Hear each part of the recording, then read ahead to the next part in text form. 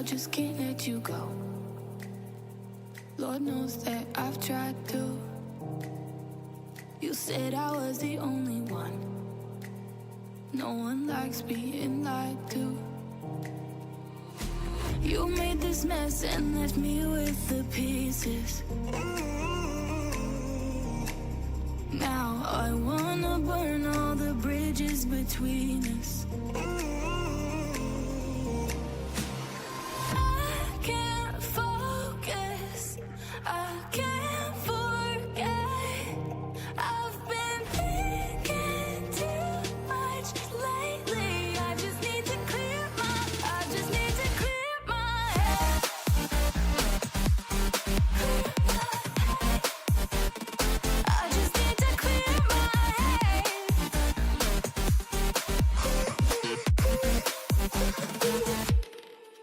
I've been stuck on your memory, but it's not like I need it. And you may have some history, but we don't have to repeat it. You made this mess and left me with the pieces. Now I'm gonna burn all the bridges between us. I can't focus. I can't focus.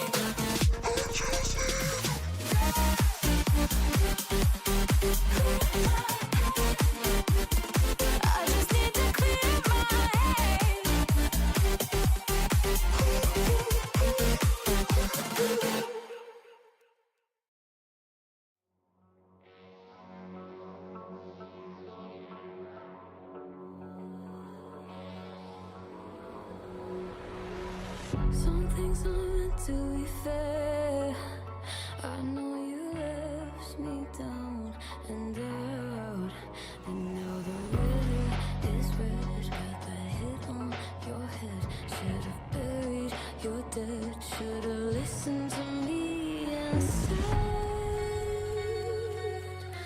oh, how will you know? You better watch out, my friend.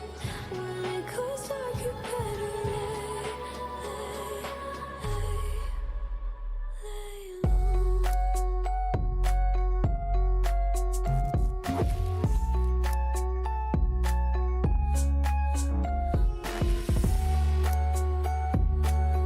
When it goes dark, you better lay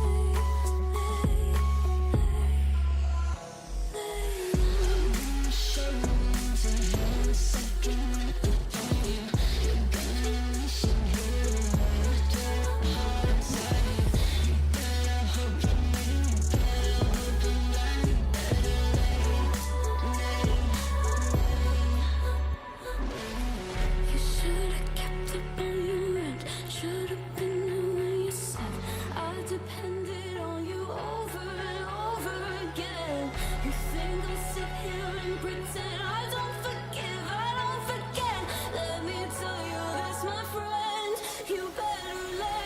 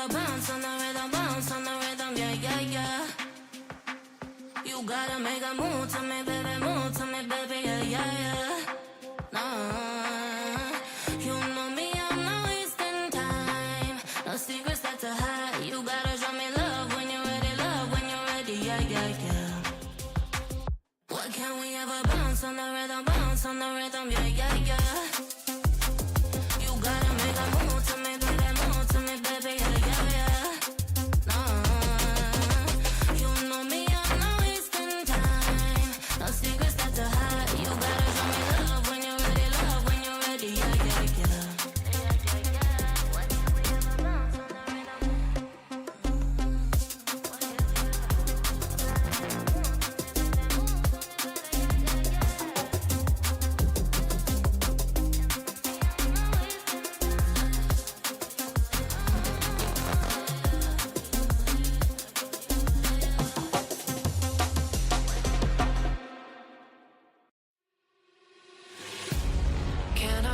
star tonight.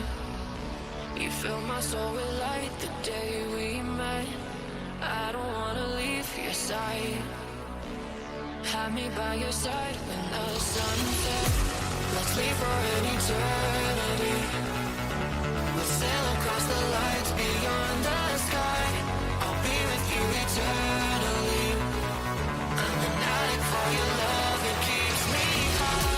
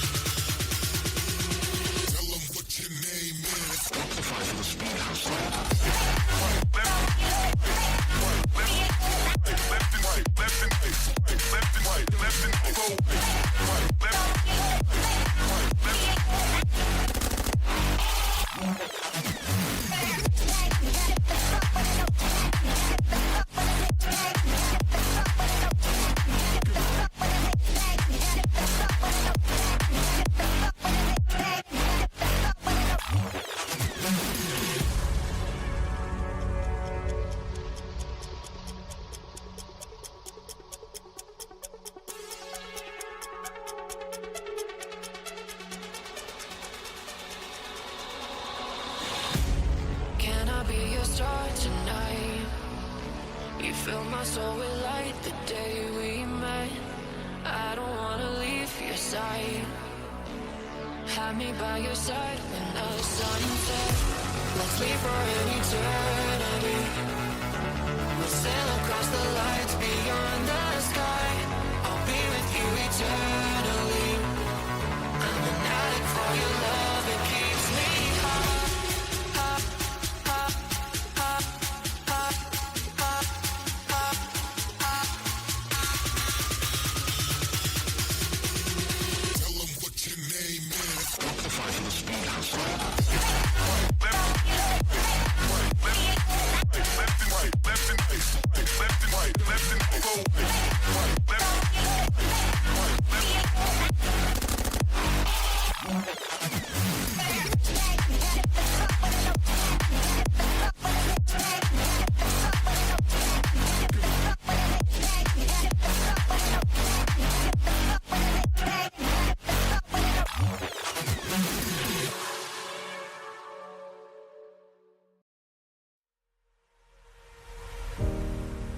Nothing could have prepared me for the high-stakes heartbreak that surrounds me.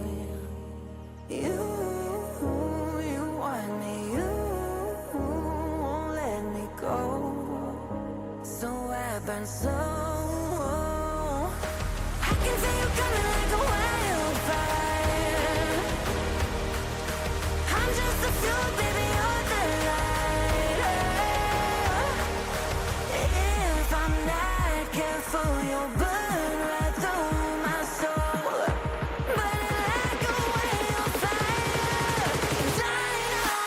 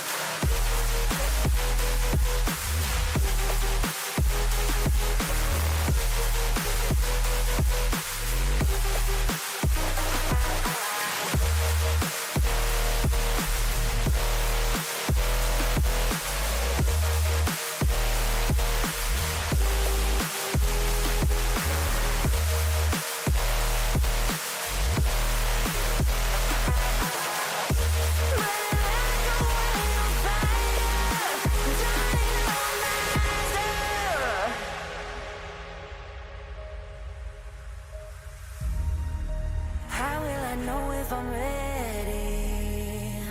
The demons unleashed from your mind hold me steady. Cause you want me, you won't let me go. So I burn slow. can see you coming like a wildfire. I'm just a fuel, baby, you're the lighter.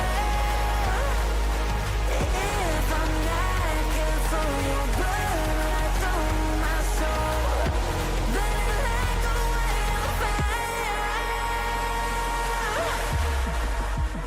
Careful, you'll burn right through my soul, burning like a wildfire. Dynamizer.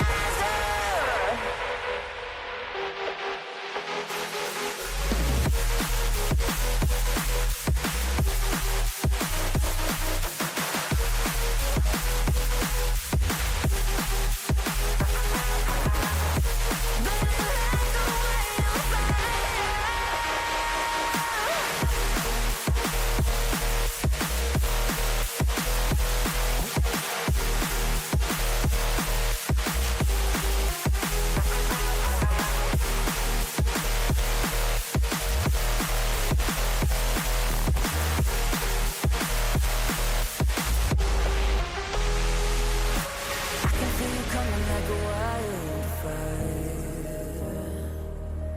I'm just the fuel, baby, you're the lighter. If I'm not careful, you'll burn right through my soul, burning like a wildfire. Dynamizer.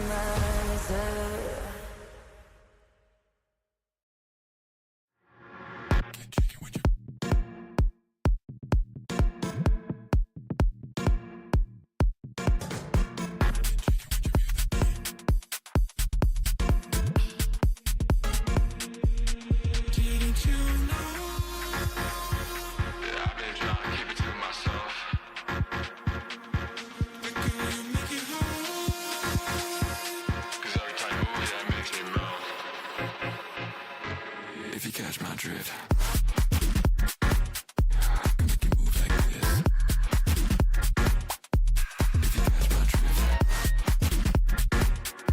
make it move like this. If you catch my drift.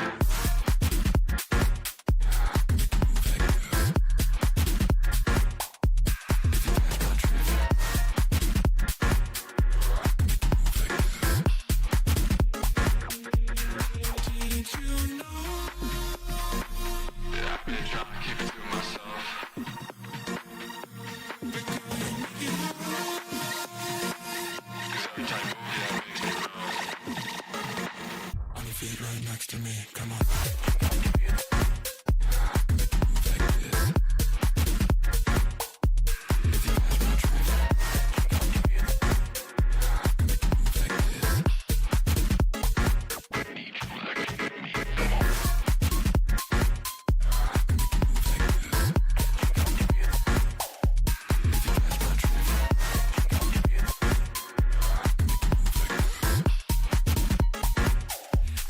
Get this feeling in my chest. Don't want to say that I'm obsessed. Your body's left my mind on red. Forgive me, but I must confess. This feeling in my chest. Don't want to say that your body's left this silhouette. Living in my mind, you know it. Did you know?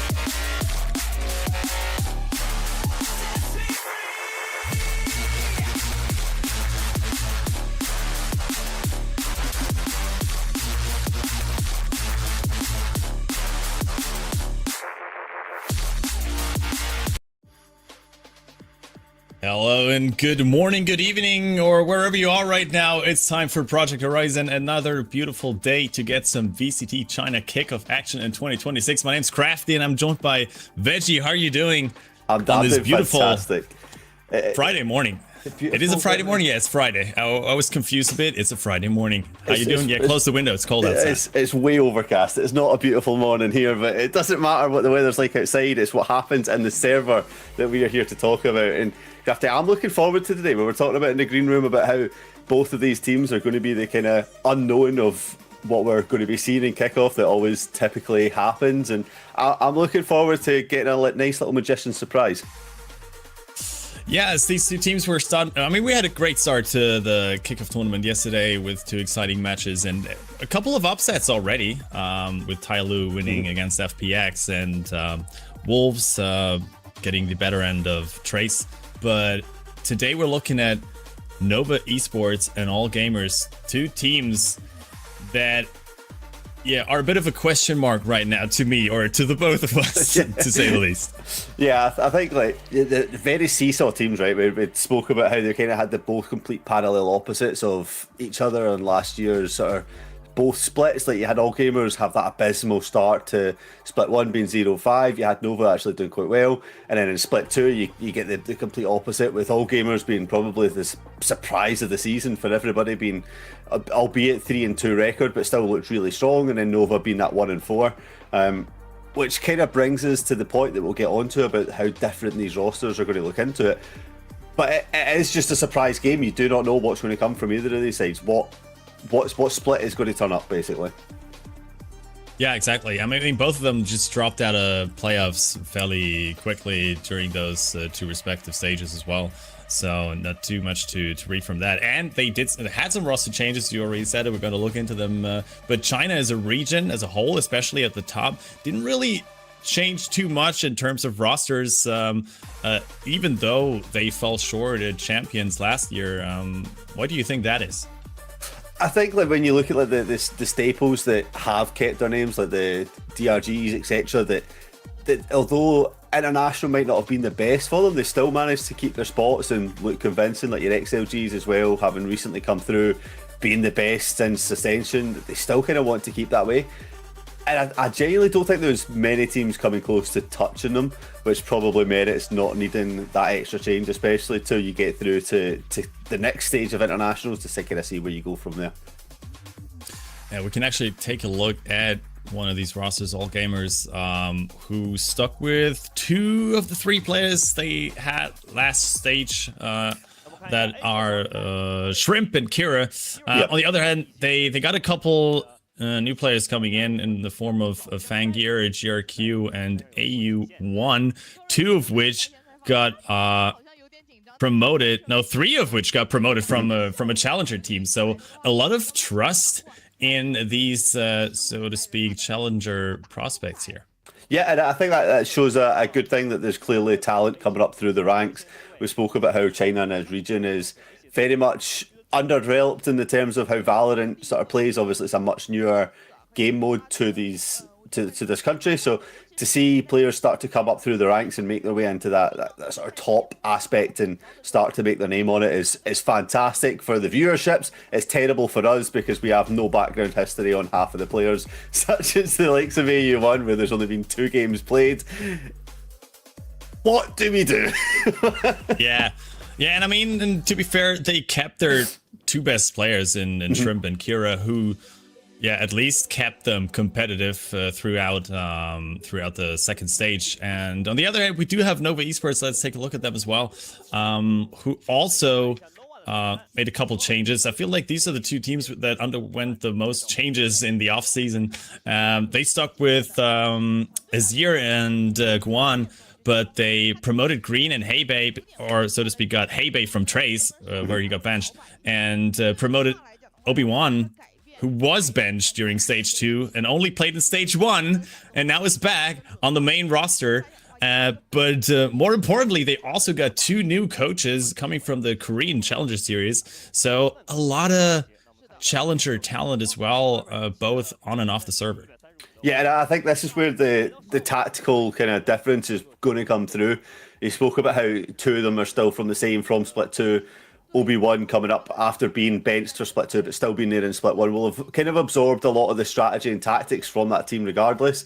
But then you add in the new element of the coaching team, and yes, you'll have had the off-season to kind of implement what you want to go, but it's not been that long. They only joined, December, I think it was, so you've had a month, take off Christmas, maybe a couple of weeks to kind of figure everything out. It's going to be difficult to mould this whole new team together. I will be looking purely on the leadership talents from like Hebe to kind of show that they can mould the team together and keep everything going together. But I think we've got a skirmish coming up, which I'm excited to see how this one goes. Yeah, this, it has been pre-recorded, of course, and it was between JRQ and Obi-Wan. So who's going to get site selection here? It looks like Obi-Wan was off to a better start, at least. He's actually smurfing on him. I like how calm they are, just like, yeah, it's fine, we've got this, yeah, don't worry. Yeah, players are so nonchalant about these skirmishes so far in all the regions, but I love it. Okay, I mean, this is just white swing one taps in every single round. I mean, not a lot of strategy going on here. No, I don't think there's anything you can really break down to it. I think that the biggest thing for me is the confidence from AG to send in GRQ, one of the players that we spoke about just coming up to the squads. Whether this is like a trial by fire of saying like, welcome to the team, go win us the pick, or if it's just listen, we know you're one of these great players that we're going to be relying on. We'll yet to see how that comes as the kind of match plays out. But for me, it's a good sign that they at least have faith in this young player. Yeah, we also do have our map video coming up as well, and it looks like we're going to get a Split and Pearl for all gamers and Nova respectively. And after Haven and Abyss have been banned as well, we would go to Corrode for a decider, and that of course has been Breeze and Bind being banned in the first rotation. So yeah, Split, Pearl, Corrode. That's pretty interesting. What do you make of that? I mean, I'm sad we don't see Breeze. I just want to see more Breeze. But, I was going to say the same. As someone that's always been a Breeze hater, I've actually kind of recently come around to not really minding the map that much. I'd like to see it picked here, especially considering where we are in the season. Like, bringing it out is like a secret in your locker right off the bat to kind of get that free map. You know, teams aren't really going to be prepped on playing it too much, and if you can put that into your locker so early, I think it can become a really useful tool. We see it from like Fnatic being able to pull out a lot of new maps when they first come out due to their coaching team. I'd like to have seen that, but alas, we do not. We get to just go to a lot of the tried and tested. I mean, you talk about Peril being map number 2. It's a map that's been through the ringer.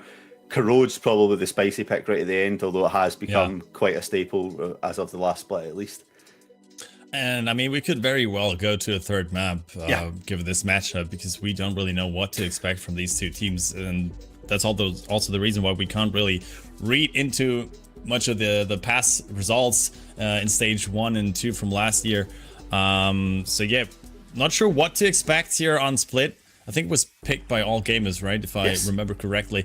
Especially since Nova did a lot of role switches. I mean, we've seen Azir. Azir's actually been stellar on Nova last split. He's been one of the top 10 performers of the league, even though they went 1-4. But that's just a lot. Yeah, but he also switched to Sentinel now. Played Controller last year, and we've seen a couple switches during the off season for them, and I'm honestly not sure what to expect, like who's playing what on this roster until we've seen it on the server. So a lot of question marks still up here for Nova Esports, especially. Yeah, coming back in week 2, we'll have the answers to all the questions that we've been given. You know, the test, we didn't revise for the test. We couldn't revise. There was no past materials to revise off of. But listen, we talk about not knowing what's going to happen in this match. I wouldn't be surprised if it somehow ends 26-0 on Split. It's just that kind of game. I wouldn't be surprised if we don't even get map 2 and some bizarre universe unfolds with how much is unknown about both of these teams and how they're going to perform based on one just roster moves, two different coaching teams. And then like we said, we throw in the variables of the flip-flop nature of both of these teams from previous splits. So I'd want one of them to kind of come in and give a really dominant showing to show that they've learned from past mistakes and that the moves that the rosters have been implemented into are actually one that's going to concrete the team going forward for the future, especially the likes of All Gamers building off that momentum from last year. Nova, they obviously, I think Heybei's a really big addition, but we'll see. Yeah, exactly. I mean, they certainly got something to prove here and nothing to lose, more importantly, on the side of Nova after last year. And I guess a lot comes down to how these new challenger players are going to perform on a big stage like that, right? I mean, it's a huge switch for them and a big promotion to at least 4 of these players that came from challenger teams last year. So like on both sides of this server, and especially All Gamers. I mean, they, as you said, they had some momentum going at least, but stage 2 was when late August, so that's been almost like half a year ago. So I mean, not quite, but you get the point. So the off season was rather long for both these teams, and we can only hope that they at least use that time to get rid of some of these mistakes, like Tyloo did. I mean, we saw them yesterday. I mean, they looked like a completely different team. Yeah, absolutely. And I think it's pivotal that for either one of these or even both of these teams, obviously, to get themselves into top form, they're going up at whoever wins this game obviously progresses through to the next round of the bracket to face off against Billy Gaming, who, without reading too much into off-season results, have been pretty disappointing throughout. So if you get yourself some confident markers, get your young players off the mark, then you'll be firing into it. And we're actually heading into walkouts. I mean, look at this arena. This is madness. I love China for this. Yeah, the production, the extra value is so much better than every other region, and I won't hear otherwise. Insane. And here we are with All Gamers. Kira, we talked about him, one of the 2 players that stuck with the team from last stage. Shrimp as well, probably the best player on the roster. And coach Edie Yang. Looking forward to seeing if Kira can keep up the momentum that they had from the last split. One of these players that kind of got everything thrown behind them to make sites and make space, and often was set up for success. I'm hoping that with this new roster as well, the additions can keep that one going. Yeah, also looking at Fangir, who had a great showing at KC Academy, and who's probably going to replace Spitfire from last split as the duelist. So a lot of eyes on him as well, of course. And I mean, look at this production. Like, what is this walkout, man? Like, how can China, like, best themselves each other year? The little player wall reveals is really cool. Like, I like that. Like, you just needed the fireworks at the side, and all of a sudden so you were cool. Like WWE entrance, like just in time for the Royal Rumble. Yeah, they got to save something for next year. You know, the fireworks, they're coming out next year. I hope so. I mean, we get them at Masters, right? So maybe we get to see an even bigger upgrade when it comes to there. It'll be off the charts. Even just walking down to the stage, that's some walk, by the way. I'd be out of breath by the time I get in there. Yeah, it is quite the distance. And we saw Heybei there, as I said, who joined Nova from Trace. This is such an exciting roster as well. Can they actually make this work? And I'm also so excited to see the Korean coaching staff. What new ideas they can bring to this roster. They won both challenger splits last year in Korea with their respective team, but I mean, this is a different caliber, of course. Yes, it's a big step up and it's a big challenge, but listen, when you're winning both splits, it only shows that you are one of the top talents that should be making it up to that next step respectively, and this is where you kind of get to show it. It's maybe a dream match to start your act off and against a team that maybe doesn't have the highest expectations, or at least might not have the highest expectations. So it kind of comes in a little bit stress-free, right? You're not going up against one of the top 4 or top 3 in that side straight off the bat, so you can ease yourself into it, but you do want to start on the hot foot. What is that mascot, by the way? Did you see that? What animal is that? I think, was it not a dragon? Is it a what? The production says it's a capybara. I highly doubt it. Surely not. I don't. And to me, it looked like a squirrel, but I guess we all got different perspectives on that. Great walkout though. Maybe we'll get another look. I don't know. I don't even know whether it's the Nova Esports mascot or just a regular VCT China mascot. I think it's China, yeah, because they were there yesterday, I'm sure. It was different. So it is, yeah. It is actually the Nova mascot. Fist bumps, and we're going into Agent Select. Let's see. Little huddle on stage. Why do they do the huddle like right next to each other? You're supposed to not listen. You're supposed to not listen in on each other. We're going to play Sage, Reina. Yeah, it's quite a close huddle, isn't it? I mean, it's probably at this point it's just motivational words of let's go shoot these guys in game. Oh, there they are. Oh, there you go. What the hell is that? No, that's a. I think it is a capybara and a panda, right? Yeah, I mean, stand corrected. Capybara. We need to know the lore. What's the lore behind this? I might have to Google capybara. I thought capybaras look differently, but okay. Well, it's a mascot. It's not going to be a spitting image replication, is it?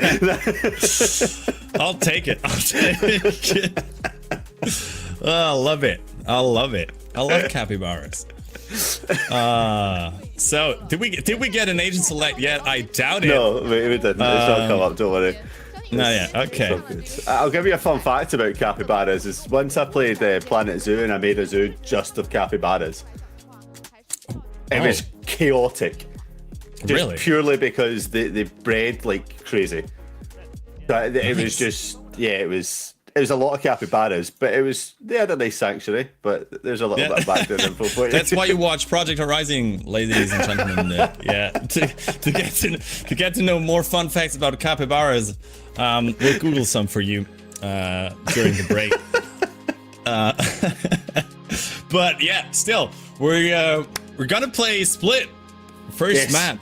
I mean, I'm not gonna look at previous comms for Nova and All Gamers because it's basically two different rosters, especially for Nova Esports with all the roster changes, and All Gamers with the 3 new players joining.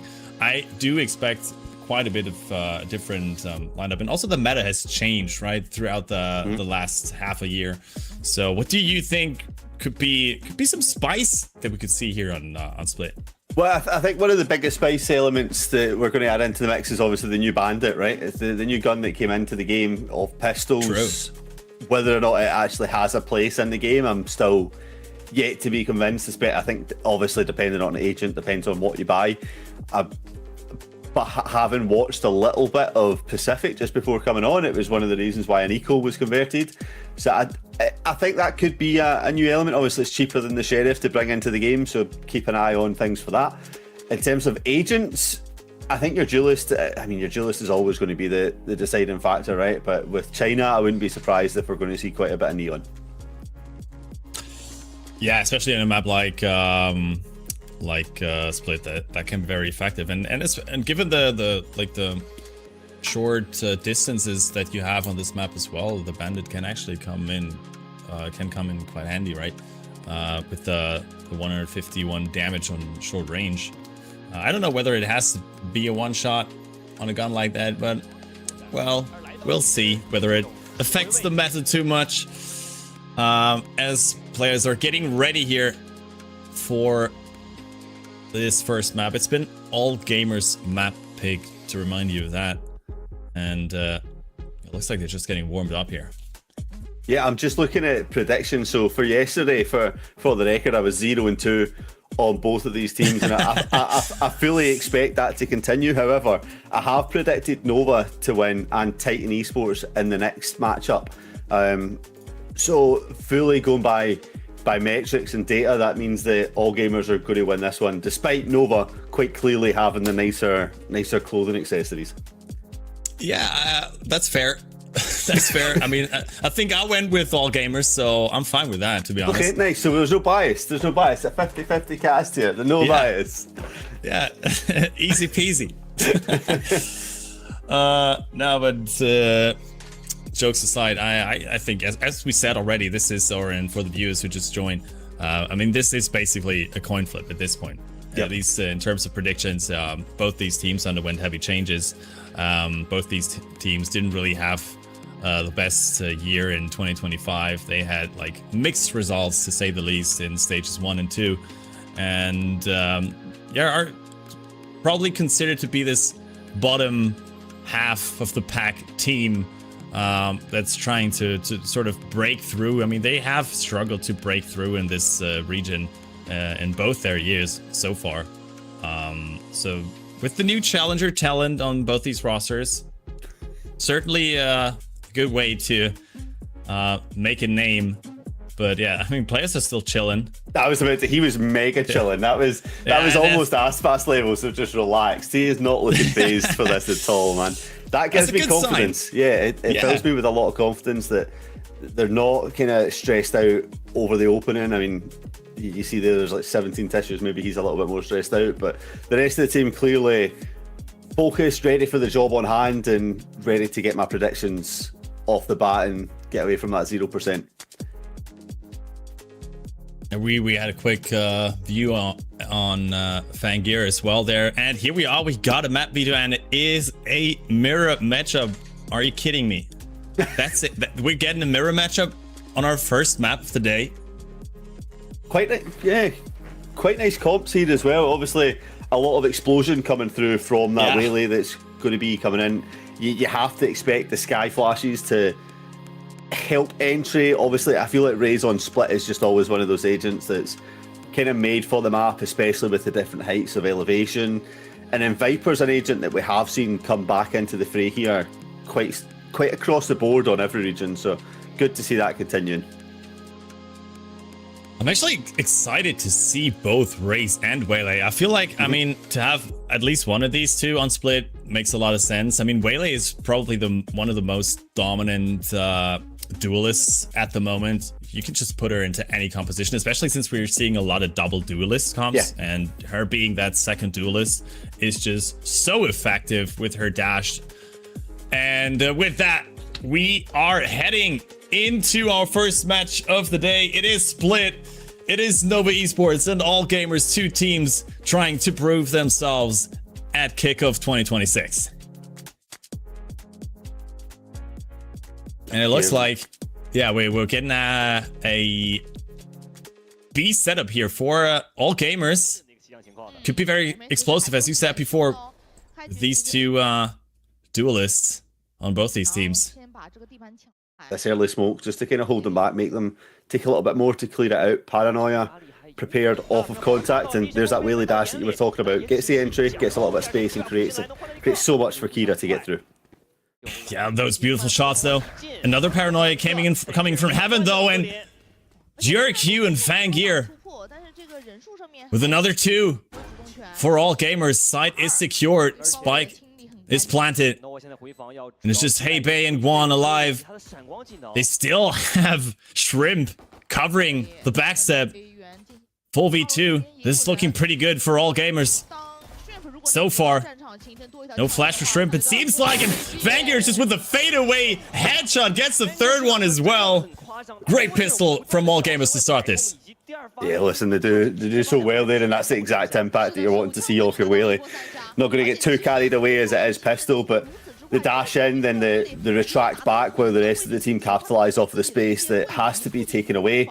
It's the exact beautiful gunplay, team play that you want to see from All Gamers starting off, and it shows that despite a number of roster changes, there may be still a little bit between them, carrying on some of that form from Split 2. But as we head back into B again, a little bit stronger setup here from Nova, facing into this eco. They're going to put us a deeper smoke this time and take control of Garage, shoot it back off, try and get that orb and then back off and really limit AG's capabilities. Yeah, great adaptation from Nova, but also All Gamers expecting sort of a aggressive move on both sides. as they're also positioned very defensively. On A as well, they find Obi-Wan, the Trailblazer. Still got backup from Green, but gun difference certainly will get the better end of him. Shrimp claims the kill, drawing first blood in the second round, but they're not really trying to attack this B side yet.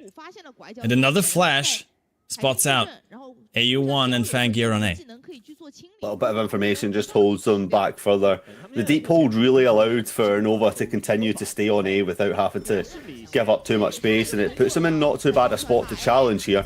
The Sky will get the first redact and gets a follow-up kill, but eventually falls down, and now Guanji has so much to do, but the gun differential at the end just opens up the space for Kira. Yeah, it's also just a pistol there that drops for all gamers. Flank from Azir could potentially become dangerous, but they position themselves on site. Still, Kira watching that flank. But the rest of the team is ready to fight screens.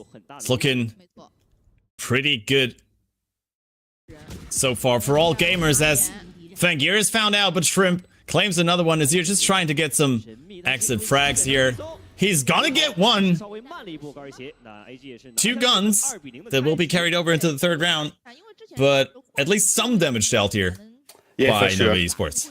Yeah, I think at the end you've got your Whaley going a little bit walkies, just trying to get any extra ult or points that they can, especially in that eco. They know that the round's basically over. It's almost unlosable in that situation, bar a miracle coming through. So you just want to try and see if you can get that ball rolling as soon as possible and get the dominoes to start lining up into your favour. And as we continue into this next round, it's a lot of conditioning that's going to be getting done from all gamers here, just to set up for these B site hits. They get a deep smoke hit on them once again, but they were so ready for it that they just peek through immediately.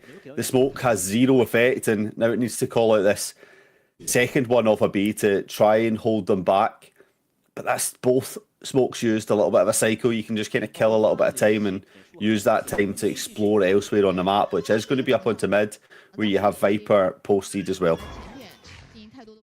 Yeah, that Viper smoke certainly an advantage for the defense here, but I'm not sure whether he used all his toxin there. They are able to gain some space.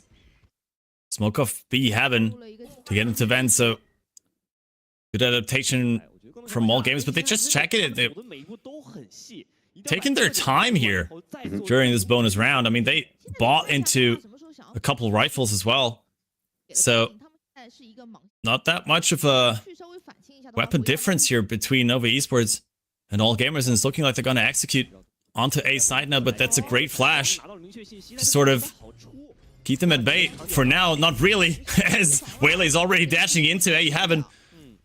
The spike is on the spot. They're gonna be able to plant it, but Nova Esports is waiting in the wings for a fast retake. Yeah, let's see how this flood one works. They will be able to gather unchallenged.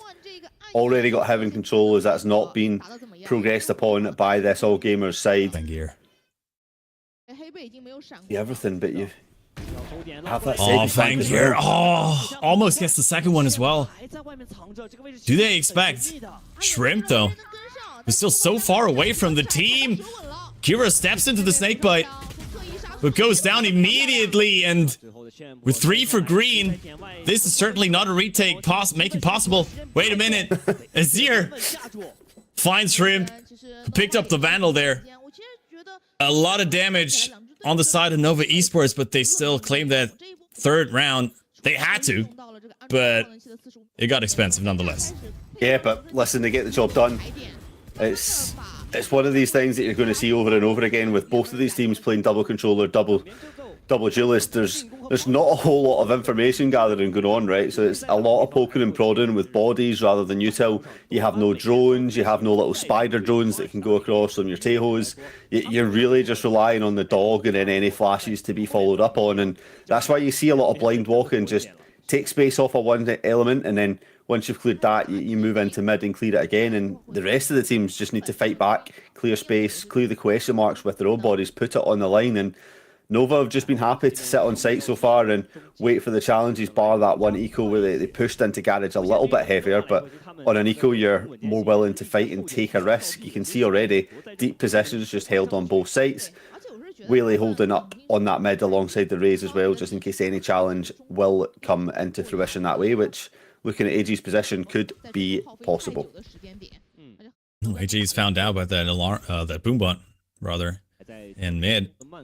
But yeah, as you said, I mean, in a composition like this, Whaley is basically a human drone at this point, right? With the refrag, the saturate, as another example of that. Fangir gets a beautiful saturate onto Juan, and Kira claims the kill. Beautiful stuff from all gamers as they head towards Vents, basically force Nova to give up heaven, but great adaptation as they try to fight AU1 and A main, but he gets both of them! All gamers! Couldn't have gone better for them. Oh, that's the ideal situation. A 1 versus 2, you're hoping maybe one to open up and allow a timing for the rest of the team to sneak through into heaven, but getting both kills almost all but seals the round. Green previously smoked off on heaven, allowed that first frag to come through, and now it's going to be a long save as they try and hold on to these rifles to take into this next round. It's only Bulldog in the hands of Obi-Wan, but, I mean, he'll take it. The result of the damage they did to them during that last round, and yeah, as you said, they're just gonna try to maybe find someone who's trying to hunt them down on B, but it's not looking like it.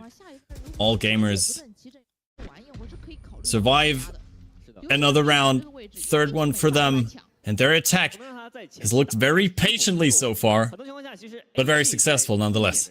Yeah, I mean, well thought out, right? Even just this kill from Kira, the fact that we had smoked off of stairs to allow the re-follow up from Kira onto that angle of Fangir's previous dismissal and refract meant that they couldn't be traded out, meant it was a free kill, and as soon as you get that kill in Vents, it opens up the gods into heavens, as to speak, and really makes it a difficult one. But as we head into another eco round for Nova, they'll be once again challenging into B, but it's only a two-face this time from B. Although Spike is here, the rest of the numbers over towards A, and it's a quick head over there after the boom bot's been dropped. They're no really changing up much here for now on the side of all gamers. It is an eco round, but they do have these two rifles from last round, of course. Looks like they're gonna have a good read again on the side of all gamers. Finding that weak side. Oh, taking the duel without any util. The dash on side is good as well as a distraction for Kira to get another one. A side under control for all gamers. And the weaponry is certainly an advantage as well. Yeah. You know, the fact you've got one going through sewers as well to take heaven back control if that has to happen, but I mean, you feel like it's just going to be overkill at this point with the weapon diff and how much of a bad spot Nova seem to be in. Yeah, I mean, you could almost save again here, right? And it looks like Green is actually doing just that, but Trim with the flank. Oh, he has the timing. Gets the kill, and Obi-Wan falls as well. All gamers with a magnificent start to split so far. I mean, you could say they be gaming. It's the split 2 AG that have turned up right now. These all gamers are certainly here to show that split 1 was, I mean, yes, it's a different roster, but it's lessons being learned from the organisation, improvements have been made, and yes, it might be a wary Nova that we're going up against, but they were certainly challengers in my book. And right now, all gamers seem to have that flow. However, on the attacking half, we will have some leeway given how this is going to be. And I think the way we see these sight hits coming in is going to be a staple for the rest of this map. On Nova's attack as well, given the flow that we seem to see with the dash and the boost from Raze, the combo 1-2 punch that keeps coming through.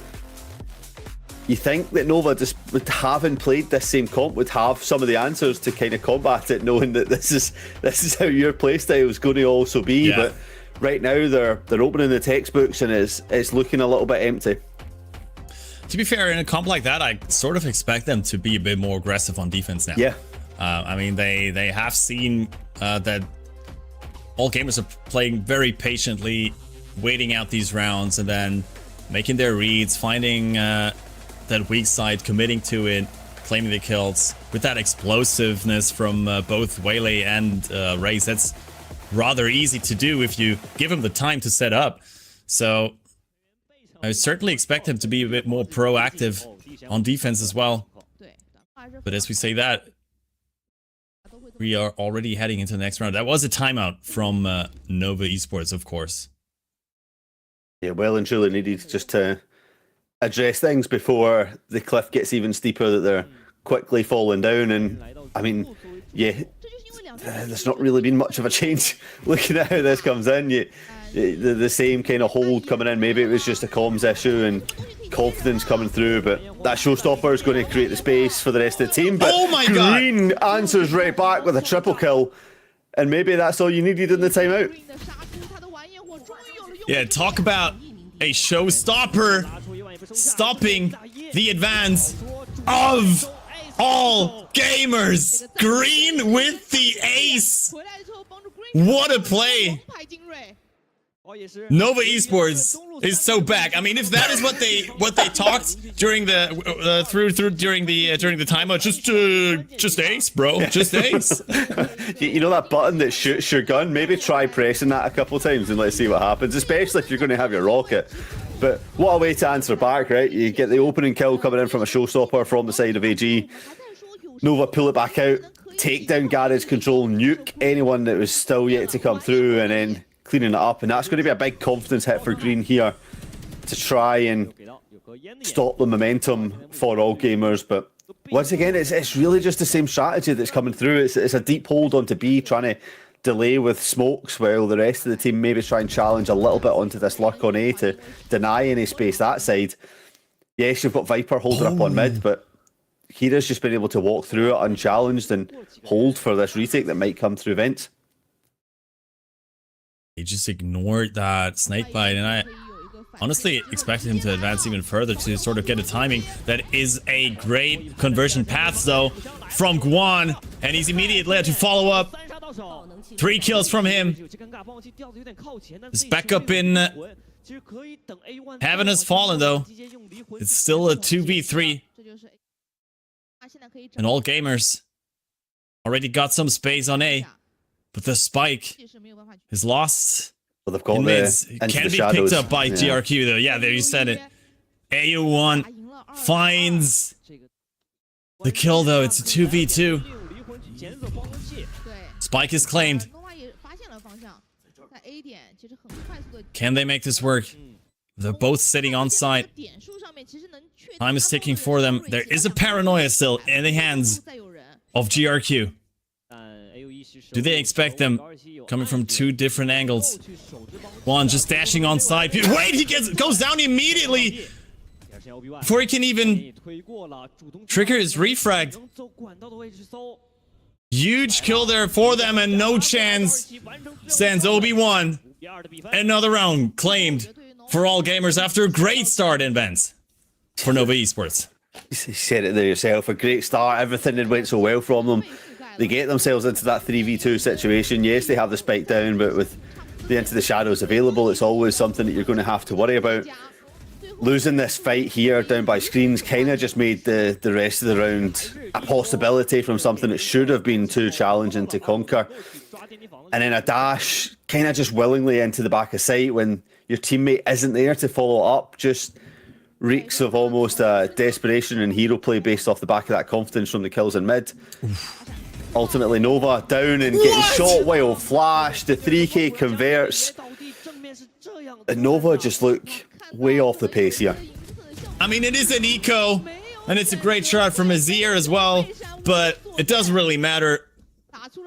It's over for them. What a crazy double kill there for the Viper on A through the smoke. Just shoot.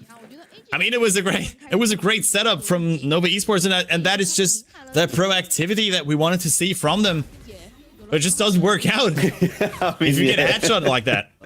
Yeah, when you make a play and then everything's going right, but yeah, you just get sprayed down. There's not too much you can do. But as it goes back into the rifle rounds, it's back to just playing so passively and allowing the space to be taken. And yes, you have a couple bits of util for that retake, but in reality, like you said, we want to see them challenging a little bit more. We want to see them getting their confidence up and start to fight through. We're going to rely on these Seekers to get the information of where the players are hiding in, but with the Vipers pit down, the challenge just got upgraded. Oh, there's 2 players there, but they do expect that, and Guan with a great kill. Gets out with the refract as well. GRQ turns away from the flash, but still down. There's 3 players on site still. With the Viper's pit. Oh, Shrimp is found out though. Too over-eager there. Inside the pit. They're wreaking havoc though. Flash doesn't find anything. Gives him a bit of information, but they do have the pit on their side. All gamers. Looks like there's no way Obi-Wan is gonna make that clutch happen, and he doesn't. The lead for halftime secured already for all gamers. Yeah, it was just really calm from them at the end there. You can see the tracing perfectly from Kira onto where that Sky was going to come through, and then in a 1v1 situation, it was always just going to end in one spot. Dwindled down to 1 HP thanks to the Venom. The one shorty bullet from range is more than enough for AU1. Proving a great addition into this team since coming up. Unknown, untested, but certainly not unproved in this matchup so far. Looking like a great addition and someone that's really going to elevate this team. Oh, most certainly, and Fangir finds another one early in mid during this eco for Nova Esports. Looks like they're gonna run away with this map rather soon than later. The smoke holds them back for now. At least allows Guan to take a different angle here, and he gets a kill onto Fangir. Makes it out alive to heaven, and they can't really enter B main for now. Unless they want to run into these 2 pistols. Yeah, that gun's a little bit too far to retrieve as well, so all gamers are fine just to progress back without having to worry about someone challenging for it immediately. They will start to head over towards A, but look how much space is here. Ready and waiting. Hebe's the only one that can do something. To get 2, you're maybe talking about this being doable for Nova, but in reality, all gamers don't even need to challenge into heaven, and that they won't. Straight onto site, make this retake happen. It's crazy. Usually you want some amount of heaven control as the attacker on A, but all gamers so far basically just ignored that part of A side in all their 8 takes. Kira pulls a showstopper against the eco. Okay, good night, Hebe. And immediately finds the follow-up onto Guan as well. The rest of Nova advancing through screens. We'll have contact very soon, but can't really push out against the snake bite. GRQ trying to follow it up, and it's AU1 who claims the last kill. All gamers are looking stellar in this first half. Yeah, and I really don't mind that showstopper. Some may look at that thinking it's a complete waste given the lack of weaponry in the utility, but I'll take a round on the day ahead of having that ult. Yes, you maybe find more impact with it going into this next round and what has to be a huge momentum buy for Nova, but secure round number 8, get yourself 5 away from victory, shut any side of this down, and when you're playing as well as AG are playing right now, you're probably going to have another ult before this game's over anyway. Yeah, I mean, probably was the right decision there with the information they had. Could have as well been a 3-man push onto ramps as well, but Green this time finds her gear and manages to get away from the flash as well. Beautiful play there from the 2 duelists on the side of Nova Esports, but they might be a little bit too far on spot though. Guan claims the 3rd one as well.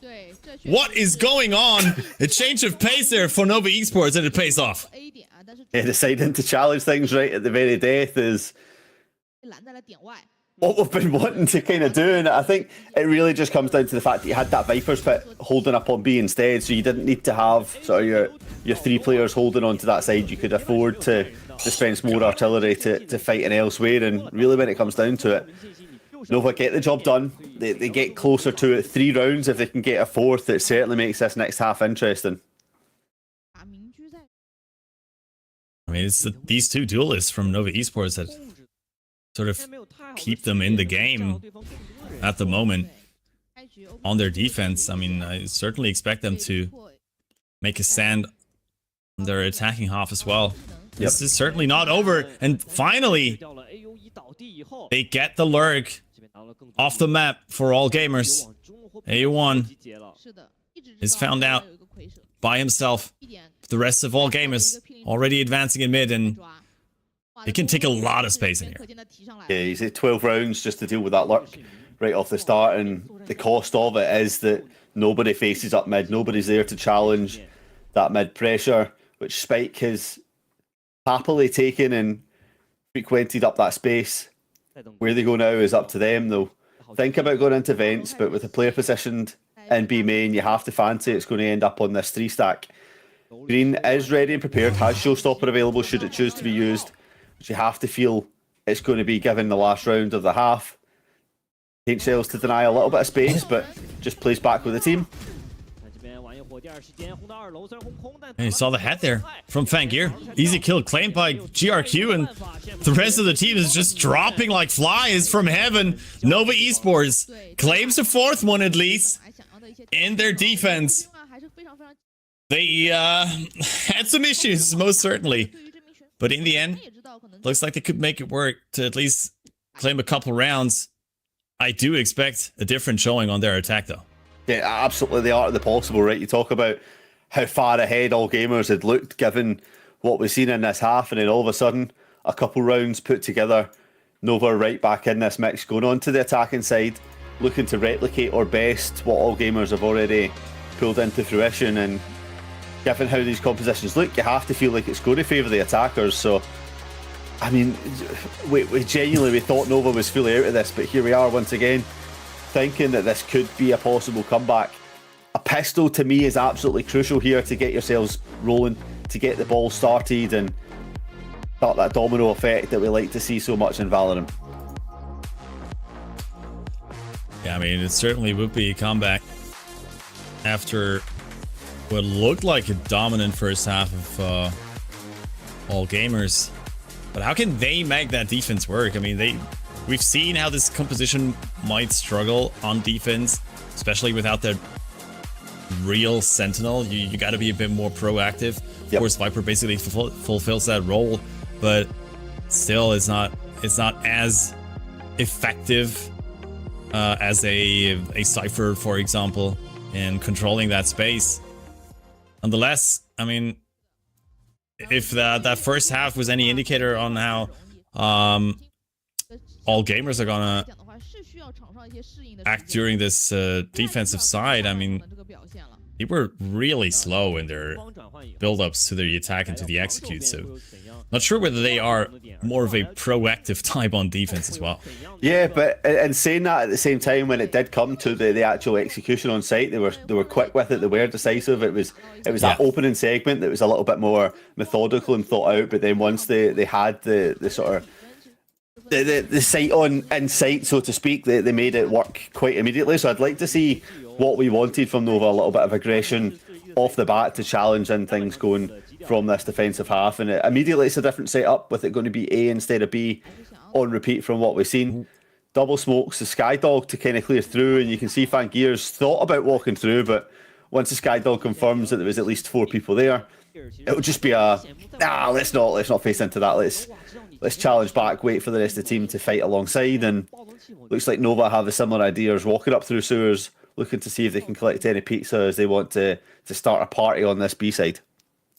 Yeah, that's that thing. Without the Sentinel, you will always have to leave some space open if you go for these more aggressive pushes in defense. And there's a lot of space to be taken in mid for Nova Esports, but for Nova Esports, but already a more aggressive posture we've seen from all gamers during that pistol round. So certainly something they can work with during these other rounds, but it is the weak side for them, and Azir immediately finds AU1. Kira and Guan both struggling there, but the Nova player claims the kill in the end. That's a great paranoia from GRQ. Could be able to claim another one as he finds out Guan in mail, but he's got the better end of him. Fangir together with Tremp in the 2v3 retake. No util available for either of them. It's gonna be pure aim, pure firepower for them. And Tremp gets the first one. But Azir there with the trade. Fangir, can you make it work against Azir, the best player of Nova Esports in stage 2 last year? Still struggling to get that kill. Azir, what's going on? He doesn't get it. And Fangir clutches it for all gamers.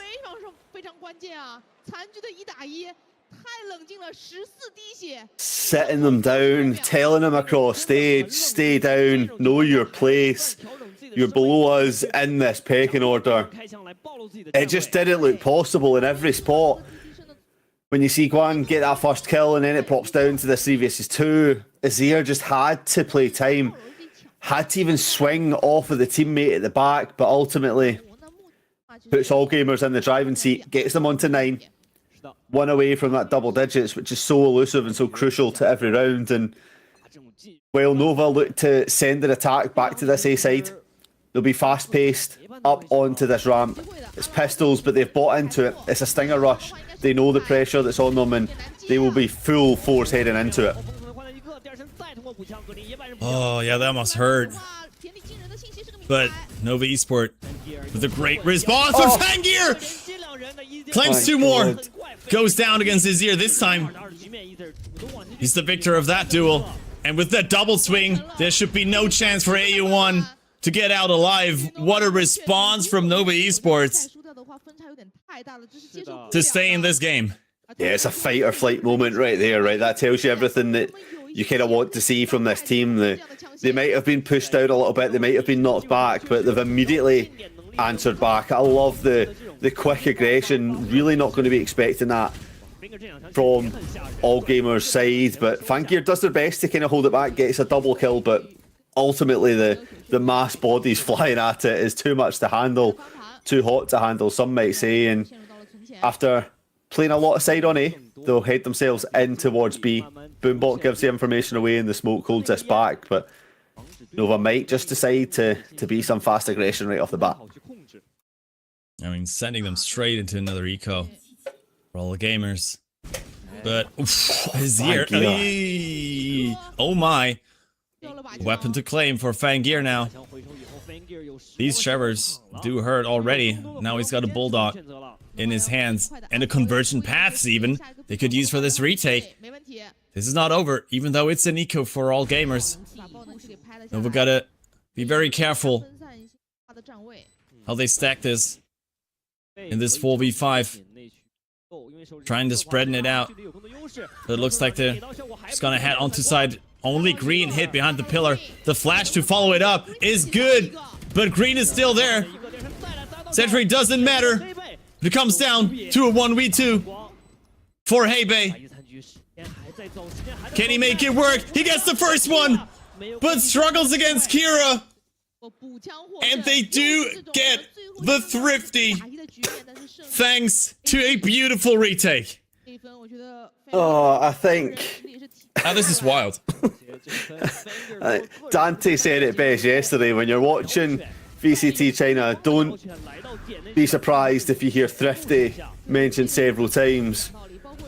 We're only one map in and we've already seen it twice. And we could potentially be about to see it again if Nova want to keep a chance of really staying in this matchup. 10-5 reads the scoreline on all gamers' first map choice. And it looks like Fangir is the ultimate raid boss that just stops everything from Nova. They've really yet to find the answer of how to shut this player down. Despite all the odds, constantly standing up, constantly forcing back, and it's a very deep smoke from all gamers to stop Nova progressing through any choke point on towards B. We've got a little bit of space on A, and Fangear will be that agent to keep pushing and try and catch any alert coming in. Viper holding up mid, stops it coming down, but that smoke now will create a little bit of space and a little bit of question marks. Yeah, the Trailblazers, well, heading into Vents, at least confirms that no one's there. But as that happens, oh, that Boombot looked like it probably should have gone somewhere else. I mean, you could check that corner with your eyes, bro. But either way, Nova Esports trying to advance onto that B side. It's a good paranoia as the Seekers are coming out for them. And the dash on site is punished immediately. GRQ with a beautiful setup. The snake bite does the work and his aim does the rest. 3K for him. And their advance is immediately stopped. Yeah, I am GRQ, more like I am great at holding this site down, am I right? Nobody was crossing through there. Man, you got creative for that one. You could say he was straight out of Marvel holding the site down. I am Groot, the tree that won't be moved. Unstoppable object. And as all gamers head on to 11, only 2 rounds away from sealing this first map out. Nova looked like they maybe had a little bit of bark behind their bite, but right now, the only bark is the bark falling off of Groot on that site. Oh god. Oh god. I've woke up, Crafty. I've woke up. It's fine. I've woke up. Yeah. I realised that. The can of unnamed energy juice is half drunk and we're starting to wake up. It's fine. It's good. We're here. Help me out. Jeez. Great stuff. Great stuff. No, I appreciate it. I love bad puns, you know. I'm all here for it. The plane has been shot from Crafty's room looking for help. But it is the second timeout claim for Nova Esports. I mean, it's the last straw they can hold on to. Yeah, right it's all them gamers signaling don't for help, really right? look like this stuff. Yeah. All gamers, all of them look pretty solid so far. I mean, we're talking about GRQ right now at this whole. I mean, he's the bottom fragger for them. Those were his 6 to 8 kills of the map. But he certainly had a good showing so far as well. Looks like all gamers are in firm control of their own map pick. And I feel like this is the first time we've seen an attacking team actually advance onto Rams, use that Viper wall to get in position to fight for Heaven. But Nova is punished immediately through the smoke. Shrimp claims another one. It's a 3v3 still.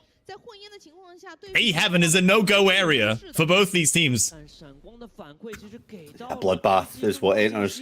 I like the flash onto the site as well, rather than trying to challenge through that Viper wall. Flash site to make sure it can be held either. But, oh yeah, you're right, Azir. Gets that lurk timing through mid. Opens up Heaven a little bit more and actually just opens a backdoor path on towards B where none of all gamers are going to be positioned. They held down that A site, but in reality, the key to success slipped under the path for B. And Nova get a chance at putting another round on the board. I mean, it's not over yet.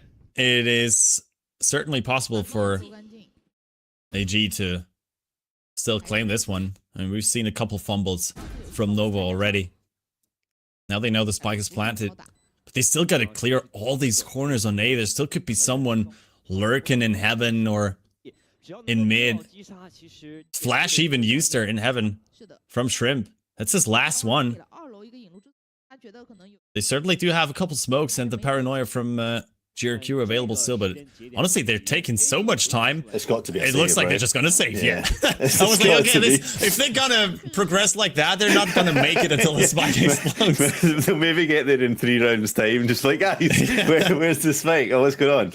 Yeah, I think it was a really early call just to say, look, it's a 3 versus 2. We don't want to give them any more ult orbs. You're 1 away from that Viper's pick. You're 1 away from having a Whaley ult as well.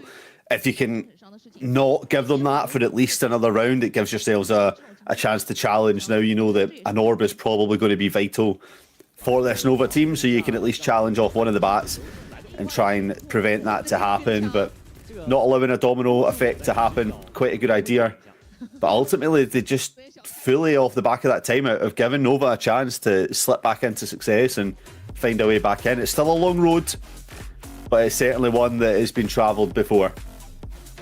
And once again, we see how both these teams are sort of struggling with defense, and especially with how they distribute their players on defense when they go for this more aggressive hold on either side. Because each time they leave up so much space in mid that it allows these lurks, like we saw from Azir, to punish them heavily. And I sort of expect them to at least be more aware of what is coming through mid, or what could potentially stab them in the back, or to even push further out on attack to sort of eliminate that space that the attackers can take. Yeah, no, I mean, that's purely the flaw of these compositions, right? Is that you don't have a hard sentinel that can hold something down, but you're absolutely spot on. If you're going to be trying to be aggressive and take space down elsewhere, you still need to be fully aware of what other space on the map is. If you have one player walked all the way down A main and hasn't seen anybody, where do you think these other players are going to be? They're not in front of you. They're going to be somewhere else. So we have to start being aware that is definitely a challenge. And mid has seemed a focal point several times coming in. It's going to be a showstopper to try and slow things down. But Guan Ji gets Fankier. That's a raid boss down. AU1 has to try and prevent this site now being taken from their own. A showstopper from Kira to try and give all gamers. Yeah, they've run away. It's gone. Look at A. It's clear. Yeah, there's a lot of space taken and a lot of space given. And Nova Esports will get this spike plant down. And Viper's And Pit. with that, the Viper's Pit is online. You said it, for Azir. It's going to put it towards screens. Beautiful Viper's Pit. Really hard for the defenders to retake the site when you can't really create that angle through screens, and Akira just steps out into the open and is found out immediately. I don't know what he was thinking. Didn't see whether he got a flash there, but he goes down, and this could very well be a save again. Yeah, and it is. All gamers realize we can't push through the Viper's Pit. We're down a man. Let's go. Yeah, you were spot on. It's an absolute beautiful Viper's Pit that does create a whole load of different choke points that all gamers have to fight through. If you want to go through screens, you're going to be down to 1 HP. You want to come out of heaven, well, that's smoked up, so you're going to have to dry swing out of it. So really, all you can do is challenge down through ramps, which is being watched, and ultimately the right call comes through, not to face into it. Let's just challenge back, save our guns into this next round. Not what you want coming off an all gamers timeout, but for Nova, we spoke about how there was a path into this. Well, another round onto that, the path just got a little bit easier.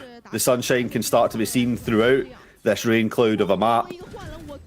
And as you get onto this 7, I mean, 7-Eleven, we could be going to the shops.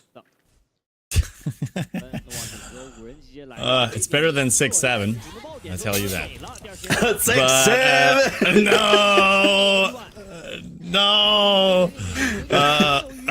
I'm so sorry I said it. Nova Esports. Suddenly the viewership went up by tens. I don't know. What the hell is going on here, by the way? The fight in elbow spells disaster for Nova.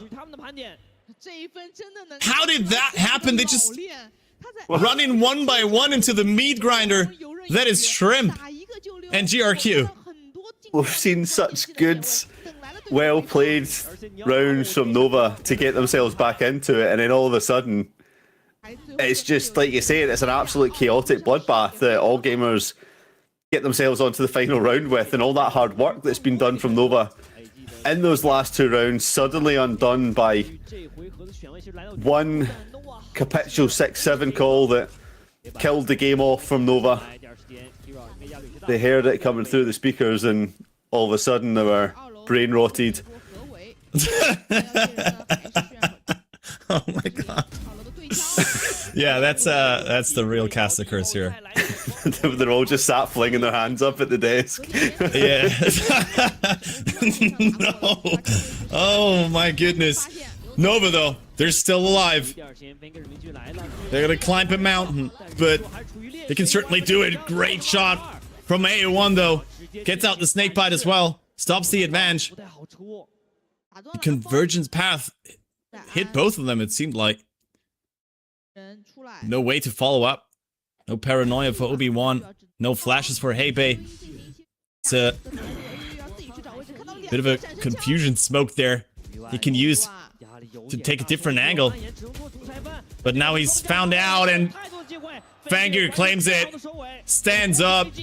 The Russian kid looking good as the newest addition to this squad. And all gamers. Yeah, I hope they defused the spike. Everyone was just standing up and running away. But either way, great showing from all gamers here on their first map. And they take the lead. Absolutely. It looked a little bit touch and go at some points, but in reality, when you go back and watch it throughout without the kind of in-the-moment hype, it was certainly a dominant performance from all gamers.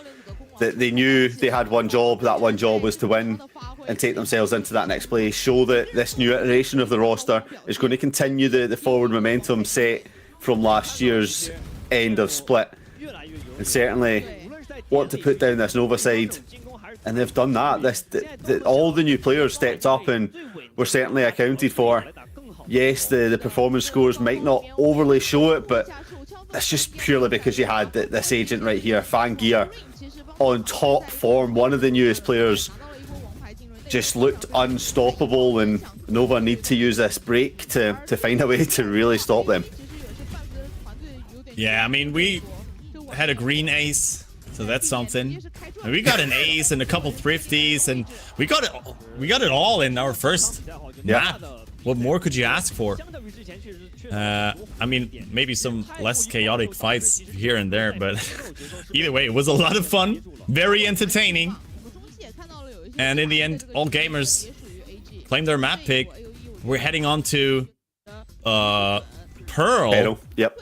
On the next one for Nova Esports. I mean, to be honest, so far this matchup has been as expected.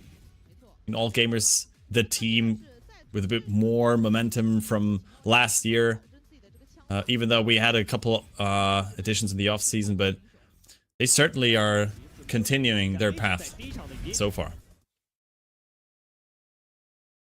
I will jump spot. You do dash? Maybe? No dash. No dash, okay. He's deep. He's on mid. Can I pick him? Can I triple pick him? Dash. 3, 2, 1, go. Nice, man. 回帮，我没有大。I have ult. Okay, I have ult. I go city dog, okay? 轮没有这 city 2。Yeah. 到一起出来了。 Get mid. I have ult. 再 come city. Okay. I can ult. Wait, my dog. One backside. Nothing under, I can rush. I can ult. Do you want my ult? Wait, with him. You can go. Ready? I flash. Flashing. Flashing side. 两个住吧。One兵，backside。One backside. 左边。我被白。来3、2、1。Still left. So it's like, Let's go. Nice! No man. Okay. Nice OT. Good job, young man. There we go. yeah, great showing. Sorry, didn't mean to cut you off there. I was just going to say, that's how it was done. That shows you the behind the scenes from all gamers on how they managed to pull the wins through. ACS, I mean, it's really no surprise that we see Fangir coming in as the MVP of this match, right? 1.8 KD, 159 damage per round. That's a kill around there, and I actually missed the bottom part. What was that? Was that a 45% clutch ratio or something? I think off the top of my head. That's just purely made up. But I mean, it was the story for all gamers, right? Whenever they did need someone to come in clutch, they were there for them. I mean, even that round there that Nova won, it certainly became a lot more doable for all gamers just purely because Fangir was there to shut down the back of the site. This chaotic round that was answered right back in the hands of Fangir, which from the op that we never actually got to see that much of, which I'd imagine we'll get to see a lot more in the next half of Peril at least.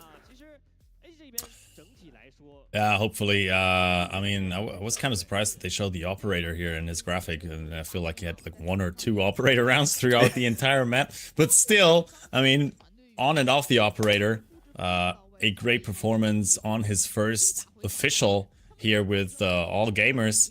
And as we see the team head-to-head stats, it doesn't actually look too bad on the first kill for Nova, but I mean, these post plans 7 out of 8 for all gamers basically tell you how their attack went. Here's our hexagon that Prod was trying to explain to us. So by the numbers, Guanji, better ACS, better headshot ratio, better multi-kills, better ADR, better kills per round, but doesn't really matter when you lose the game, does it? Yeah, that's right, unfortunately. I mean, yeah, certainly an interesting graphic, though. I mean, to show you just how well he performed individually compared to the average player on the server during that match. But still, yeah, there's a lot to improve for Nova Esports if they want to make a comeback in this series.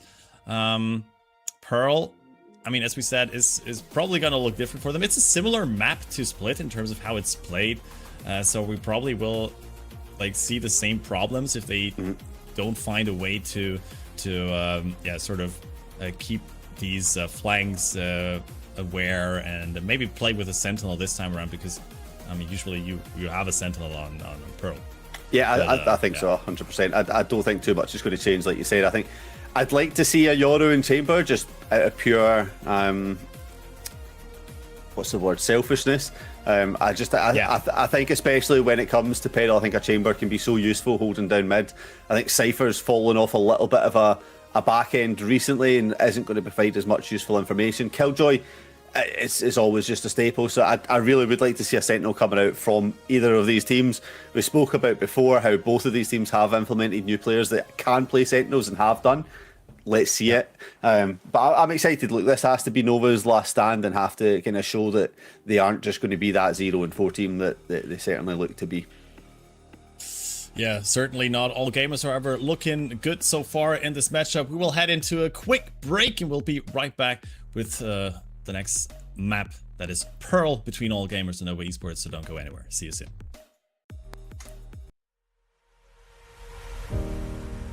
Nothing could have prepared me for the high stakes heartbreak that surrounds me.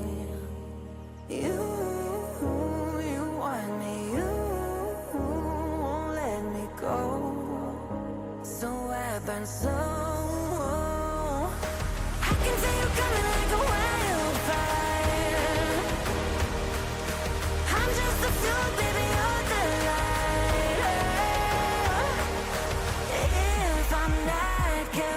You'll burn right through my soul, but like a wildfire,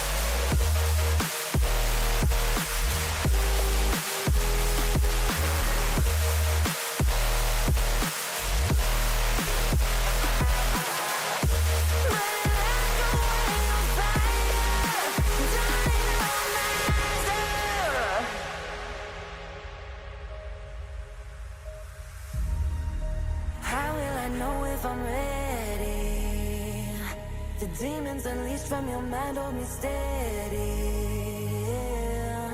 'Cause you want me.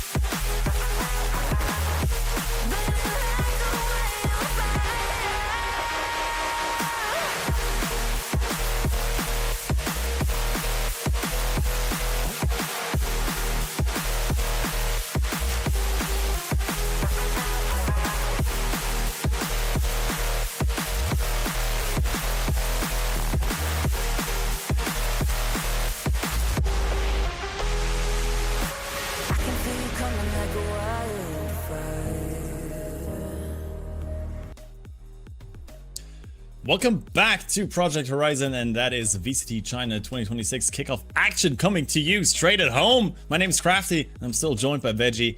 We just witnessed a chaotic but exciting first map between All Gamers and Nova Esports split, with All Gamers taking it from them 13-7, I believe.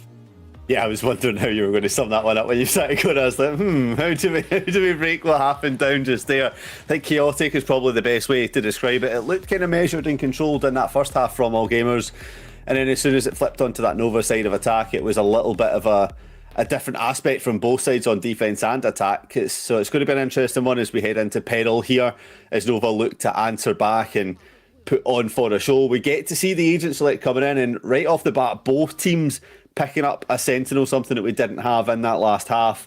A little bit more information on the side of Nova, with Fade and Tejo playing into that initiator role. And of course, GRQ coming off a controller going on to Waylay is probably the big shock, and Fangir playing that bomb site duelist of Yoru. It's going to be an attacking side for AG, but Nova look to, certainly off the bat, look to be a little bit more controlled and thought through. I'm so confused. Like these switches are crazy. I mean, Kira, just coming off a race game, is now on Astra, and GRQ coming off the Omen now on Waylay. Even though Fangir had such a great showing on Waylay, like, put him on Waylay again, man. But it looks like no one else is able to play Yoru on this squad. It's crazy. Some switches, but they will certainly explain themselves during the second map. Azir also on the Tejo is going to be very interesting. I mean, I was talking to him, hyping him up earlier prior to the first match, as he was one of the best performers of the league during their second stage on 2026, even though the whole squad performed so poorly. But he certainly was struggling still on this first map in 2026. Yeah, I think if anything, it speaks to the versatility and dynamicism, if that's a word, of both of these rosters. we said that it was kind of relatively unknown from a lot of what has been coming up and what's going to be playing through, and I think that kind of shows into it. Listen, you're going to get different views depending on who you speak to, in terms of, do you just have that agent on one player rather than having them switch around? I think having the versatility to be able to have a full agent pool on a lot of your rosters makes the gameplay a little bit different and harder for the opposition to kind of compromise. But straight off the bat, we are going to see Nova playing into this A control. Is actually very similar to Split in terms of they wanted to go A and All Gamers wanted to go B, but you have a double set up to take that space when anyone from All Gamers push up B, and that will be capitalised on. Gets the orb on A, and all of a sudden it's a callback to say, look, we've got a kill, maybe we can aggress down towards B. But in actual fact, it's a 2 versus 2 split over on both sides, which makes this call a little bit risky. Yeah, Fangir, after a great first map, immediately faces his first death of the map on Pearl after this aggressive push, and now they know that it's going to be B. Are they going to check the corner? They do. Guan claims the kill, but is immediately traded. It's still a 4v3 advantage, and a lot of util thrown into Kira. How does he actually survive that? Shrimp is there to help out. Can he actually make this work? But Green gets a double kill for himself. 1v2. But AU1 has the health advantage as well. Just a classic in hand. Trying to hike this out as long as possible. Oh, but he doesn't check for B long. And it's another chaotic first pistol round, but this time Nova, the one to strike first. Yeah, and although it's AU1 that's alive right at the end, it's Shrimp that made that round possible. When the Astra was running away with Kira, you wondered how they stayed alive, but Shrimp's doing all the hard work backside, catching anyone pushing out of the smokes after the suck to sort of prevent anything, to stop them being quickly ascended on and taken out of the game. Unfortunately for AU1, took a little bit too long behind that first original screen to allow the Fade to get away with Hebe and convert the round. Similar structure to last round. Play for this A orb. And Guangxi gets a kill, but Fangia gets revenge for last round and picks up a kill, but that rifle unreachable. Yeah, still. Great early aggression once again from all gamers. This time they at least claim a kill as well.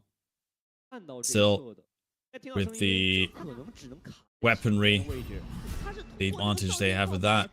No, we're looking in control here. And even though the Hawk got destroyed, immediately they move away from A, and it looks like they just don't want to give away any kills here.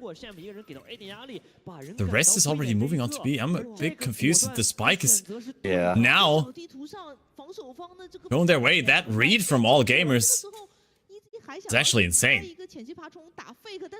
The only thing that might stop it is the Teho drone that's gone all the way back on A site. Cleared it out, and unfortunately for all gamers, moving that last fourth player across is going to be the cost, because it gives the information that A site was clear, gets them on site, and the plant will come down. Yeah, it was a fantastic read right up until that little bit of information comes through, and that's the information that we lacked on that map of Split. It was all bodies on the line, and this time it's drones on the line. Green might pop out and get 2 kills. Green! Okay, a bit over eager there.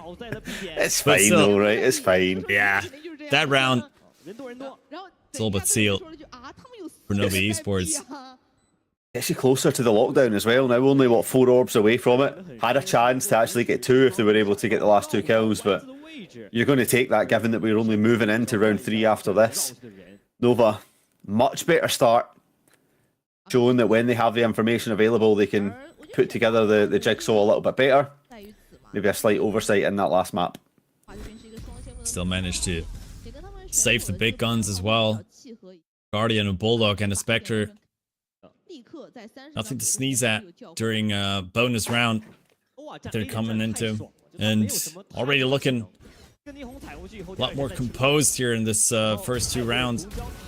And this Teho drone certainly was worth its money. Yeah, exactly. You usually talk about players making a difference. It was the little spider drone on its way, MI5 style, clearing out the whole site, that comes in clutch. It's sometimes you think the Rainbow Six drones are what matters, but this time it's the Teho. Pushing into mid now is a different side that we've not seen, given it is only round 3, but it seems that all gamers are slightly aware of this possibility. Shrimp posted up close, but the pace from Guangxi is going to be enough to force it back. GRQ uses the retract, but ultimately Guangxi cannot be stopped. What is going on? Nova Esports are just steamrolling over AG right now on defense, especially Juan's Neon, but now Fangir is finally online, able to reposition himself. Knows that they can only come through the speed connector. Great angle once again, but he loses versus Heibei. It's a 1-on-1. No util for Heibei. A1 slowly advancing, and it looks like he has a better angle, but Heibei makes the adjustment and claims the bonus round for Nova Esports. What a disastrous start for all gamers on Pearl. You felt like AU1 had done everything right with the reposition. Instead of coming up through from heaven or spawn, the predictable thing walks down through mid where the attackers came from, but not getting that first tap allowed Heibei, the experienced player that's new to this squad, has been around the block before, gets the job done and puts Nova comfortably in the driving position. All gamers already forced down to Nico and have to face off a resurgent Nova side for sure. Spike left down and spawn just to clear out any information first, see where this stack for all gamers might be, and it seems to be that they believe that stack is on B, and it would be correct. Yeah, they're still trying to gather some information in mid.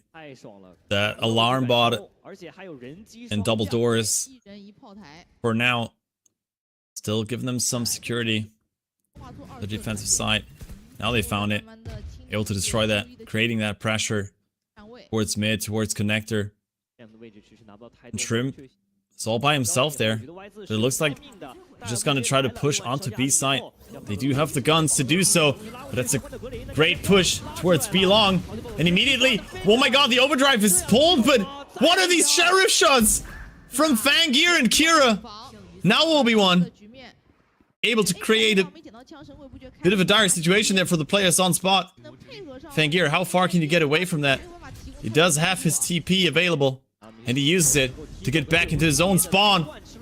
AO1 though, loses another one. It's still a 2v3. Numbers disadvantage for Nova.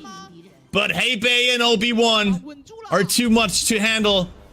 And the weaponry is strong enough to claim that fourth round. It looked a bit dicey, but these two players clutch it out in the end. Yeah, Fangir using the ultimate to collect a Vandal to try and make that round a little bit more doable. And, I mean, I thought the shot was actually a lot cleaner, I'll be honest. That shot was very clean, the Neon one not so much, but Hebei really, once again, I've spoke about how they were the experienced player. Well, right now they're proving why they've been brought into the squad to maybe calm things down after the first map went so awry. A 4-0 start on your map pick. You could not have asked for it to be any better. But now Fangir has that operator out. Will be a little bit more tricky, difficult to challenge, obstacles to be constructed. But for the side of Nova, they have a lot of utility to be able to clear before they have to peak. Like you see the Prowler just coming through, the Teho drone is available. They don't need to dry peek off of anything, which is where this operator thrives in. Hebei certainly showing why his benching at Trace Esports was supposedly unjustified. This buy round, this is sad though, has to be their first real advance in this game. The lockdown is down, but the hold is better. Beautiful from all gamers, as they don't let anyone pass through arts. Spike is still down.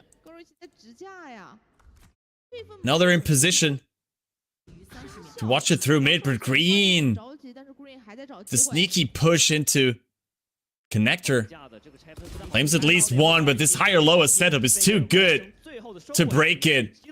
Finally, all gamers strike back. Yeah, Spike being committed into that spot was unstoppable, really. As soon as they went into that high-low, when you knew the other two members were on site, there was only one path that was ever going to come from, and really all gamers comes down to that huge hold from GRQ and Shrimp. Stopped any possible momentum being taken any further. However, it's only one, right? It's only one. Let's not get carried away. It's only one round, but one by one, you can maybe keep it going. You still get to keep that op online as well. And now as you challenge into mid, the Prowler will almost try and force the angle off it. With it being short, you might believe that that operator is going to be there, so you will try and swing it again, and it's a little bit of a dance move there to avoid death. Yeah, Shrimp's got to be careful. Once again, he's being hunted down. Oh my god. But this time he has the backup from GRQ. They bite off more than they can chew. Nova Esports, 3 men down. Spike is advancing towards his B side, but that's also where the Killjoy has spread out all her utility. Not too much to get past this either. You don't have your dive agents to jump past. You're just going to have to swing through it with your guns, and once that alarm bot triggers, it's a hard face to come through. And they even clear out mid once more. Fangir with another beautiful operator shot. After a bit of a slow start to this map, all gamers seem to pick up the pace now. Yeah. Listen, if there's one thing about me is I like to BM when it comes down to it and when it's deserved. Why we're going into our Astra form in the open when there's angles that can be swung is beyond me and actually hurts my head a little bit. Like, oh, the alarm bots just went off, so they know I'm stood here. Let me just go into a different universe to try and conjure some madness while an operator peeks at me. Yeah, I don't know about that one. I mean, he's certainly conjured an operator there, so Yeah. that is something. A lot of attention still put towards the speed connector from Nova Esports, though. They managed to control it this time. There's an alarm bot super deep in sewer, so they do exactly expect that from Nova Esports. Great adaptation here from all gamers against this low buy of Nova. And Fangir is just so spot on with the operator. Push through B-Link. One, creating a lot of chaos. Spike should be able to be planted as all gamers are huddling up for this 5v4 retake. Conversion paths could be used here from GRQ, and it looks like they do. It's a great one through halls. Saturate on top of it, but the stun is good. Not enough to buy enough time, though. It's just Squan and a bandit. And too many heads to click. 3k for Kira. And a third round for all gamers. Yeah, the bandit's not going to provide any shock value on this round. No electricity can be funneled. AG get within one. It really looks like they found the winning formula as Nova had such a dominant start, and without a timeout as well, all gamers have been able to adapt their playstyle and figure this attack out from Nova. Been able to slow it down, knowing that it's going to be funneled through mid is where most of the success has come from.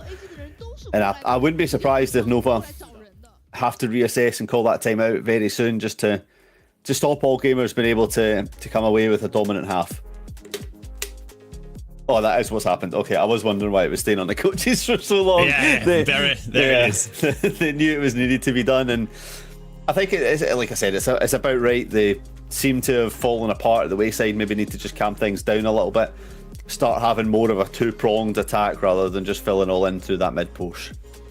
Yeah, but certainly we also haven't seen them targeting the A side a lot so far in this first half. So I do expect a bit more attention towards A main as well. Maybe fight for the old orb as they did in the first two rounds. And all gamers, I mean, they recovered fairly well from that bad start and the lost full buy against the bonus round.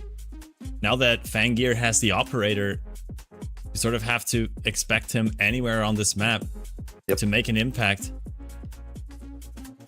I think when you look at it as well, you're starting to get a couple ultimates come online. You have obviously the gravity wall for Obi-Wan. I think the biggest one is there was Annihilation from Teho that could really come in clutch and clear out a lot of space. So the timeout you would hope could address that plan and at least put one round on the board before the thing comes through. Quite far away from lockdown and nightfall, but it's got to be something huge. However, Fangir in a great position with his operator already. He didn't really fight for A main control. His TP has timed out though, so he will rely on his feet to make this work, but it's a good prowler to force him away. Take a different angle. Guided salvo as well to push him a bit further onto his side, and he has to take this TP. The slide is good from Guan, but he is traded immediately. Good stun from the special delivery to claim 2 more kills. It's a 2v3, but hey, Bay is low. He's certainly gonna sit out this Cosmic Divide until they advance for the retake. Good smokes from Obi-Wan though. Only 7 bullets left in his gun though. Yeah, you can't destroy that one. It's gonna take too many bullets. Great swing from A1. AB immediately throws down the C's, but the lockdown invested now that A1 claims the kill. and they know about that fate. Heibei has to leave, and yeah, you can't really push into that lockdown. It's so much time being bought by it. Fangir in the 1v1 is too good. And that's the equalizer for all gamers. Yeah, you felt as soon as that lockdown came, it was going to have to be a swing to stop and try and deny anything being taken. But when that first kill falls in the side of AG, you might as well just scratch it off, add an extra tick onto all gamers rounds, and like you said, tied up 4 apiece is definitely not where we thought we were going to be 4 rounds ago. A quick address from all gamers has certainly got Fangir alive once again. The huge impact player that just is causing so much trouble for this Nova side. Ever since that op has started finding success, I think the first round it came out, it was a little bit lackluster, but ever since then, it's really halted Nova's quick progression through any side. They've had to be a little bit more methodical, which has played into their downfall. Yeah, once again, they try to push through mid, get into connector. I don't think they have ever found out about that alarm bot though, which gives all gamers so much security to not have to watch the flank. They can give up this space and just hold on to side. So far, it's worked out very well for them. So I kind of want Nova to really double down on that mid push and try to maybe get into the enemy spawn to at least find out about this alarm bot. There's the Armageddon though that you were talking about earlier, and wait, oh my god, that's a great dodge by GRQ with the refract, unaffected by any of it. And Guan has some good shots alongside Green, but I don't think they can make it. Wait, what are you doing? GRQ with the dash right into his face, but Fangir on the operator is fearless and claims the lead for all gamers.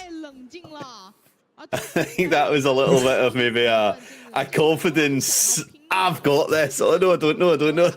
It was trying to cause a distraction. Thankfully, Fangir, like you said, sweeps that one under the rug, gets around other ways. But for Nova, for a round that was falling apart, they certainly made that comeback look slightly possible. And I mean, it's fully down to Green and that Sheriff picking up a couple kills. But it doesn't really matter when all gamers put another scratch on their scoreline. 5-4. About to draw the half at worst case scenario if they can convert this one. And for Nova, they think about attacking on towards A once again. Create a diversion over on towards B. Can they sell it hard enough is really the question. Fangir misses both of them as he drops down. Bit unlucky there. But lucky for Nova, both of them come out alive. They get another ult orb here onto Heibei, who has his Nightfall available now. I feel like, I mean, this game is an absolute bloodbath. I feel like there's 2 to 3 ultimates available during every round ever since like round 4. And they just keep cycling through them. Lockdown fake onto the A side. Do they buy it? So far, there's still an operator on B long. Oh, he spots him. He spots him, but he doesn't get the kill. This should be their side. And they still have a lurk in the form of Green in place. You sort of do expect it cosmic, not cosmic divide. There is the cosmic divide now, but also the dimensional drift from Fangir. But he sort of just stops immediately as he tries to get into halls. That looked a bit wonky. But with everyone else down, I don't think AU1 is going to do much here other than trying to deal some damage. Yeah, that's the best you could do. Maybe try and prevent the ult from being taken and saved. But in reality, the Overwatch round that comes through and it's every single bit of utility dumped on each site, screen flooded with information and blinded across. It's Nova that come through, but it's such a costly round for them to. Yes, they win it and they needed to, right? But every single bit of ult was used there just to get that round. Okay, so I wasn't We weren't on Fangir's POV there, but we saw it in the replay. He just immediately dropped out of his dimensional drift. I don't know whether he meant to do that, facing 2 people in halls. Probably thought he had more backup there. I mean, they still got enough money to buy another operator, but they also handed one over to green now. I don't know if you want to face Fangir at the moment, though, because other than last round, he's looked so good. Yeah, I think that the tactic that's going on is just trying to create a little bit of pressure over towards B, but you're absolutely spot on with this operator just holding down B long. It is just a full false sense of a hold. Like, you know nobody's crossed, so you can keep the focus on the rest of the map. That's why you can see 3 players holding up on mid and actually getting the call right on what side of mid it's going to be. They're just going to force through into Shrimp and AU1, and it's just to their downfall. There's no one else to capitalise off the space either, so they have to pull back. And now Guangxi's death has come with 0 reward, no extra space has been given, no pressure being taken and mounted upon this AG side. And yes, they will look to implement down A main and in through the streets into the path of this side, but look how aggressed AG are to answer it back. A pull coming in. Keep them from planting a little longer. A1 during the reload. Bit of a wonky peek there. And Hebe finds Shrimp before Kira can really step in to help. Another operator shot missed. This round could still be Nova Esports, especially with his dash now, but no, GRQ doesn't really screw around with the shorty there, claims the last kill. But I gotta say, I absolutely love how all gamers are currently dealing with this Neon. They always have someone to back up the player that is close. Yep. So whenever they dash past them, there's someone else to claim the kill onto the Neon. So the entire purpose of a Neon to create this chaos, to create like these impossible aiming duels for you when she dashes past you or slides past you, are just being taken away from them. Yeah, beautiful adaptation there from all gamers so far. They're like a married couple, GRQ and Shrimp, right? Anytime you have seen them, and a lot of the rounds that actually allowed the backup was both of them just getting 3Ks in mid, and it was just holding hands, being like, we've got this, we believe in each other, we can just hold together. And it certainly proved a tough factor for Nova to deal with. Maybe the timing issues maybe have been quite far on display for Nova since things have started to go away as well, and they seem to just not really have the answers. It's testing both sides, and when all else fails, heading into mid, which is where AG have found so much fruits for success. Yeah, I feel like if they didn't have this bad start, this could very well be a 8-4, 9-3 half for AG. And once again, just one sliding into his death. God. What is happening? A beautiful conversion paths into B-Link spells doom for Nova Esports. And with that, they secure another lead at halftime.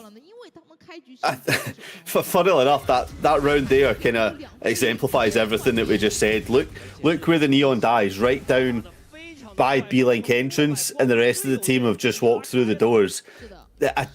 Neon's always going to be faster than the rest of the team, right? But this is why Neon in a team becomes so difficult to master and play correctly, because you're creating such a difference in spacing. The rest of the team needs to be aware of that and be on top of it. They was just left stranded with absolutely nothing. Even if you don't progress through the doors, your Neon's died there for nothing with no space gained, and it really just becomes a tough battle. And Nova need to address that if they're going to have any fruits of any success for the rest of this split, because right now it's looking like they could be falling right down the brackets. Yeah, it's a great recovery from all gamers, to say the least. I mean, after a 0-4 start, it's been all gamers for the entirety of this first half. Only one and other round claimed there for Nova Esports.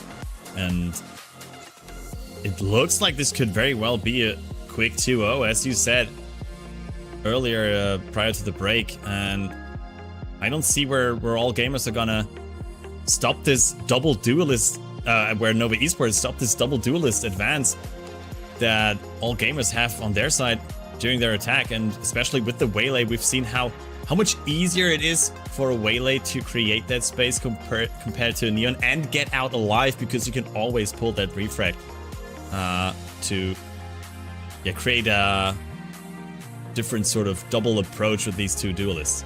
Yeah, and I think the other thing that we've kind of neglected to speak about as such is how confident these new players seem to be stepping up onto this big stage for the first time. The likes of GRQ, like the amount of times we've seen them double dash into a battle and not cower from a fight or not be afraid to take a challenge is honestly, it's really delightful to see, and it speaks volumes for this AG squad that's been built, that they're set up for success right off the bat. They don't need to be scared. They're coming in with a lot of confidence and really challenging this Nova side to show what they're made of.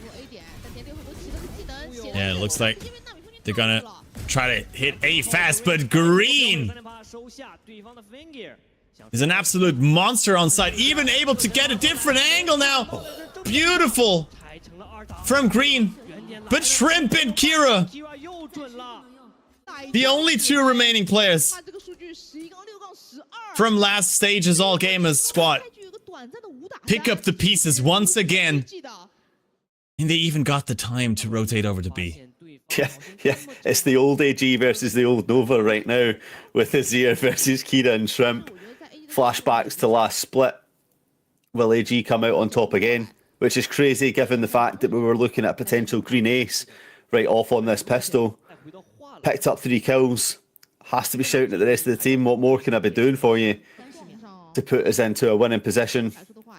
Azir has the call right at least. Planted themselves backside. Will AG expect this reposition to come through? The Sheriff fully reloaded. Just has to hit the 2 heads. Doesn't even need to hit 2 heads. Can hit the body on for 1. Will it be enough? Spike. Plant it. Oh, he gets the first one! And is there for the second one as well! What a play, what a clutch from Azir, who really hasn't had a big showing so far in this series. But great play. Great patience there, waiting outside of the smoke for both players to drop out.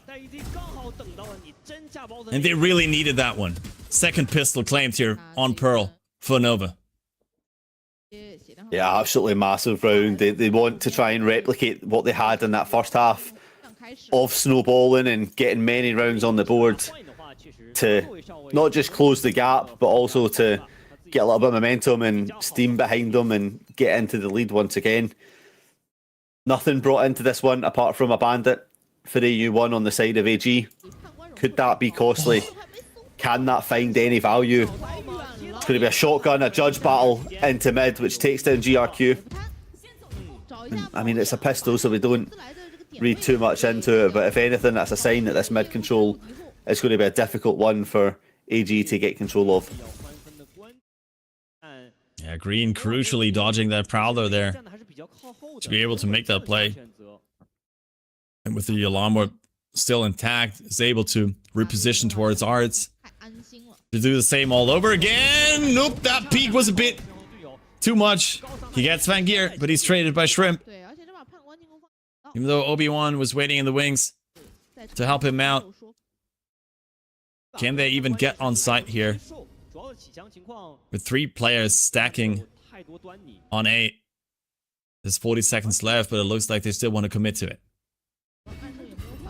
Yeah, Nova at least respecting it and challenging backside. They know they have the better gun, so the retake should be slightly easier. Trying to spam through from dugout to try and catch anybody, but ultimately no ship damage can be done. And now here comes the flood. But Obi-Wan is immediately found out, but these are good shots. Azir finally online. Now with the Sheriff once again. It's just Kira. He does have the pull, but he doesn't have any stars, so nothing for him to do here. They got him. He tries to maybe get this judge into the next round, but Guan claims another one. And it's a clean second one for Nova Esports. Just looking like the first half so far, but we know how that one ended. Yeah, it needs to clean up from round 5. Well, we might as well just skip the next 2 rounds, see how they go. But in all reality, this next round is massive for all gamers. They bring in their own weapons.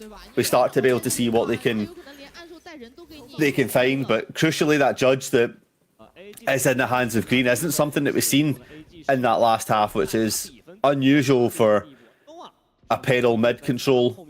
It's going to be just held down on the back of B into that cubby, waiting on a potential dash in from GRQ or a TP from Fangir. Look at this push though from Nova Esports. 3 men pushing down on A main.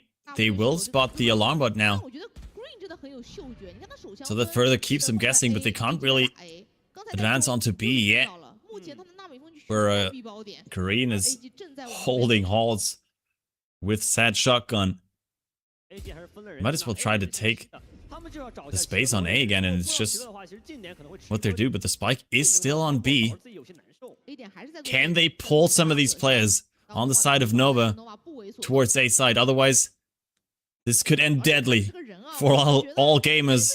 Against this bonus round, Fangir finds the first one. Guan got a bit impatient there. It's a good dash on side. The saturate hits as well, but he's able to get to safety. Cosmic Divide invested. Guided salvos to stall the plan a bit further. But this time they're very well aware of all the players. Try to trickle in onto side. Green looks like he's found out already. They decide to just leave him there with his judge. Very wise on the back side of the flank. Yeah, beautiful by AO1 as well. It's just this judge that's left sitting backside, just like a mouse hiding in a little trap door waiting for the owner to leave so that the cheese could be found, but it's just never going to be given. I respect the patience from all gamers to not challenge into that. You've got 3 players looking at the angle, and it's well disciplined is the right phrase to say, not going into it, but all gamers get themselves into a round.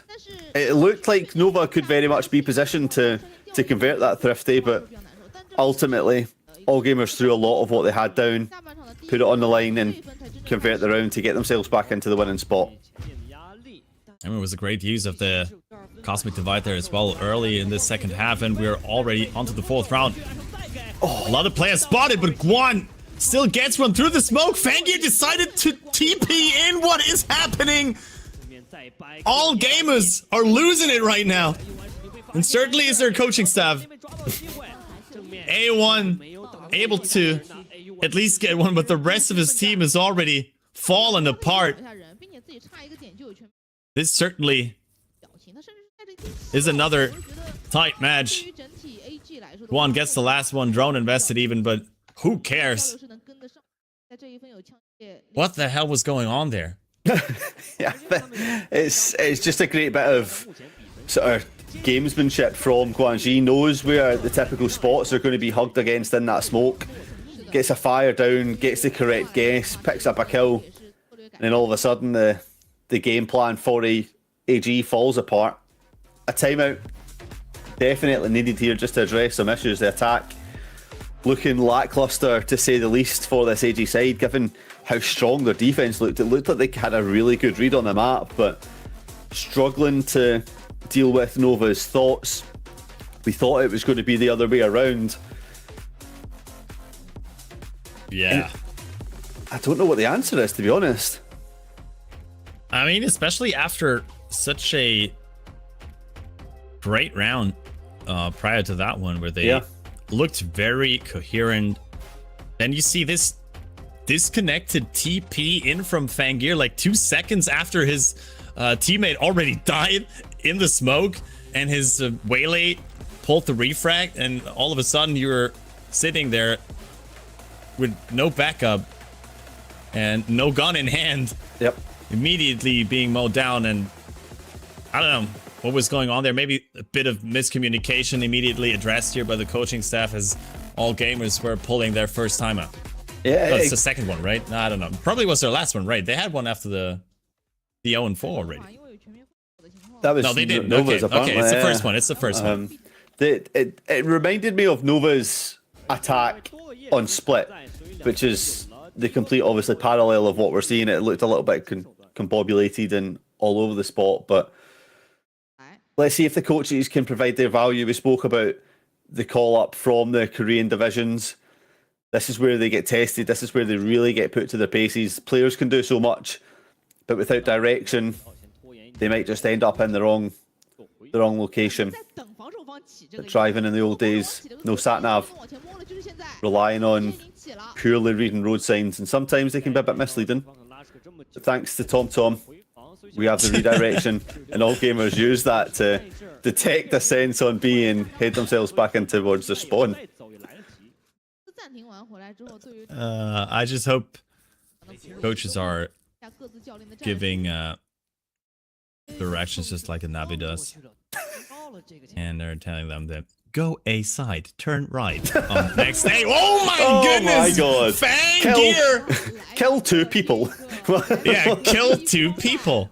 For legal reasons, My. if your sat nav says that, ignore it, Yeah. please, and report a fault.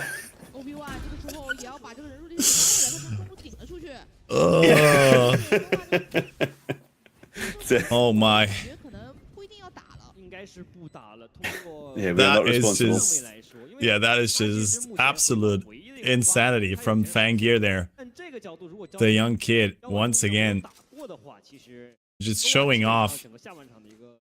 Yeah, that's how you convert around. You just contact Yoru onto B side, 2 1-taps, easy peasy. And it's only 2 kills, right? But look, as soon as those 2 kills came through, Nova knew that the site had been lost given the positions, and they've not even tried to think about a retake. They've lost what they perceive as their win abilities off that flood retake, so they'll just take themselves into the next round, allow all gamers to build a little bit of a cash pile, which could come back costly for the rest of this half if played correctly, but really that just shows you what an impact this Fangir can have, and something that's been lacking on this half so far. It was certainly one of the win conditions on that first half.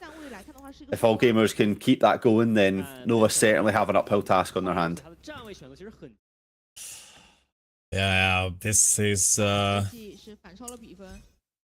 slowly but surely heading into the final stages of this second map. Nova needs to step up to be able to get us to a third one. Fangir with another good trade here. They trade shots on double doors, but both players that were holding onto that B side are down now for Nova, so that forces Green to rotate over. Short decides to get it.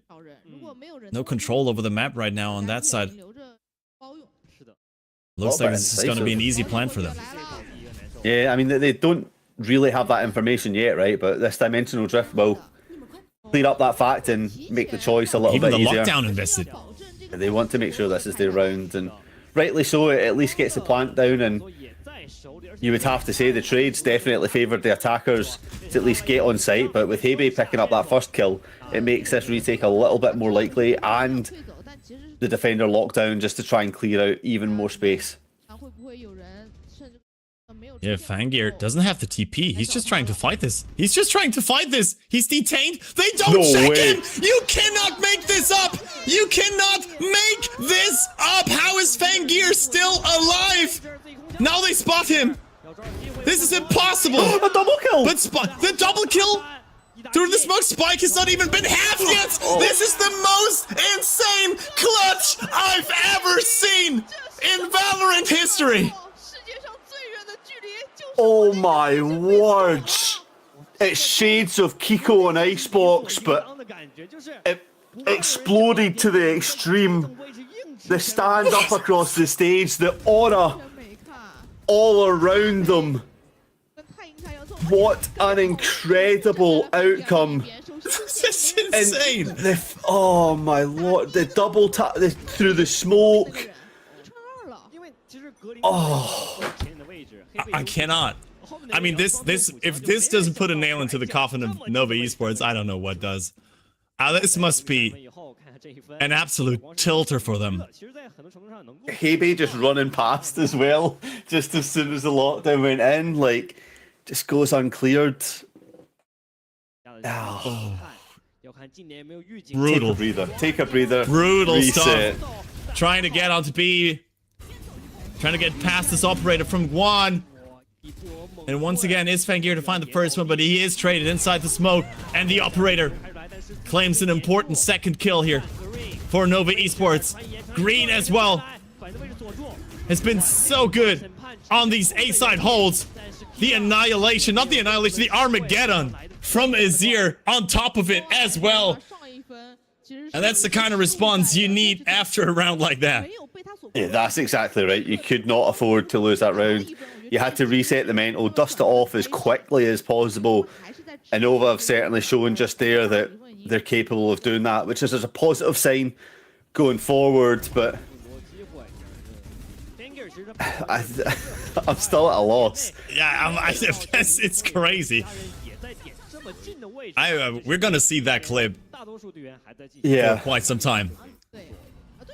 put that in the highlight reel and smoke it for sure. As all gamers look to kind of capitalise off of the back of 2 rounds ago, try and create a little bit of distance from themselves, and Nova only 3 rounds away from sealing this one up as a 2-0. Nova fight or flight moments. We've seen the fight come out. We've seen the flight come out. What will happen in these last few rounds will be yet to be seen. A double hold on mid here is going to face the challenge of this 4-stack from all gamers, with a little bit of space being trying to take down on B, but with that being watched by the operator, it's going to create a bit of pressure. So much util. Oh, Green with the swing after the contact of Azir. Perfect timing. Gets all 3. And it's just Fangir and Kira. But what am I saying? Just Fangir. It's still Fangir. You gotta be careful. But it's an operator in the hands of Guan. He's taking a defensive stance here on B side, knowing that the rest of his team still spread out. He might still get a sneaky shot here. Oh, hits the clone. Gives away the operator. He will be able to plant the spike. Kira even able to make it into B-Link. How are they gonna handle this retake? No util here for Fangir.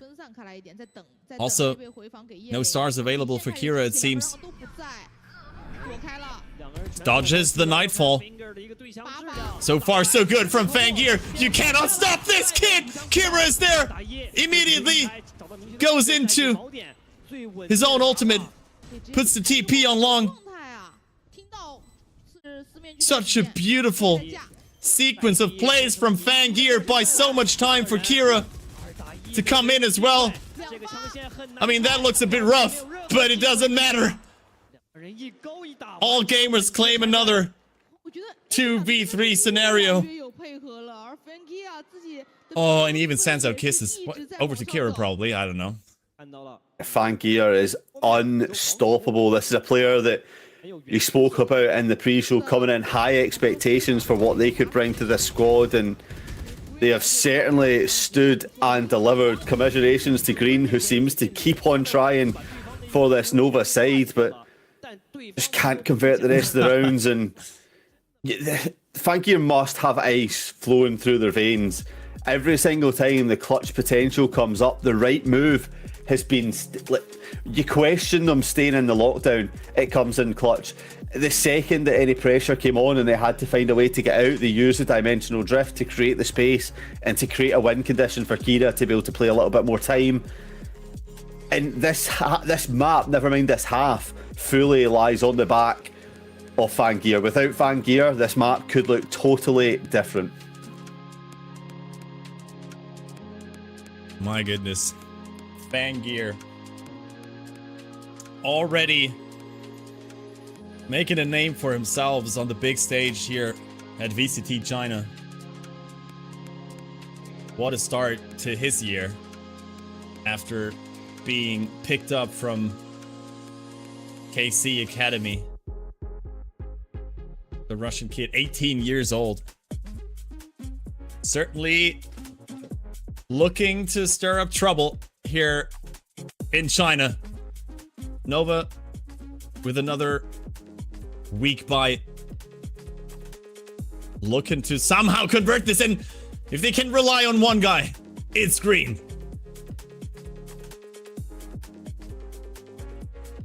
Player of the moment for Nova.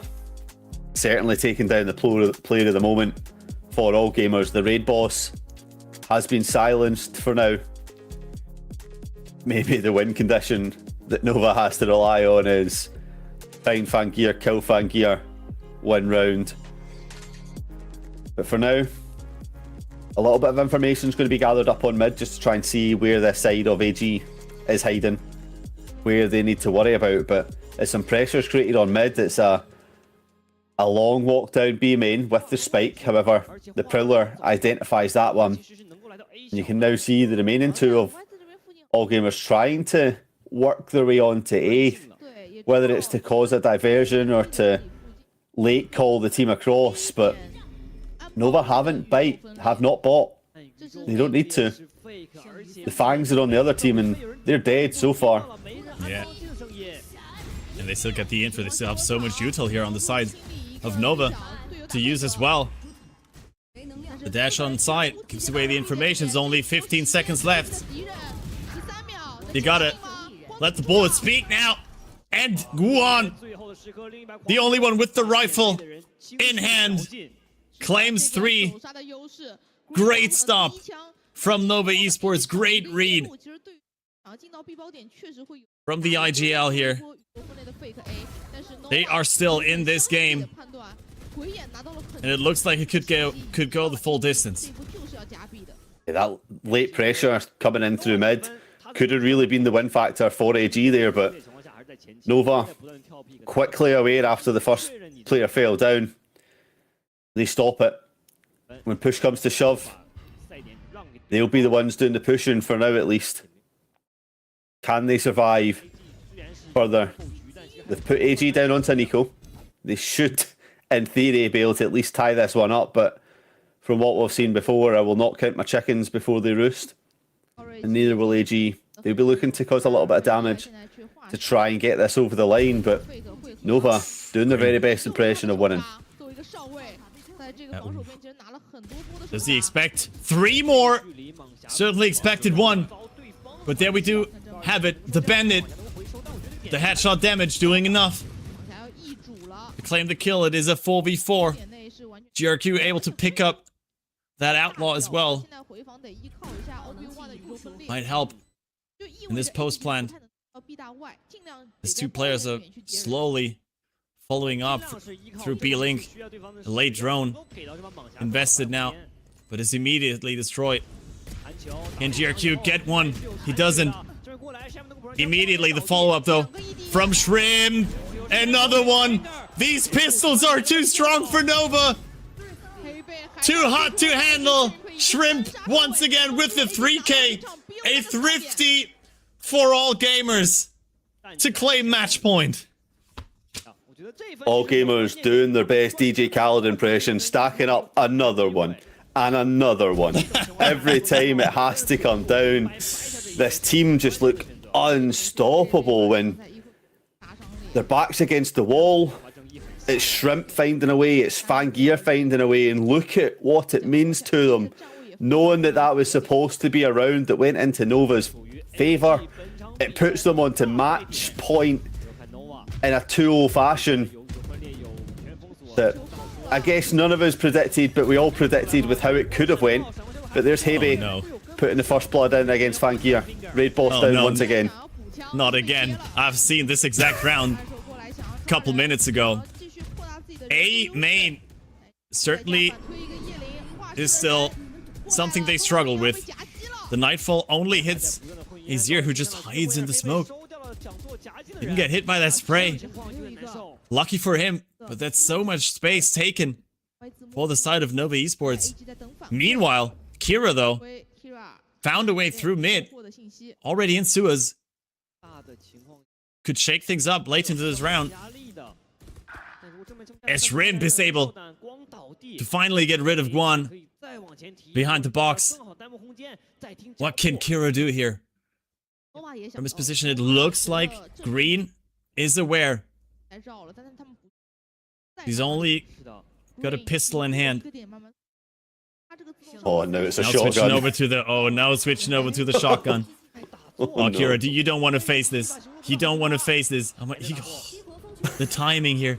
The timing! No way! Impossible! But Hebe has already claimed another one. 3k for him. It's still a numbers advantage. And they still check him. But this time, Kira's got the better end. Spike is on site, but they need to claim the kills. And we get another ace. This time from Hebe. And another Thrifty. Back to back. Oh, no, it's not a Thrifty. I'm sorry. Of course, it was a buy run. I mean, it was the last round. Still, it was a shitty buy is what I'm saying. What is going on in this game? It was a let's go to the shop and use as many vouchers as we can to claim the best outcome. And that best outcome, the round. Hebe, we've spoke about the experience that this player has. Really putting it on the line, keeping their team in this upper bracket chance to face BLG in the next round, but there's a lot of work to do. Another round needs to be added, then overtime surpassed, and then corrode if it goes there. But for now, it's a timeout for all gamers. One last strategy is all it could take to potentially get this one over the line and see themselves progress. And we know it's possible. Just don't allow your fan gear to die within the first 10 seconds of the round and you're in with a shout. For Nova, at least, though, they have found a slight winning tactic, and that timeout will give the coaches a chance to reinforce that. Yeah, can they make it work? It's a lost chance to get it. It's not a good buy either. Regulation, nah, it's not that. I mean, these rounds have been costly. Wait, there's... No, it's not. Not really anything left. But then again, you have a Vandal in the hands of Fangir, and that's probably all you need. Literally, that's all that matters. But still, they want to... Do they want to hit A again? No, but it's a lot of attention given over by Nova, who also... I mean, they also went down to their creds here and there. A couple half shields, Spectre in the hands of Azir. But still a couple ultimates available for both these teams, both lockdowns online. The Cosmic Divide for Obi wants a small advantage. The ult economy for Nova, but look at where they are going already. Did they expect that the entirety of all gamers has basically just been sit and spawn as they were just pushing A main, pushing mid, alarm bot, and B-Link, nothing spotted. Finally, the Prowler gives away their position. It is a stacked A side that they could run into, but they decide otherwise. Yeah, it was a lot of proactivity to try and find an early fight, almost to seem to shut down any plans that AG would have and really just make it a gunfight to finish this round off. But instead, oh, the lockdown. All gamers had different ideas. We'll head over towards B, but like you say, Green positions well. Lockdown available should it be called upon, and it certainly will be. Time is so close. There's some time. They basically have to plant inside the lockdown now. Double lockdown. It's the lockdown of their own. But can they make it work? Plant has to go down. They try to fight towards it. Fangir gets one, but is immediately traded. And these guns are not big enough. I don't know who is detained. I feel like everyone and their grandmother. But still, Spike has been planted. Shrimp is found, though. And AO1 has to make it work by himself. Switches to the classic even. And it comes down to a 1v2. But we go to overtime, Veggie.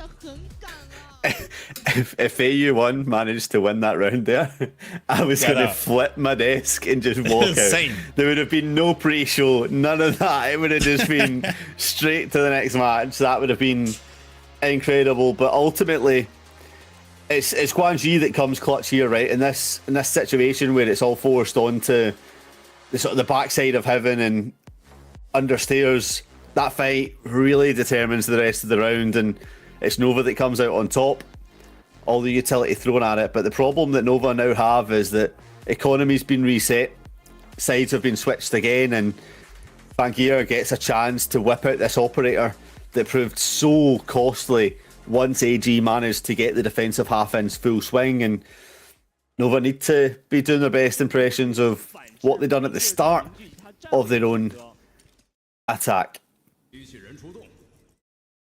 Yeah, looking to spot out operator maybe with that drone, able to take some more space where it's belong. And now with the fast lane, a lot of damage though onto Guan. It's basically just taken the entire kit of Killjoy, but Obi-Wan with a great shot, great duel versus AU1. Rest of AG still needs to wait for Vangear, who's still in spawn with the operator, and in a retake scenario, the operator certainly doesn't look as scary. Azir gets another one onto Kira, looking a bit disconnected what AG are trying to do in this retake. They do not really have to peek this operator. Guan knows, and still he goes down to GRQ. No one looking at Obi-Wan though, and Green from Belong helping his buddy out. It is a very important attack round, as you said, for Nova Esports, and they're looking to get us to a third map. Yeah, that's exactly what you needed from them. But they seem to have realised that if they just up the pace, that all gamers certainly aren't well equipped, at least for now, to deal with that pace and aggression coming on through. They like to play that slower game when it comes to it, a little bit more methodical. So Nova capitalise, they push fast, they force a flood retake, and where some of the gunfights will go in towards AG's favour, Nova come out on top, and all of a sudden it's AG that are on the back foot and need to win this attacking round of their own, which they failed to do for the last few rounds before the overtime comes through. Can they do it this time? Green just trying to ignore the Prowler, and he even gets away with a kill. Great flash to force Heibei into cover. The pull.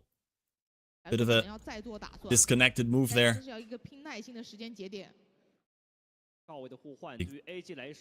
Take their foot off the gas and cancel noise to maybe force a move from Nova Esports. Still very patiently waiting. Even covering the flank there in spawn from Obi-Wan. Oh, this should be one for Guan, but he misses the shot against the wide swing of Vangear. Heibei gives away his position. Spike is planted. He could be spammed through the wall. He gets away. It's a 3v4 scenario now for Nova Esports. A great repositioning there from Vangear. Even gets into A main together with Kira. Not easy to handle for the side of Nova, and they don't even get a single kill. Of 4K by Vangear once again. After a couple rough rounds during the end of the second half there, he's back on track. Yeah, it was a beautiful triple swing right there at the end as well, just to make sure that that fight was always going to end up in their favour. Take everyone down, all three members swinging. Yes, Vangear comes out with a 4K. Don't sleep on that one, but the rest of the team playing their part. And I mean, we head to double OT.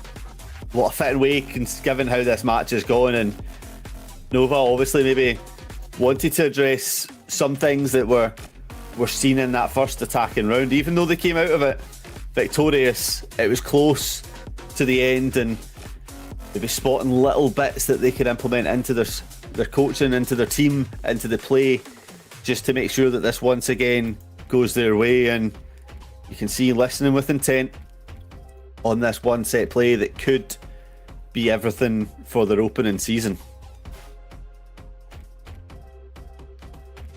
It's do or die now here for Nova Esports. Can they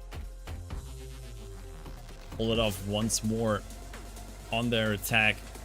I mean, their last round looked pretty decisive. Yeah. By and far. then they fumbled their defense once more. It's such a back and forth game here on Pearl. Neither team really able to gain an advantage so far.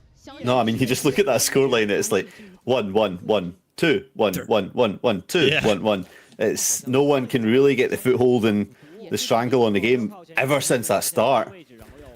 But it's going to be a little bit of a B pressure here. Prowler to try and force anything off the angle, but with Fangear holding this up high, not played this position so far this game, could prove vital. That first kill doesn't come through though. Yeah. He was saving his TP though, so able to reposition and still have that available. Smoke is gonna fade. Fast lane coming in, forces him out again. Kira very aware of the haunt, able to destroy that! And it is GRQ and Shrimp once again. Holding hands, getting 3, 2v2. Spike is planted though. They know about Shrimp, who is already low. They're trying to push him. Using the Armageddon even. But Green just looked like he suicided that one. Azir needs to slow down. 11 bullets. But they're both low on health, able to dodge the haunt. That's huge for him. And there's Util in the hands of Shrimp, but he's still struggling down to 1 HP thanks to the C's. And AU1 able to make it work. All gamers get that crucial defensive hold in what looked like an impossible task, to be honest. Yeah, I felt like when both of them were such low health in mid there, it was clearly just waiting for Util to come back online before they could make any move of getting out. Azir done really well to reposition under Heaven to create some extra pressure, but once again, all gamers answering quickly back to put themselves into match point scenario, much like the end of regulation. But will we see another huge moment from Nova to keep this match going up? It's going to be a walk into mid. The op shot misses and Fangear takes first blood, and we've been on this rodeo before. When Fangear is cooking, the food always tastes good for all gamers. It certainly does. 33 kills for Fangear. An absolute masterclass by him. Kira's spotted though. Takes a bit of damage against Azir. No kills claimed yet. The dash in from GRQ, the immediate follow-up, but why? No, Nova are able to answer it.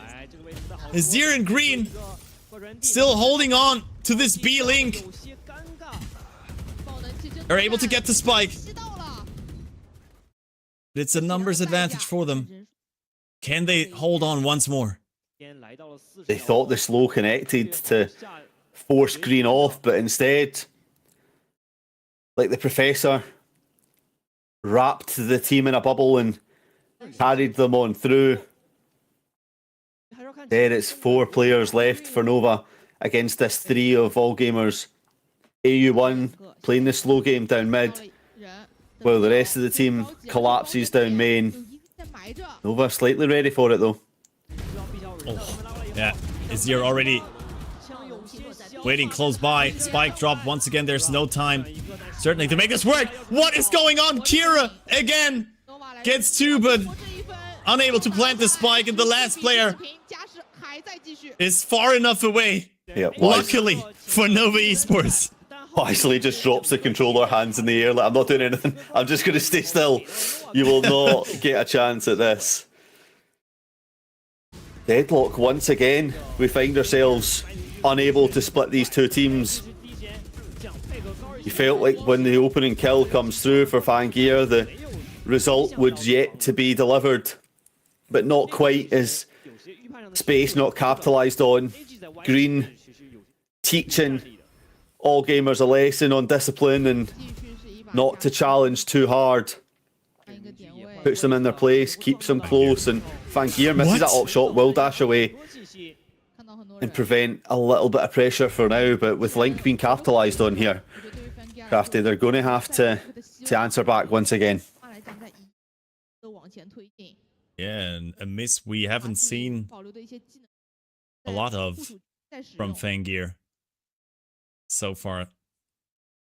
Look at how patiently Nova, or may I say scared, Nova are playing this attack, knowing that the operator could just be around the next corner.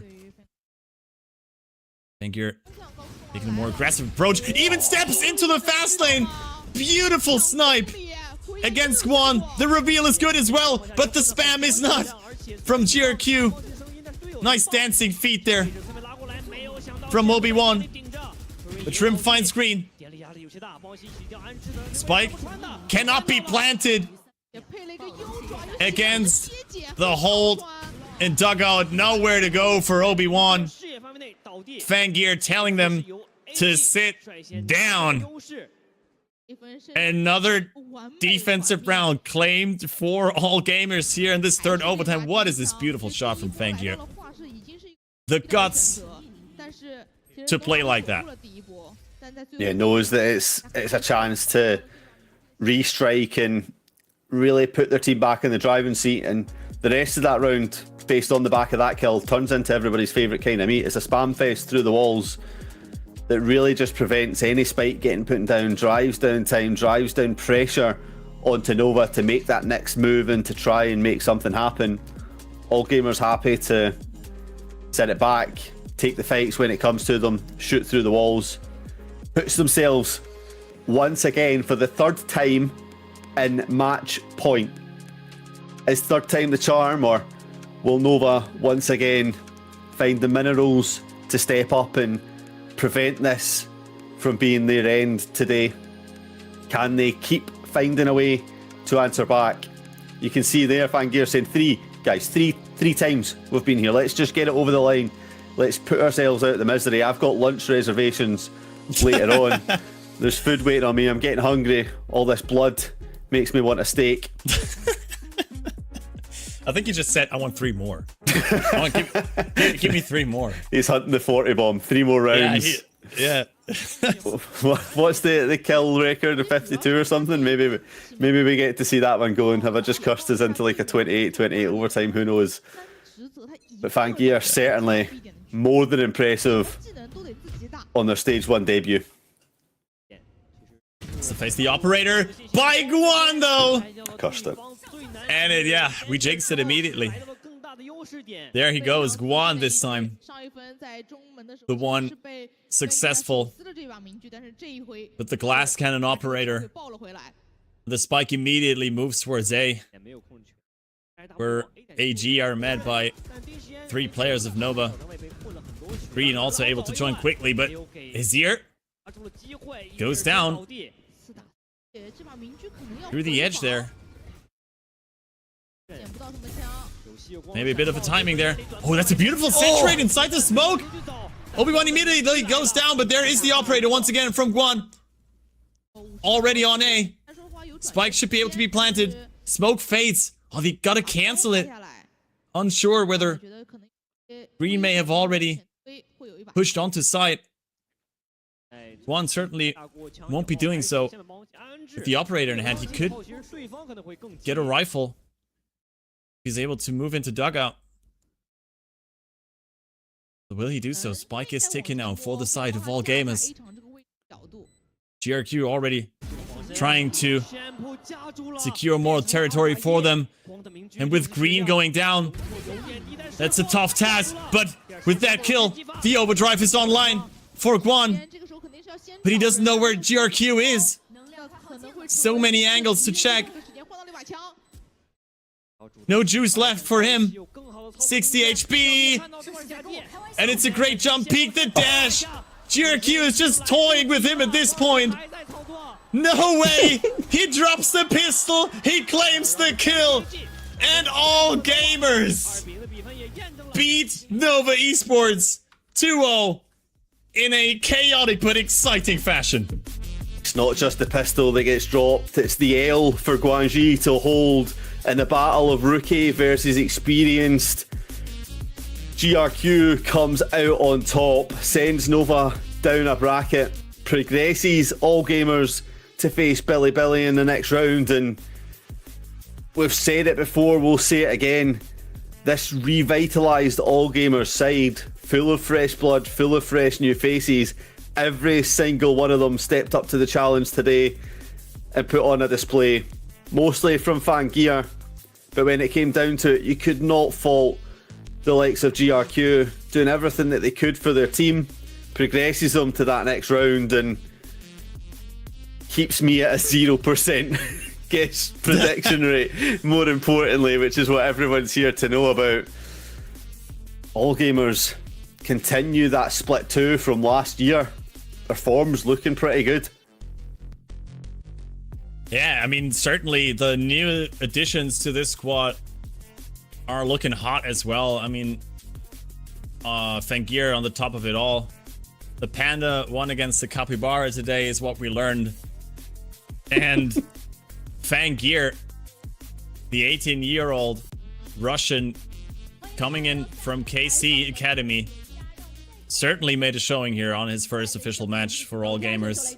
But the entire team, I mean, looked incredibly well coordinated already for a squad of 3 challenger players joining a core of 2 veteran VCT players. interview 非常重要的一件事，可以看到我们的吉祥物也非常的开心。那其实，在双决斗体系越来越多的当下版本，混冷的越来越高的。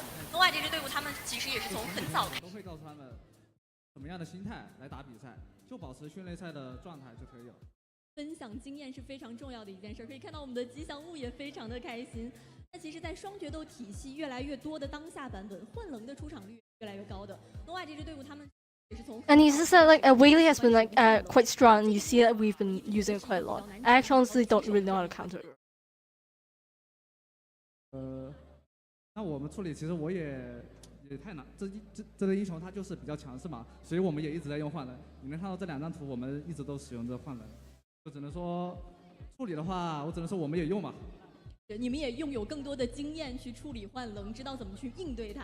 深海明珠这张。And they're talking about like Pearl. 对方也是给到了一定压力。How did you like counter what they were doing? How did you like lead the pace? And what do you think about like that moment where Fangir got detained and out? 还有一个比较有趣味的这样的一个镜头，当时是 Fangir 选手。And he says I couldn't believe it that clutch happened. 之后队里是什么样的反应呢？ And he's like when the collab happened, he was already like gawking. 我就已经很吃惊了。然后但是 AOE 选手他在 B 大被打掉之后 And were there any like mental like things that you needed to adjust for the team? 但本地的选手他拉出去直接混1混10的，我就已经觉得他已经拿下了。就他打死2个之后，我就知道他已经拿下了。是的，那当时队里会有心态比较说，可能需要你去调节，帮助大家的。And he's like, we're just doing it according to what we do in scrims.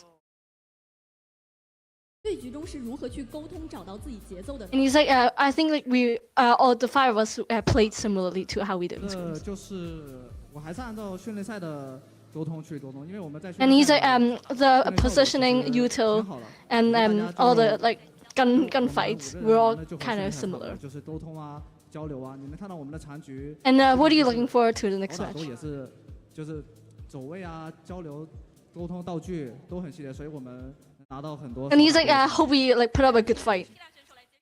下一场比赛即将面对到。And now it's up for time for the lucky draw in the audience. 我就希望给大家上演一场强的对决的比赛吧。大家展现一场强对决，我们也非常的期待。再次感谢 Killa 选手来接受我们的采访。那本次比赛有一个福掉落的抽奖活动，在比赛期间现场将随机的抽取观众，获赠我们的游戏资产。那接下来有请你为我们抽取一下幸运的现场观众，你可以直接喊开始和结束。对，你先喊开始。开始。 That's it for the interview. 3、2、1。Right, thanks Beatles for the interview, and sorry for me falling asleep at the wheel here. I totally forgot that there was an interview. Wait, do we still have an interview left? No, we don't have interview left. This panda's giving me anxiety, I'm telling you. I like the little panda just holding the thumbs up, like refuses to. It's almost as if the panda wants to be interviewed, just holding the thumbs up, like, please speak to me. I've been sat here dancing, stressed out my nut, watching some crazy bits of Valorant. Please let me do something. Yeah. Oh yeah, well, let's listen into some of these comps here. Not yet. Okay, we don't get the comps yet. Either way, crazy first series of the day, to say the least. I mean, yep. All gamers looked so strong on Split, and then it was just back and forth over and over again. But this one man that you saw just there, Fangear, basically kept all gamers competitive throughout the entirety of this map. Yeah, for sure. I think when we're looking back and thinking about what we've learned throughout both of these, or throughout this whole series, kind of heading into the future, is one, we can't really tell where the level of the team is yet, given the conversations we had previous about not knowing where Nova was themselves. But the one certainty that we can take away is that Fangear is a player that we will have to keep an eye on throughout the rest of the split, and if all gamers can make it to that international stage, is certainly something that teams will have to fear alongside GRQ playing together. But as it heads into that next round against Billy, I think that's where the real test comes through. Like we said before, yes, BLG hadn't looked so great in the off-season, but all gamers certainly putting down a stand today, showing that they have the capabilities to keep going, and when that player is standing up on their feet, shouting across the stage, showing who they are, I certainly think they could potentially put every team to the test. Let's listen in now. Fake smoke. 几个小云，几个小云。去查了，那我们就放吧。快冲过。好，如果费德推到我们可以直接爆。中路有可能会讲。开车了。对。打打打打。A 小回抽烟 ，A 小回抽烟。来车 ，nice，包掉了，包掉了。打出去，打出去，我飞出去。跟我中。两个，冲着，高起来，冲掉，架，我架着了。去弗拉瓦 ，leave me，哎，那，我去下水道，我来帮你们。能架包吗？你们那地方？我操，这里有一个。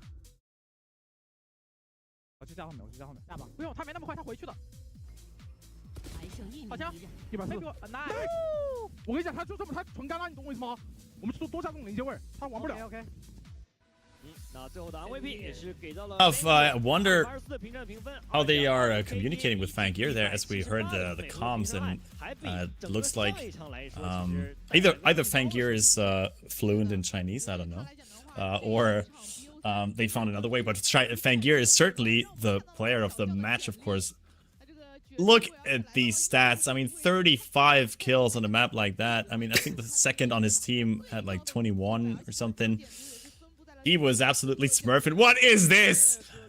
What is this hexagon? This is just like the only point where he didn't like completely dominate everyone was the efficiency rating here, and that is to be expected from a duelist, to be honest. But what a dominant performance by Fangear.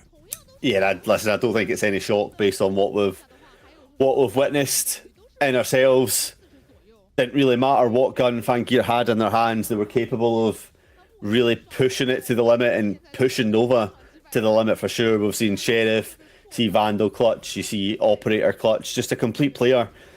We wondered if the impact was going to deteriorate once it was a switch to Yoru instead of that Whaley.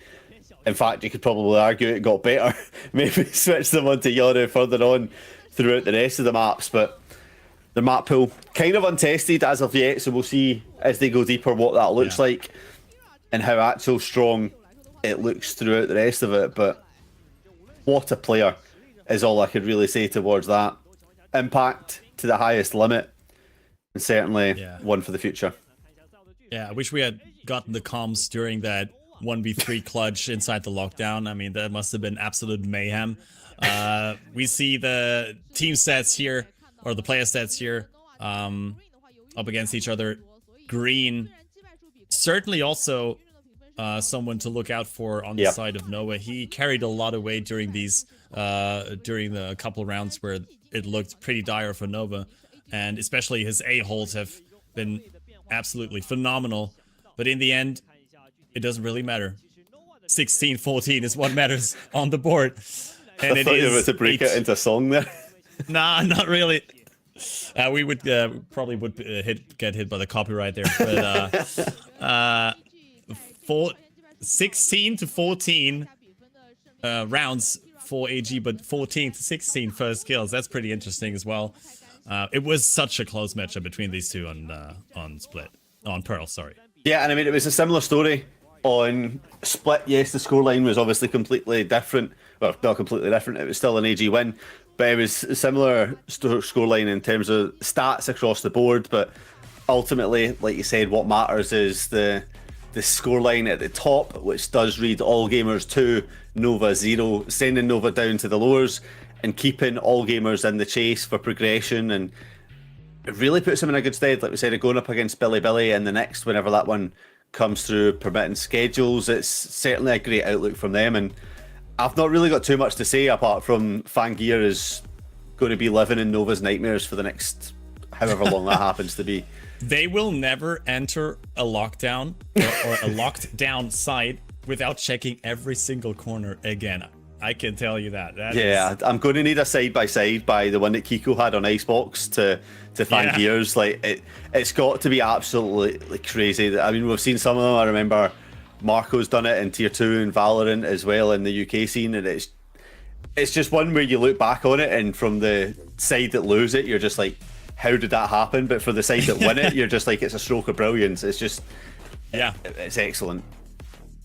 Yeah, exactly. I mean, could you imagine a crazier start to your VCT career as an 18-year-old kid? I can't. I mean, it's absolute madness. What a showing from Fangear. I'm looking forward to see him match up against BLG. But that's been it from us.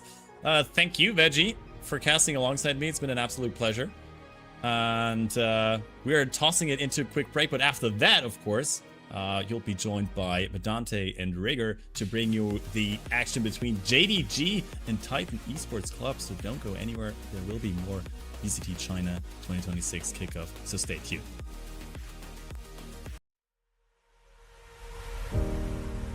Nothing could have prepared me for the high stakes heartbreak that surrounds me. You want me, you won't let me go. So I burn slow. I can feel you coming like a wildfire. I'm just the fuel, baby, you're the light.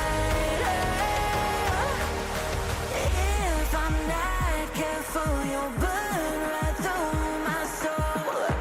Burn like a wildfire, light on myself.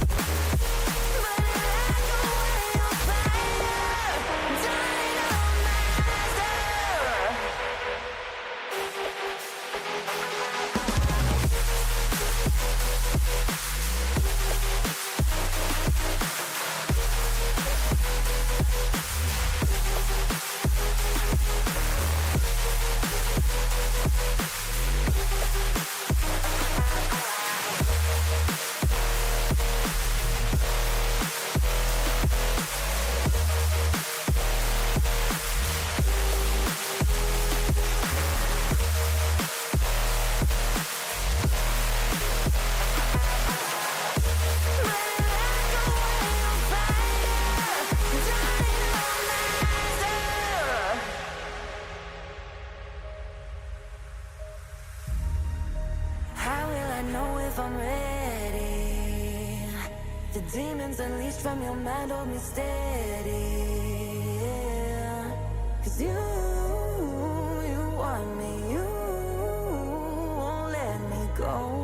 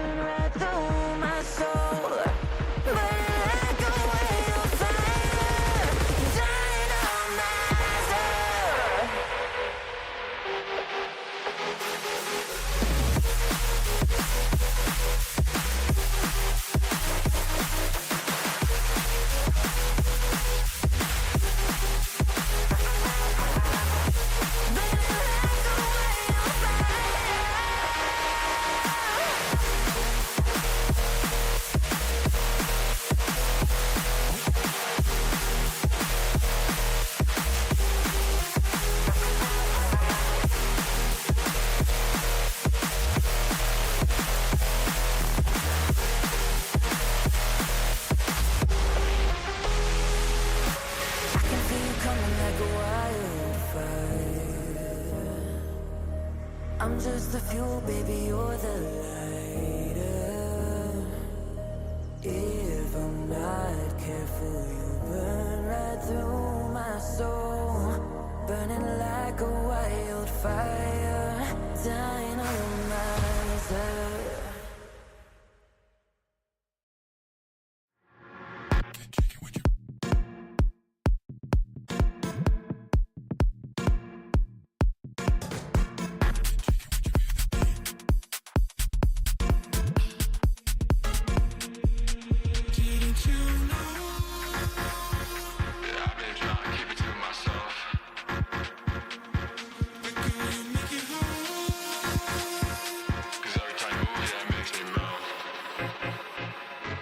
If you catch my drift.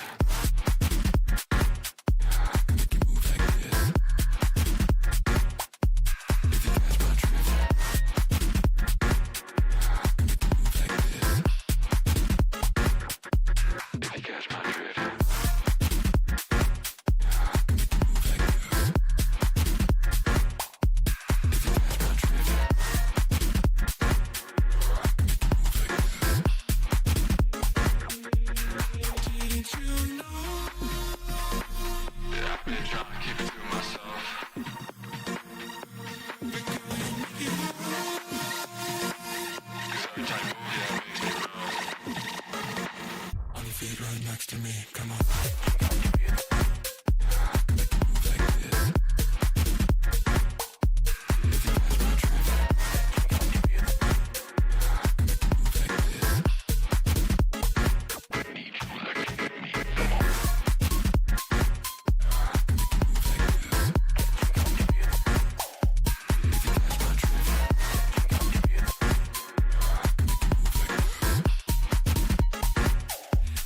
Get this feeling in my chest. Don't want to say that I'm obsessed. Your body's left my mind on red. Forgive me, but I must confess.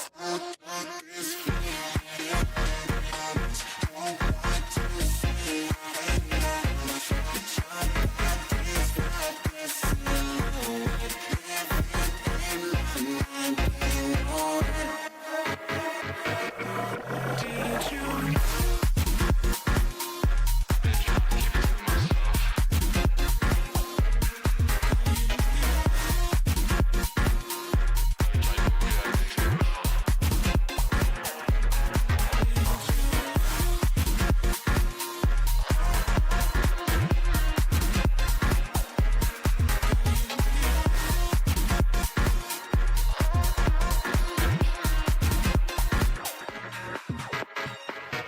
Feet right next to me, come on.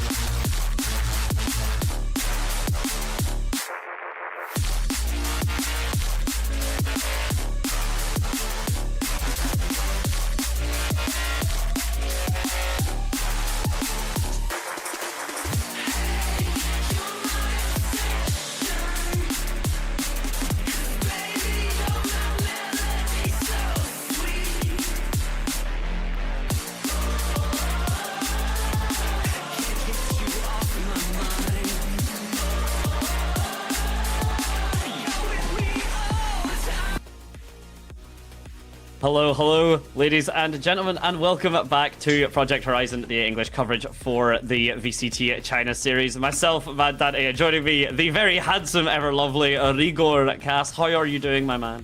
I'm doing great. I'm super excited. We started Kickoff yesterday, and today's games brought the level up to a different standard. So definitely super excited for today's games. Oh, absolutely. And we've got a good send-off for it. The last of the upper bracket round 1 will be off in just a moment, and it will be Titan Esports Club versus JDG, and there they are up there. So the winner of this will be going on to face Dragon Ranger, DRG, and then that will be, of course, the upper brackets finalized, and then we will get really into the nitty-gritty. Teams, obviously, that then go from there will be in the middle bracket, the lower bracket, which we can cover forward. But first, we can get right into the lineup for JDG. Yeah, I think the people that stand out to me the most here are G. G was a player from Ascension, I think, from one of the rosters that made it to the grand final, and G's someone to keep your eye on, because I think during group stage of Ascension, they had 300 ACS on average. So definitely a massive shooter to keep your eyes on for the side of JDG. Yeah, JDG have a little bit of a change up because G, kind of, tried and tested, has been there for a while. Coconut, a new addition to the roster. We might be getting to see them coming through as well over the course of the series. So JDG has had a little bit of a change up. Not as big of a change up, though. We should be getting onto them in just a second. The men at Titan Esports Club, the biggest deal that Titan Esports Club have, they have lost T-Virus Luke. He has decided to retire. So he has been, of course, no longer on the roster with that, and we'll see how Titan Esports really adapt to that, because he was known as kind of close to the player for TEC. Yeah, I think it's also when you lose someone due to retiring, you lose a lot of veterancy and a lot of culture in your team. So definitely going to be a bit of an adjustment for the side of TEC, see if they're capable of making that long run. But I think the side of TEC does have an ace in the hole. They have Haodong, the head coach from EDG's championship winning run. So the one veteran is leaving, the one veteran cycling out, but another veteran and someone who has the capacity for victory and has tasted victory before is coming in. So yeah, as we get into the Trace Esports side, yeah, you see Coco, Dynamite, Lucas, Haodong, and Abo going to be making a complement for TEC battling against JDG today. Indeed, and yeah, that angle of angle of veterancy, as you said, Haodong at least going to be keeping that alive, and we will now have to see how the roster reflects it. We've talked a lot about it before, that VCT China in particular as a region seems to be more star player reliant, and I can get back to that in just a moment. JDG,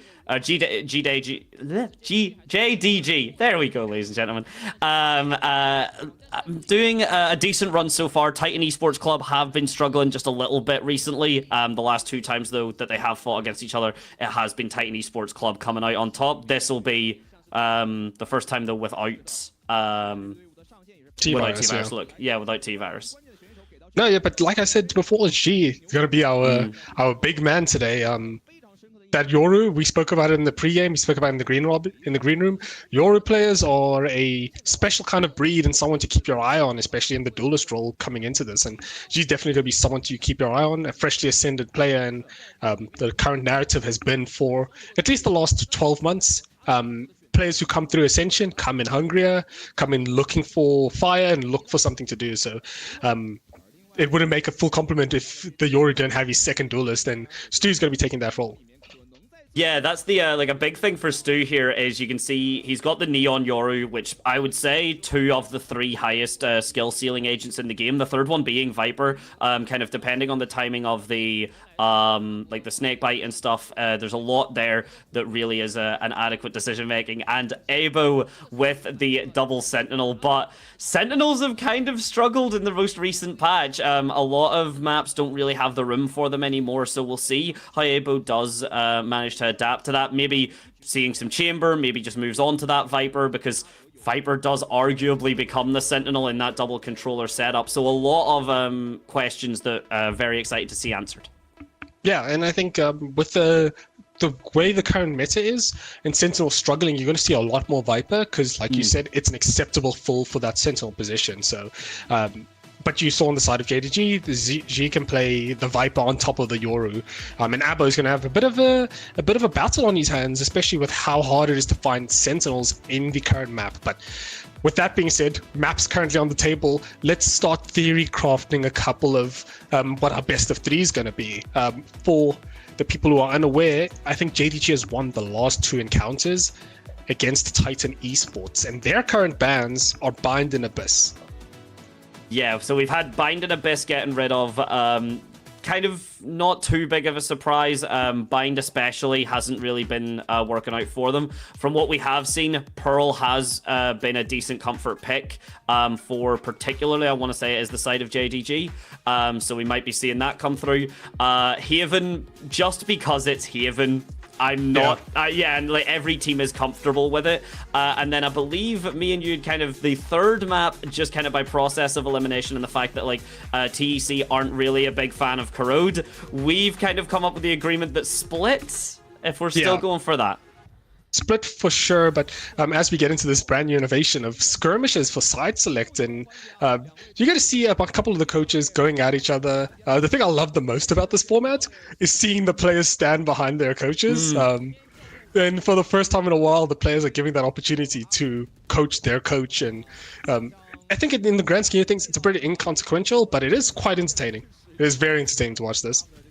It's entertaining, and most of the maps in the poll, thankfully, aren't the most polarizing. Bind is really the only one that does have kind of a larger reach out towards the defender side than the attacker side, just because pushing out of hookah is still a pain on that B site. So that's, again, a factor sometimes of why Bind does just get banned, is if you start on the attacker side and you either struggle to build the momentum or, you know, you can't really keep the composure going through, that's half swap can be very, very detrimental to you as a team.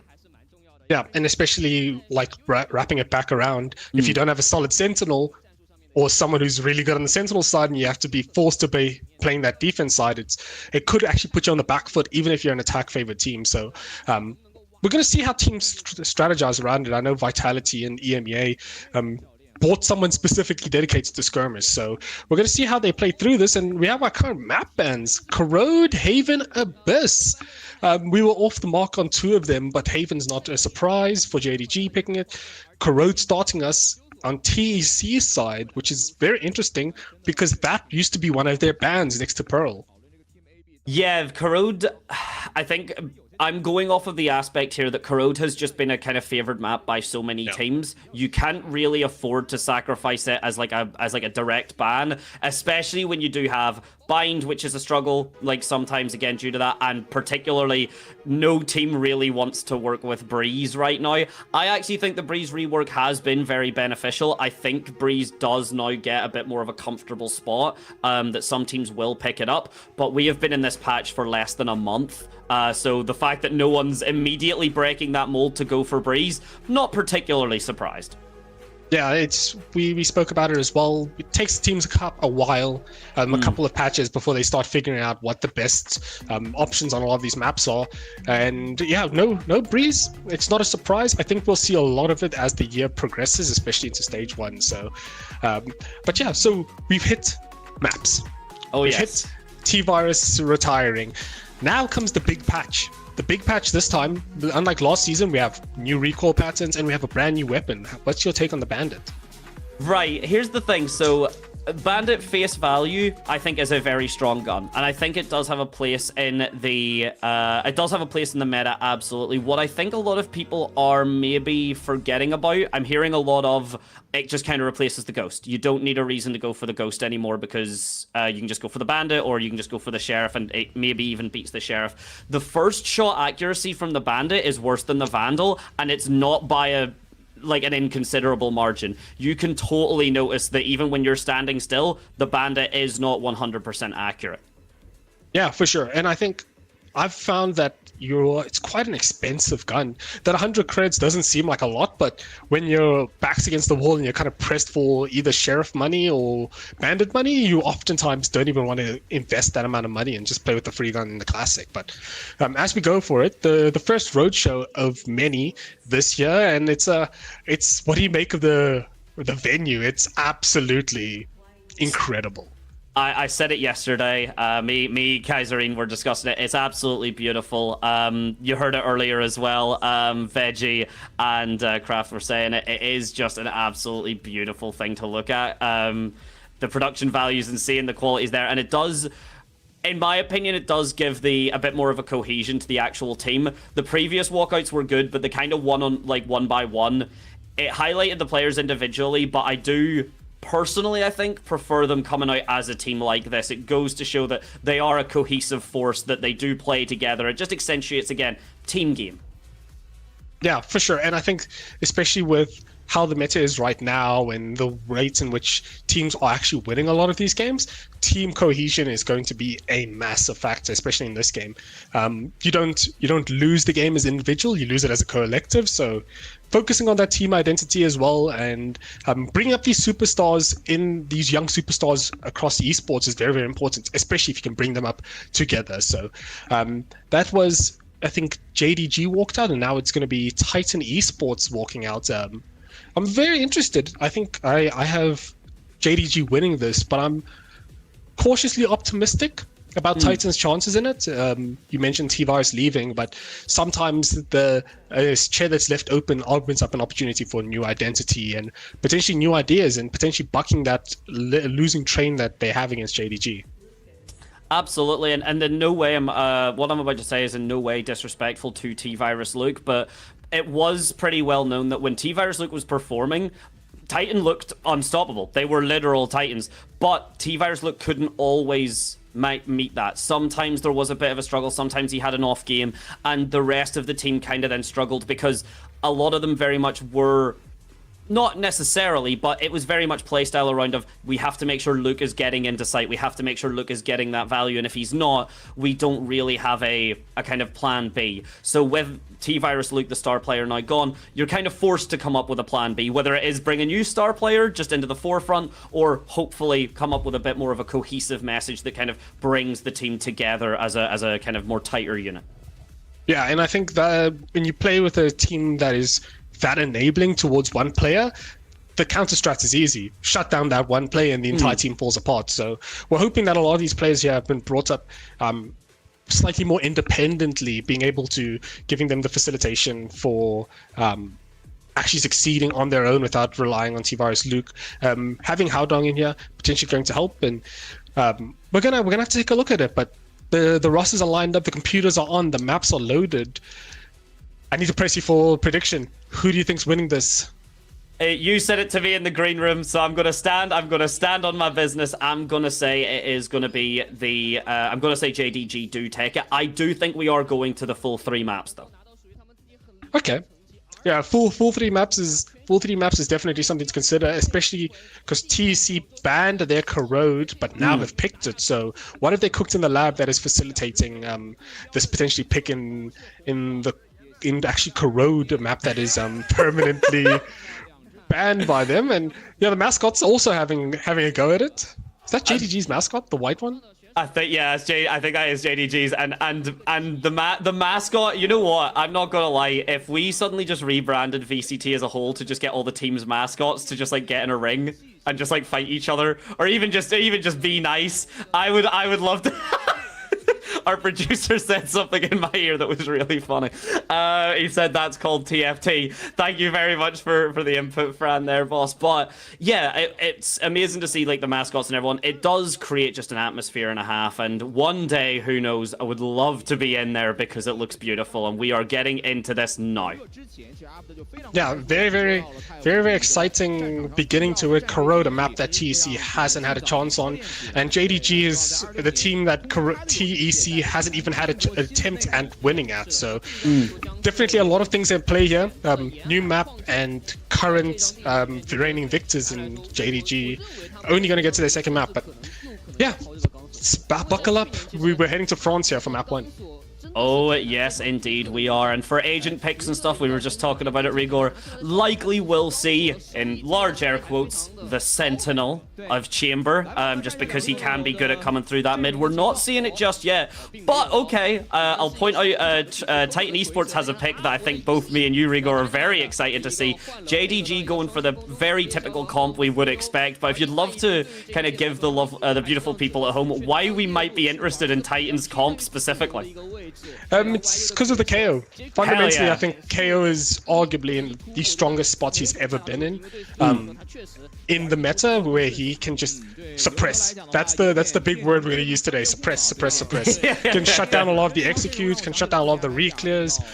With Initiator Util being more valuable, if you get suppressed out of your drone, that's a problem. You don't get the complete info that you might necessarily need to formulate good game plans. But KO plus Waylay is definitely going to be a combo we should be taking a look at. That refract, light speed, saturate, refract is a hell of a combo when doubled up with the flash. So yeah, absolutely. And again, the best players, the best teams, you'd mentioned this in the green room, Rigor, that like maybe flashes aren't actually as valuable just because people turn them, and that's an absolutely great statement kind of individually. It's why like Phoenix, basically you can't play him, and Yoru has struggled a little bit with his blind side because the flash, you can't do it like out of his ult or anything. But if you've got like a Waylay up in the sky that you're trying to shoot while she's refracting, and then the KO flash is behind her, you have to either take the fight against the Waylay, you get flashed, she drops and kills you, or best case scenario, nothing happens, the Waylay still refracts out, and then she's alive. Yeah, and we're going to see how that works, but that requires the team to be very, very off the mark. You're not going to see that often in pistol. You kind of want to be playing a more belabored, slow, and methodical pistol round. And it's going to start off with a seemingly split solo 1 mid. Shots fired, none find purchase. G still hunting for that first kill here.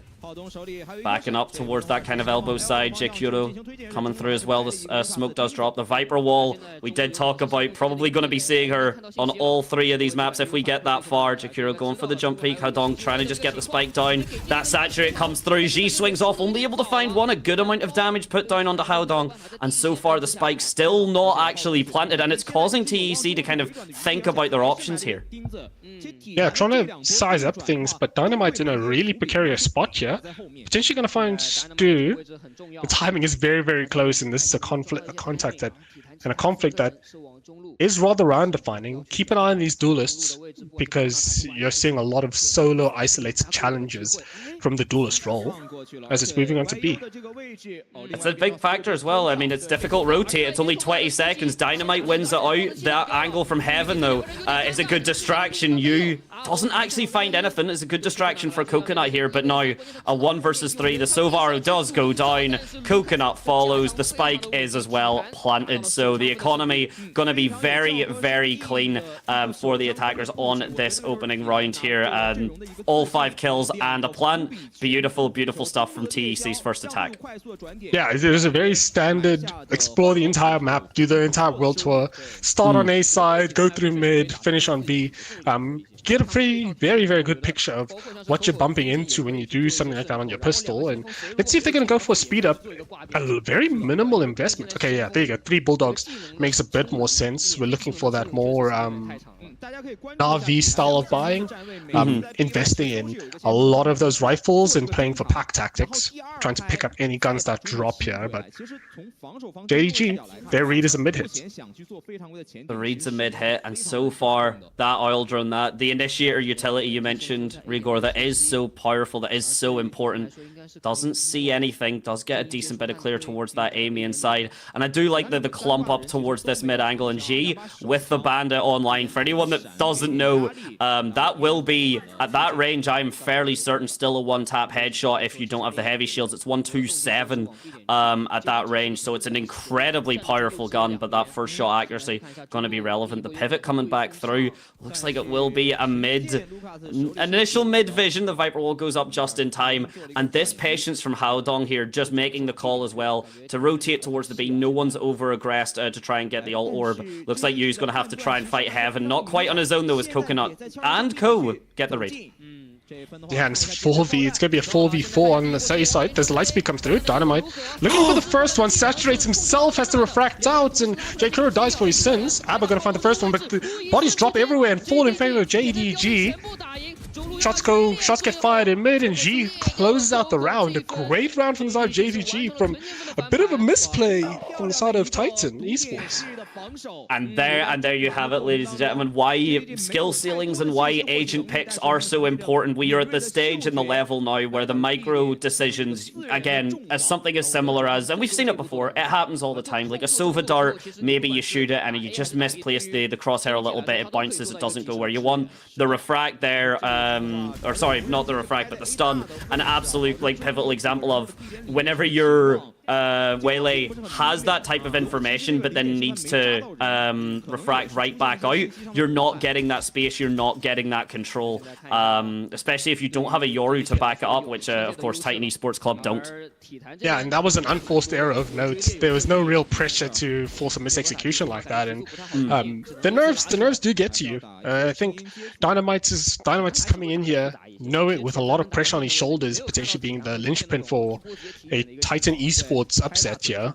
And the nerves do get to you, and misexecutions like that are gonna pop up occasionally. And it's gonna be a matter of what team makes the least mistakes. As a mid hit into A, and A split on the horizon here. Very much. Some would say they're coming up with a project on this horizon. I'm sorry, I seen my opportunity. I had to. Shameless plugs and all that. But it is going to be an A execute regardless. Looking very comfortable. The paranoias coming through, just meeting each other. The KO nade as well. The frag nade going through. That hole in the wall for the snake bite comes through. An excellent little trade there though for Dynamite, especially on the economy. Coconut swinging through the Viper's orb though. Still such a powerful piece of kit, even after losing the ability to be picked back up as the spike ticking down in TEC now need to hold. Yeah, and it's a very solid hold from the side of TEC. The only thing inferior here is the weaponry, but Haodong in a position where you can trade from multiple angles. Any short presence as ticks down to 1 HP, spam lands. Abdo going to find the first one. And the spam's going to come through, and JDG looking to make this play spoiler here. Find the first one. Abba 1 HP. Shots are preordained, destined, and he gonna fall to JKuro. I think he has the spike. I don't know if he has the defuse. He's got it. No, he's got it. He's gonna be very close. Yeah. He's got it. Yeah, it is close. Probably about under 2 seconds, I would say, but he does have it. But let's face it, Rigor. You can't really, other than just a round win, obviously. That went as well for Titan as you would kind of hope. You've got 4 frags, you've got the spike down, everyone died. That's a very, very solid way to keep your economy looking clean going into this third round. Yeah, definitely.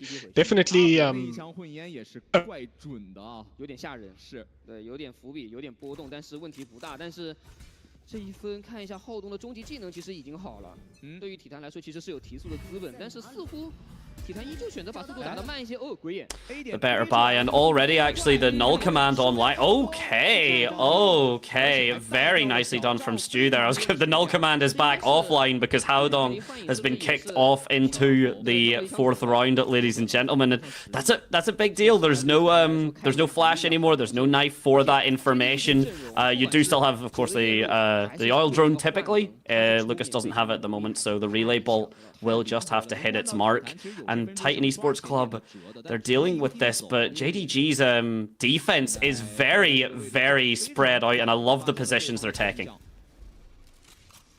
Yeah, I think they've learned their lesson from the couple of rounds, that moving around and playing that pack tactic idea.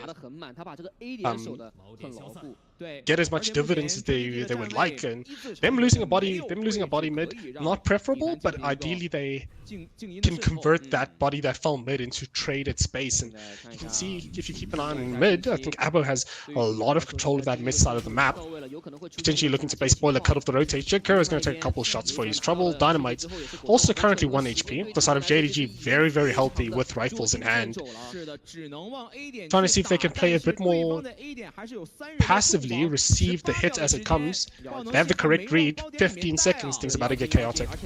Oh, things are about to go wild here, Igor. Shock darts, paranoia's come through. The spike is tapped. The spike is actually going to be stuck as well. Lucas being allowed to get that down here, but it is the swing out from G and Co on this angle. J Kuro, the first to fall from Dynamite. G actually having to push back out, uses the blindside, picks up one, only going to be found for it. The backup though in this angle from Elbow, very, very solid. The sonar dart, a little bit of a scan, so Stu's information has been given away. Not going to be too much used off the back of it at the moment. The refract popped. Spike now being tapped. Coconut actually just looking away, trying his best. Has to jump off, so it hasn't even been halved yet. Coco with the low HP, playing it very patiently, but Coconut is able to crack Coco himself. 2 headshots down, a spike diffused, and a very clean defense from JDG. 而且其实我觉得目前这几分看下来，JDG 的防守策略其实已经非常的明了了，就是我可以战略性的放弃一些位置，但我回防的时候一定是要处于一个有利的交叉枪位的。Elbow 的方向跟法尔华出生点的方向，这2个点如果进攻方在后续的分数里面没有办法拿下来，依然会面对对方反复非常有力道。And that's, I mean, at the end of the day, we are at this place we've said, the micro decisions. Do you panic and swing too quickly? Do you not have the backup from your team? All of these can be the make or break here. And with that, the Stinger Guardian buy is a bit of a force up, but this is why that that previous round that we mentioned going as well as it did for TEC is still a factor, because they can do this Stinger Guardian buy and then buy up for the 5th round, even if they lose this, which possibly is going to be the case. The Sova drone goes up, forces G out, the gate crash happens, and now a 5 versus 5 retake. Well, it's going to be a delayed lurk from you, but he will be there eventually as Night falls onto the site. Yeah, Nightfall catches loads of damage, but there's no movement. I think they're expecting a counter Greg or Gress. Oh, the tail, yeah, the KO, sorry, the KO ulti is actually running, so they can't even go in if they wanted to. They have a clear picture of what's happening. They waited for smokes. Smokes saturate, refract, full paranoia, and blinded. Stu's gonna find the first one, and TC gonna trade that out summarily. Luke's gonna find with their ulti, and J Kuro finds 2 with his gun. 2 HP to his name. He taps on the spike. The first one's going for it. Wyu finds a kill.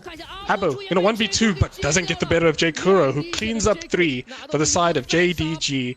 A spike gets defused at 0.09.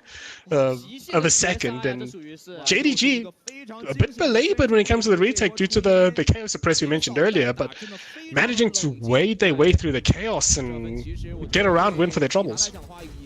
And that's a lot they work with there. I mean, you've got Lucas, the Hunter's Fury gets popped as well. So many people on really low health, they just couldn't quite get it. And that's the difference between having a Stinger and having the Phantom, having the Vandal. You take those engagements with that, you're going to, you know, 2 HP isn't going to be 2 HP, it's going to be 0. You're going to get the frags that way. And it is a very clear indicator of just how relevant that buy it can be. But it's a fight for the mid so far here, and I mean, this was Titan Esports Club's pick, remember, so JDG holding as fast as they are and holding as kind of firm that they are might be causing some issues for Titan Esports right now. Yeah, and I think a lot of the problems are going to come down to just how are they managing all of their util. They have so much util initiator side. How do they manage that going to post plant? Because they're getting sites relatively for free and unencumbered, but once they get to that site, it's a lot of just 5v5 gunfights that they're losing. And you can see that the whole tier happened, waiting for that second wave of util or even more options to present themselves. Waiting for the Viper Wall, the Sova Recon Bolt.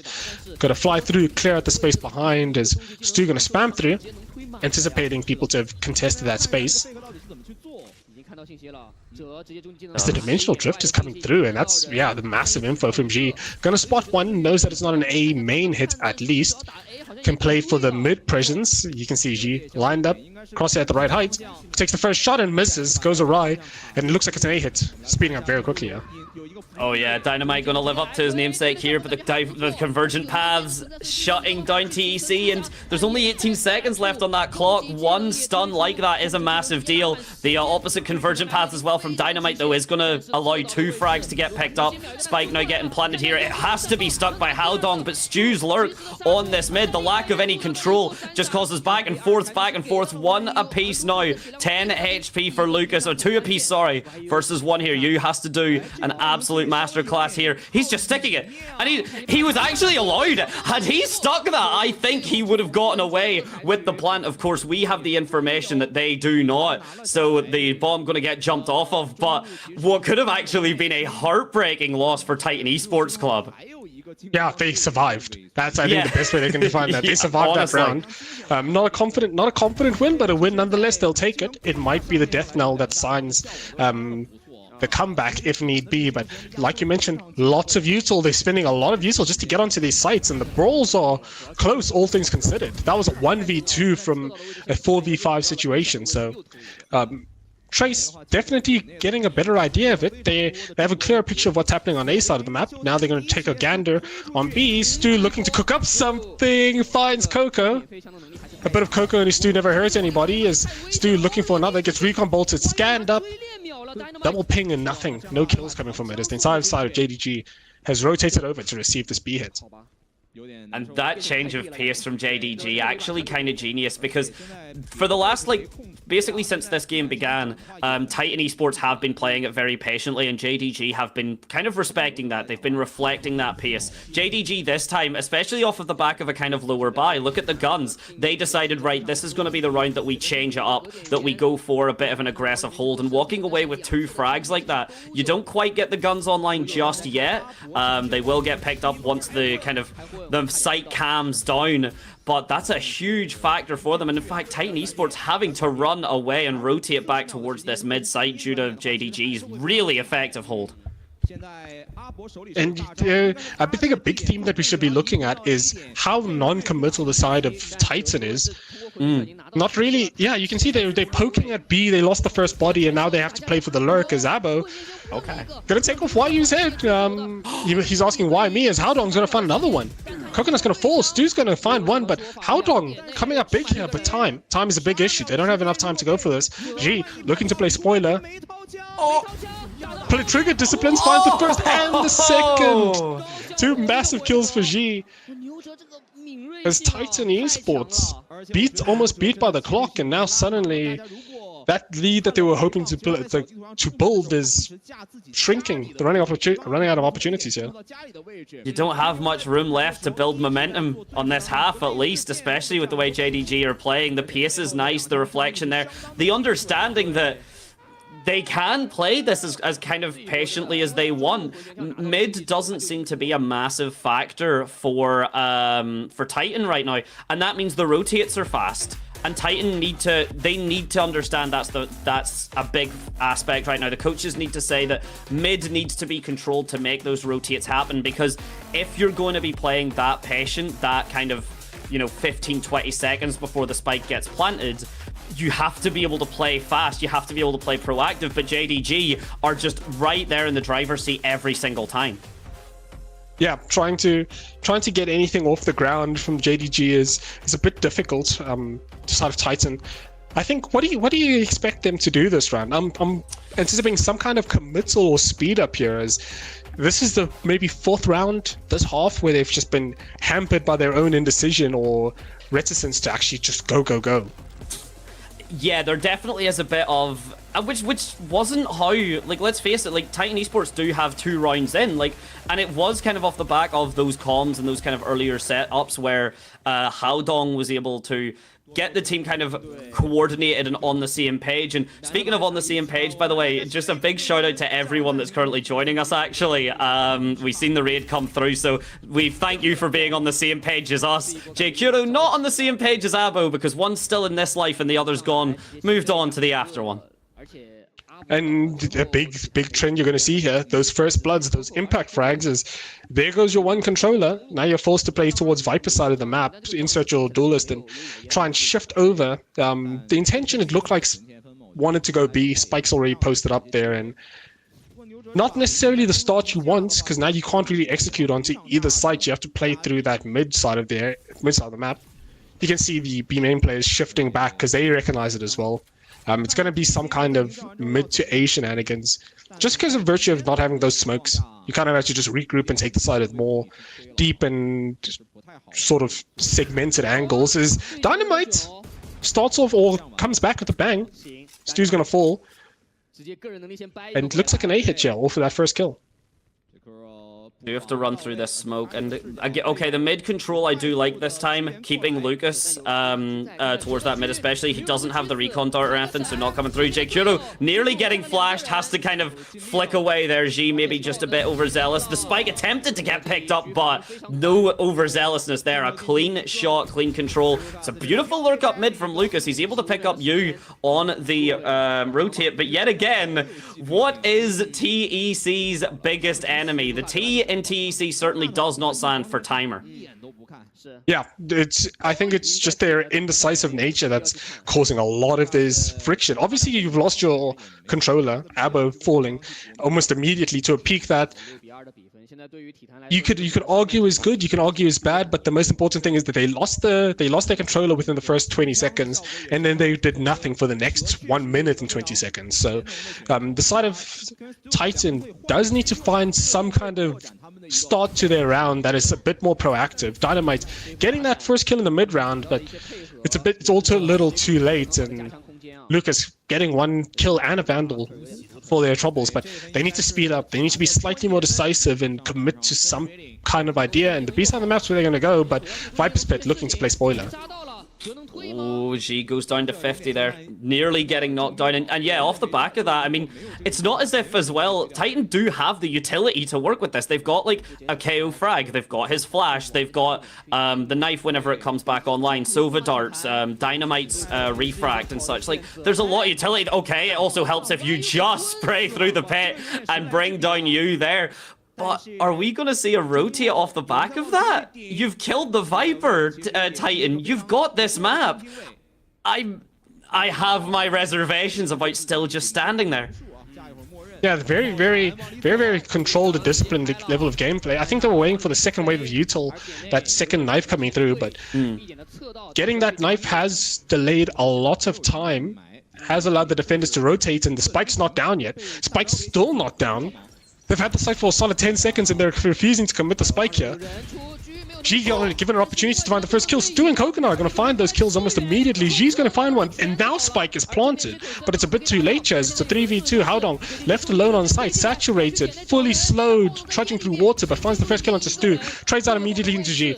3v1 or 2v1 in the Yoru cloners. Coco is going to find one, but G closes out the round with his third kill. It's Titan Esports. It baffles the mind why they're going so slowly, and they suffer because of it. That's so right. Like, let's take that round there, right? If you didn't know, like, the initial frag went Haodong's way and that you dies in the Viper's Pit, you would never have assumed that that was a retake. Based on everyone's positioning, by the time that like the fights really started to begin and the spike going down, you would have just thought that this was just a fight for sight. You would have genuinely just thought that JDG had been here the whole time, but they hadn't. They had one member still left alive after you fell. That was the Yoru. That was the Yoru from G. Everyone else was still needing to rotate, and yet by the time the engagement started, JDG were there. The spike, again, needed to take that long to get down, that you're having to take those angles yet again as if you're taking the first fight and not taking them proactively. So that's very much Titan Esports Club's biggest flaw right now. Who knows, maybe in the defense side, they could do something different. Look at how different that was night and day from Dynamite. Yeah, very explosive, but he gets shut down almost immediately by the operator on G. G flashing his way back onto the angle, Dimensional Drift, looking to hunt down the side of Titan Esports, see if he can reveal anything. Saturated, full, stunned, and falling in slow motion is the side of Titan Esports. It's a slow motion fall, but whenever that bullet hits you, you hit the ground well hard, I must say. The difference there, G seeing the angle through the wall. Haodong, though, perfectly played off of an excellent swing here. The timing from Coco, or from JKuro, sorry, finds Coco. Haodong, though, immediately answering back. And for once, Titan Esports Club, all of the back of simply, wow, the spike hadn't actually even been planted after all that time. But after all of that, All we needed was one quick light speed, one quick dash into the site from Dynamite. Yes, he gets traded out, but he still gave Titan Esports the control of the site to get the bomb eventually planted. Yeah, and they, off of being more proactive, win a round. You see, like, it's just that you have the capacity, they have the skill, they just don't have the confidence right now to just go for it. They are turning up now, but the score is 7-3, 10 rounds have elapsed, and you only have 2 more rounds on the attack side of the map. You're hoping that proactivity doesn't bite them come the turn of tides, come the turn of half when they start defending. I mean, it's a scary aspect. It doesn't happen too often, especially at this level of play, but we have seen teams before, even at this level of play, they're playing attack very passively and defensively, and then they play defense very aggressively, and then make a lot of mistakes because of that. Speaking of aggressive defense, G manages to pick up 2 with the judge. Gate crashes out, no concerns there at all from the KO nade. A beautiful double, and JDG adapting to that aggression that Titan Esports has shown. And it pays dividends. I think they're 4v3 rather. As JDG only lost Stu in that little bit of a scuffle there, as G managed to TP out and completely obfuscated by the corner. As things quieten down once again, as Titan struggling to find a way, juggle the gun away, but waiting for that second wave of util, it seems. I think Coconut's going to get their reveal first, and they're going to see them with their eyes before they even get the chance for that cooldown to come off, to be ready to evade itself. There's 40 seconds. 40 seconds is ticking on the clock, and they're still holding shift in B main. Howdong's picking up the pace a bit, trying to navigate its way over to A as all eyes on Coca. Coca gets a kill here. It's massive for the purposes of the retake. It's a big deal either way. It's good mid control as well. I did ask Titan to be a bit more wary of that. Jakiro having no idea that someone's going to be waiting for him there. Walks right in to the jaws of that snake bite. And with 3 players left, a long rotate necessary for anyone that still hasn't been told this. Even Abyss, even Breeze, Kuroda's still the longest rotate in the map if you don't have mid control. So thankfully for JDG they do, but with the guns looking the way they are, it's looking for Titan Esports round to lose. That's 1 mech at a second. Coco looking so tasty.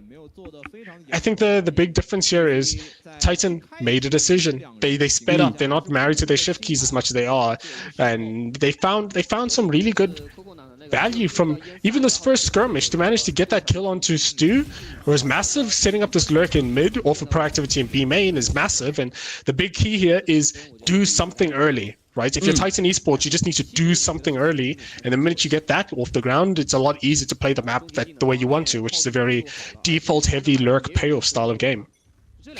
Especially for this, because again, for anyone that maybe missed it or hasn't just looked up at the top left of your screen, this is, Titan's pick. It's usually a bit more kind of often that they are playing the aggressive style, making something happening here. Rigor, you've asked, the null command comes through, you already fall in the flash up above the wall, and the light speed, it doesn't quite work out this time, but I love that we are seeing that cohesive kind of push come through. Jake Kuro's positioning is found because of it, and it's an excellent engagement from Titan Esports. G with the flank, but Coco realizing someone may be behind him, gets that creeping feeling in the back of his neck as the hairs stand up, the 180 in the frag. If Titan Esports had been doing that earlier, we could be seeing a completely different half.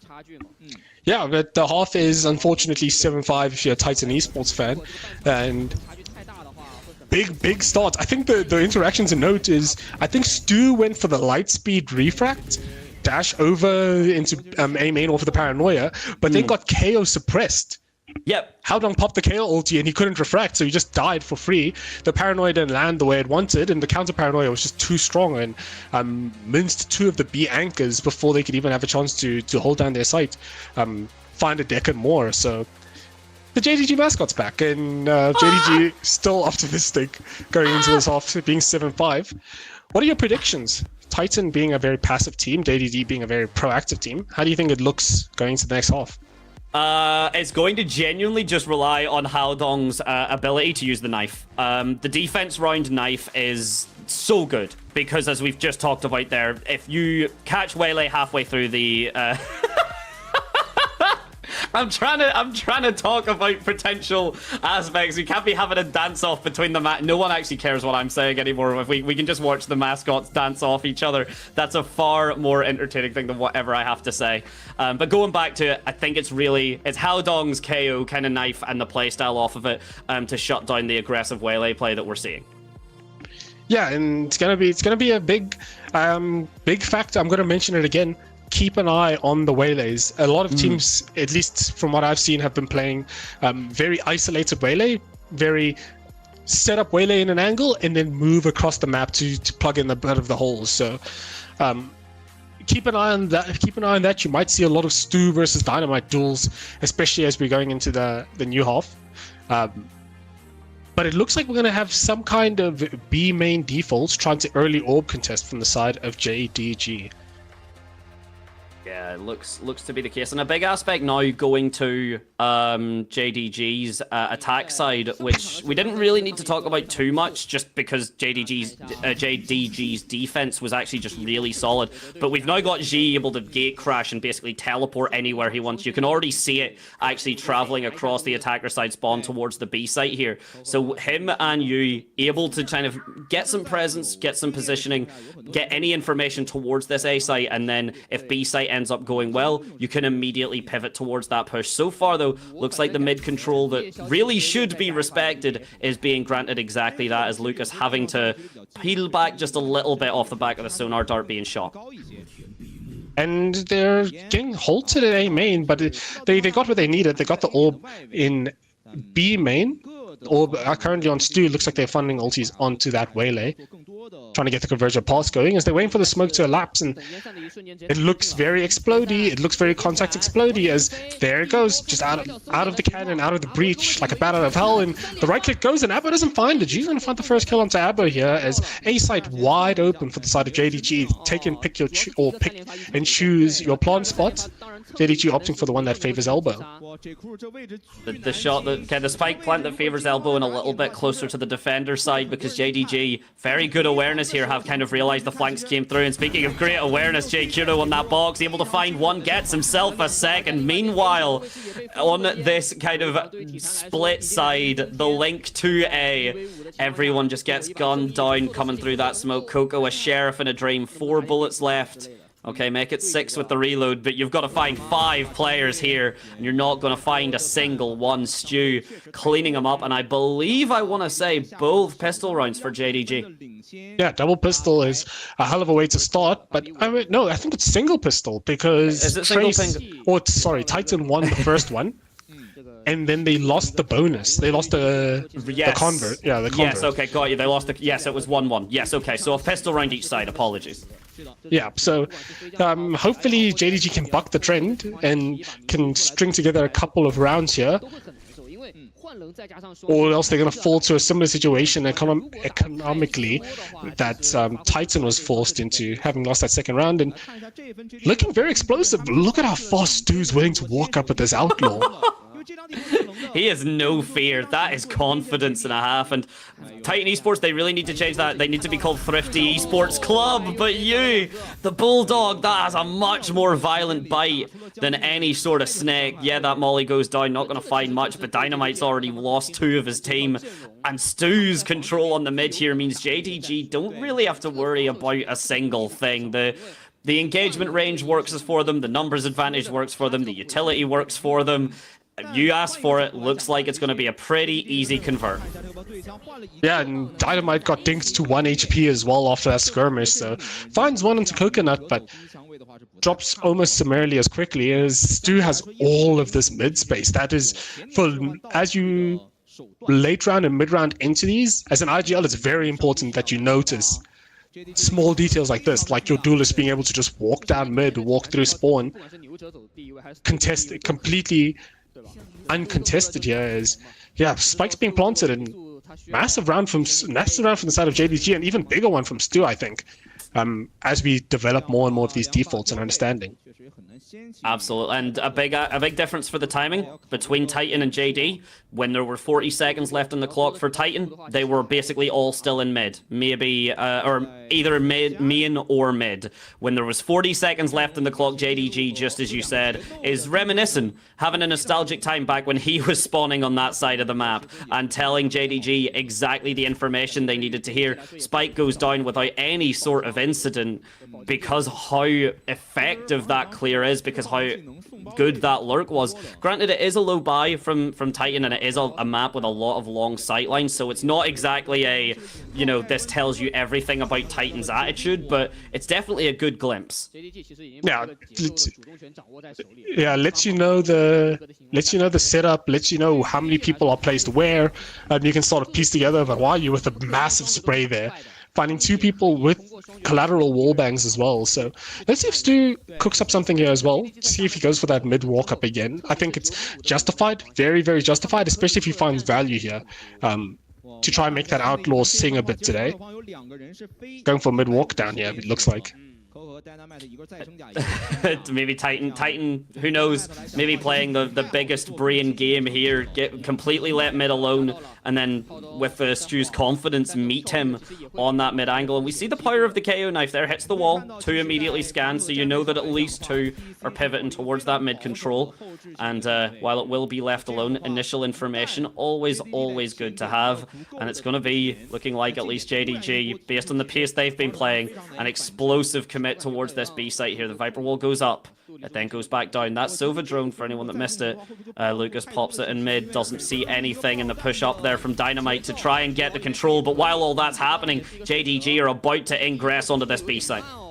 Yeah, the double light speed is going to go through with the Omen dark cover and trespass, or the Omen TP, looking to get a spike down as fast as possible. I think someone, why you dropped the spike when dropped, yeah, when they died, but spike's still going down. 40 seconds on the clock, a bit more pacey from the side of JDG, looking to aggress into this elbow side. Coco and Haodong ready to receive, and G takes their lives summarily.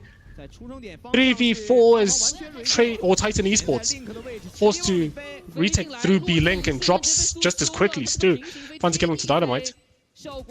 Yeah, not looking good for the side of Titan. That's a light speed into the next round and nothing else there. That Guardian shot was just clean, and that's double digits. This is looking scary for Titan. For this map pick, and I think Rigor, I think you asked, you know, do they have something cooking, because this is your initial map pick so far. That's crazy. Yeah, like that's a crazy spam. It was bonkers stuff from them, but this looks like JDG's map pick, not the other way around. Yeah, definitely. I think they're in control in a lot of things, and the big word. Ooh. Yeah, 5,000 total kills from the side of JDG, and it's a hell of a way to go through. I think the newcomer NG, coming from Ascension and partaking in 5,000 kills, make that 5,001.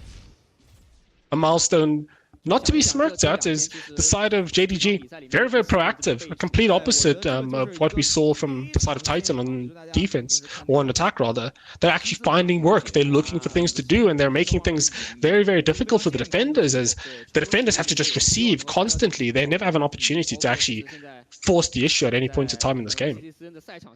Not really at all. I mean, even this, like, Haodong at least has got the kind of that push up to mid, and I do like the kind of 180 angle. Coco waiting to see if there's anyone coming through in the B flank, but JDG have been playing just so fundamentally solid. They get a frag, they know the buy is low, they all play together, the flash gets turned, the gunfights are going, and even though Avo and Lucas are waiting in that smoke, as you said, to receive the members of JDG, they will fall and crumble. It's a nice shoot back from Coco, but let's face it here, 3 versus 2 on the economy that we're currently looking at. Okay, 2 versus 2. Maybe hush my mouth, ladies and gentlemen, as the post-plant spike ticks down.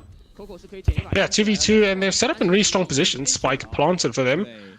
There's the side of Titan. Coco and Haodong having to do a bit of work here just to get into the area, but the poison cloud gonna obfuscate enough, gives them the space to work. We're just waiting now. Oh, it's the flash. There's the stun. No one's sticking the spike though. It's ticking down very difficultly. It's Haodong, a 1 versus 1, and Stu just holding steadfast. Look at that. The aura is farmed, and deservedly so. A very nice hold from JDG. They just look unstoppable right now. Yeah, that's an insane first blood, and they weathered the storm pretty well. There's a bit of a miscommunication towards that mid round. Coco dying and YU. Coco finding 2 kills there was the result of a miscommunication, but calm and steady slows the approach for the side of JDG, and they're leading. 2 more mistakes for the side of Titan gives JDG the first map pick, but at this rate it's unforced errors. JDG is just running over them with how explosive and proactive they are. This is for anyone that kind of caught the series yesterday, with myself actually. It was one of the aspects that I was pretty critical of FPX about, was that we were kind of just talking about them making mistakes. Me and Kaiserine were saying it was a lot of kind of mistakes that they were making, and Tyloo played incredibly, don't get me wrong, but it was very clear those mistakes were being made. This is a bit more of just JDG are just playing so compact, so concisely, so confidently in their calls. There's no indecision, there's no disagreements. The executes are thought of, everyone knows where they need to be, everyone knows what utility is required. JDG just looking so comfortable on this first map. Yeah, and it shows on the scoreboard, it shows in the kills to deaths, it's just absolutely everything, and they're finding value without that second initiator. The side of Titan playing for that double initiator, giving them a lot of options, but the side of JDG minimizing the amount of options they have, but making up with it like with good game plans and good ideas about how they want these rounds to go. And it looks like they want this round to start off on A, favor towards A, but Abo smoking them off, trying to obfuscate the sideline and controlling this orb, but big contact's going to happen here. Your TP going to jump spot and see Abo there. I do love that even that kind of folk plays like a Sova drone. Like we were talking about this earlier, I think we did mention it, but like you've got Waylay to dash in for utility, you've got Yoru who can kind of jump in and get the close. Oh my days, Abo's just been absolutely melted with the utility there. He does hold his ground as best as possible, but not much more going to happen. A beautiful flash. I don't think either of TEC members there actually were able to turn it, but a very patient, very slow method from G there, just enough to kind of cause a bit of damage, cause a bit of drama. It's this mid hold from Haodong. This could be the beginning, middle, and end of everything here once this Viper Wall falls. Yeah, Haodong recognizes that the Viper Wall is very precarious, is almost caught in no man's land. Jump spots, finds 3. Oh, Flash doesn't make it all the way through the roof and he blinds himself, but it's okay. Haodong, gun in hand, ready to receive. Receives G, finds the first one. Gonna get fair crowded, and he's still okay as Lucas with the Odin sings loudly as this god finds judgments as YU. Finds 2 kills here onto Lucas, but no control of the spike, not enough time to even get to it. Looking for damage, looking to see if they can get anything done. Saturate lands in front, shot's gonna ring out. Haodong's gonna fall, but not enough time. It's Dynamite gonna manage to get out of there, and Titan found around here from the they braced quite well, received quite effectively, and traded even more so. I think Abo getting that kill is a massive godsend. Takes up that dive potential and dive threat. Yeah, no, that's all down to Abo there's play. This was a nice little setup there. That little crossfire from Haodong and Lucas, that cannot be kind of overstated. But yeah, very insane work there just to be able to hold your own. Yeah, you die, but you dealt with what? Yoru Flash, TP, Fade Hon. I think the Saturate also did hit as well. Like, Abo really did kind of have to take the entire brink of the kitchen sink there, and we need to see this now translate into momentum come through. JDG want it ended. The Nightfall comes through. The light speed does go through there. The Refract as well, trying to find a mark. Lucas trying to slow things down with the Hunter's Fury. Some decent damage being done. And JDG looking a little bit more like Titan Esports in this time. But Titan Esports had to use a lot of utility to make JDG look like Titan was. Yeah, just to dissuade them from even going there. The Hunter's Fury had to be committed. So many pieces of util had to be committed as well. The Omen Paranoia contributed to that as well. So they're using a lot of util to dissuade them, but it looks like it didn't dissuade them enough. an A split on the horizon, with YU playing solo towards A side. Yeah, it seems like an A split. It looks like an A split. They seem very confident about this A split. A cut noise that Howdong's gonna actually reveal in B main that they're not there. He's actively jiggling to find this. Is the dimensional drift gonna be popped? Spots a Guardian, spots a Viper, a snake in the grass. His conversion pass lands, and G doesn't find the kill there. Dynamite's gonna trade out G almost immediately. Saturate's gonna land, slows YU to a crawl. As it's an A hit, 17 seconds on the clock, very chaotic. YU gonna find the first kill here. Coco trades it out almost immediately. Lucas contributes, and so does Stu. Finds 2. Abo.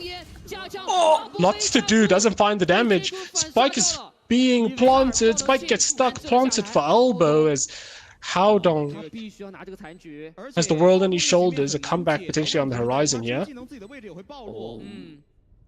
That's a very, very scary aspect here from Titan Esports Club. It's not over yet. Howdong can do this. Finds one. It's not the best swing from Stu. Let's face it. The flash, though, is very optimistic.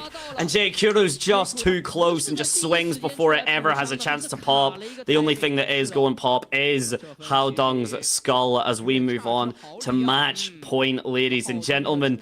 That was a clean retake from the side of JDG, but let's face it, a clean hold from JDG once the spike went down, but let's face it, a little bit of a shaky keep from the side of Titan.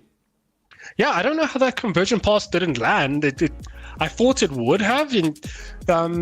This time from the coach of JDG, I don't know if he threw it or he's doing the timeout because he is panicking, or if he didn't hear what he liked throughout the round. It did seem a bit panicked. It seemed very frantic as well. The execution part of that play, I don't know how the conversion part didn't hit, but it did sign a bit of a death knell for side of JDG that was just easily recovered by the support players. So. Yeah, we'll see what the timeout is. The coach does not look like a man who's winning. He looks like a man who's very, very stressed at what he's just witnessed. So, yeah, that was like some aspect of it's good, but this is also what needs to be pointed out is Howdong is the KO is a fine pick, but the flash, you need to be so good with your flash setups to make KO work. The knife is a solid piece of utility, and yes, the null command's a great ultimate, but you can't play around an ultimate. You only get it once every kind of 7 to 8 rounds, unless you're just absolutely popping off. You need to be doing the flash plays, the set plays. It shouldn't have been, Dynamite dies and then Howdong goes for a flash on his own. It should have been Howdong, goes for that proactive flash and Dynamite swings off of it. Those are the types of plays and the pace that dictate a good KO versus like a great KO working with his team. And this fight for mid here could be the last one, as everything just back and forth at the moment. A B pivot towards this side, and yeah, we're gonna have to fight on this side maybe for the last time. Yeah, and it's an eco as well, the inferior weaponry, and having to do the pretty tall task of trying to hold here. As JQ is going to find the first one, JQ is going to find the second one, he's going to find the third one, but Abo plays spoiler, interrupts and interjects, has his own statement on the matter. This Viper's pit is going to be committed here. Spike has been planted. Stu playing on the edges, on the horizon of the Viper's pit. It's very, very sneaky here, but I mean, yeah, what can be done in terms of it? I've never seen actually that you could see through a Viper's pit like that. That threw me off for a second there. The run and gun from G, though, not going to be thrown off by the Sova drone at all. One player left. It's all Abo. It's all up to him, and it's just a touch too far, having to clear 3 players in a Viper's pit and still get the defuse. An unfortunate start for TEC, and may I remind you, ladies and gentlemen, on their map pick.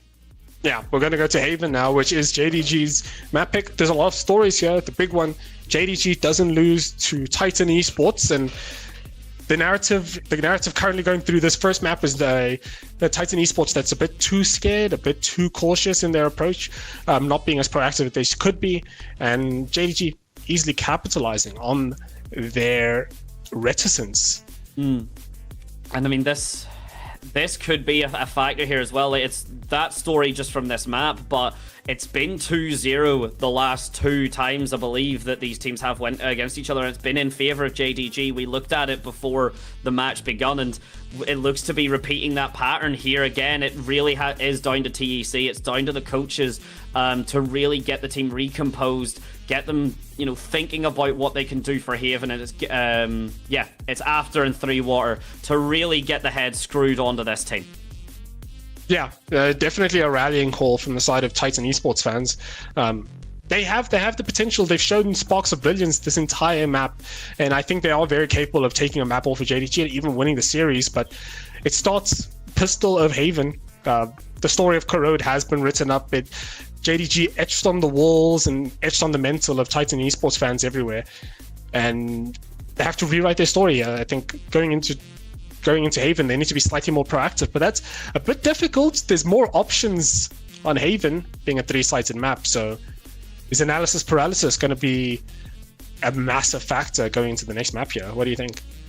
I think that was bars. I've never heard those 2 words used together like that. That was clean. I like that. I might steal that. That's exactly what I think, Rigor.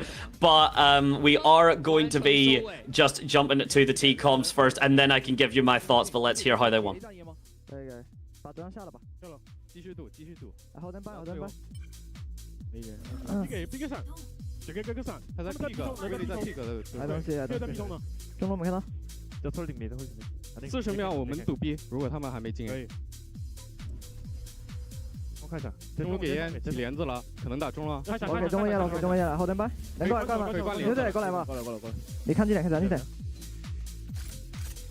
美国来吗？哎，来赌吧，要不赌 B 了。No, I think step B, I think go step B. Step B. 快！我给你们开场。你还有烟吗？我没，留眼赌吧。就1楼了，他给到了。让他退了，回来了，慢进来。8点，回去了，给你门口吧。来，加着，调，调，来一次，正中了吗？走，等一下。 我都听不到，还是好指挥，好指挥吧又。 Love the action from them. Just at 40 seconds, we stack B if they're not A. And who else really? You pointed him out, Rigor. One of the best players that JDG maybe has ever had. The man himself at G. Yeah, 298 ACS. This is someone that you keep your eyes on. Someone that you've been keeping our eyes on since Ascension last year, and average 300 ACS. And almost average 300 ACS on map 2 with a 2.5 KD, and G's going to be our MVP of map 1. I think relatively quiet at times, but the scoreboard doesn't tell any lies here. Gets that up online on defense, gets that rifle online on attack, and this man's unstoppable. Absolutely unstoppable force, and definitely another thorn in the side of Titan Esports as they try to refocus, recenter towards the next game. How do you handle G is the question you have to ask yourself. Yeah, that spray transfer was clean. The awareness is G has just been there for his team. Even that, just the run and gun, just disrespected it. Just run under the oil drone, get the kill, and we get to see more of a player breakdown as well. G rocking that 21-11-7, but not being the kind of star player that we'd been talking about earlier whenever we were looking towards Titan, because right behind him at 19-11 and 8 assists as well, you know, only 12 ACS behind him is Stu. Meanwhile, Titan Esports just not, unfortunately for them, able to reflect the same stats, of course. Yeah, struggling to find value. Howdong and Abo did find a lot of value here, but Lucas is going to be your ace for Titan Esports. Yeah, taking a look at it, they had 9 post plants on the side of Titan, and how many of those were long belabored rounds? Only 5 post plant successes, when in comparison to JDG's 100% success rate over 6 plants plus 1 thrifty. So a bit techie, a bit difficult for the side of Titan Esports to get any value, as that graph is insane. I don't know who that. I think that's compared to the average.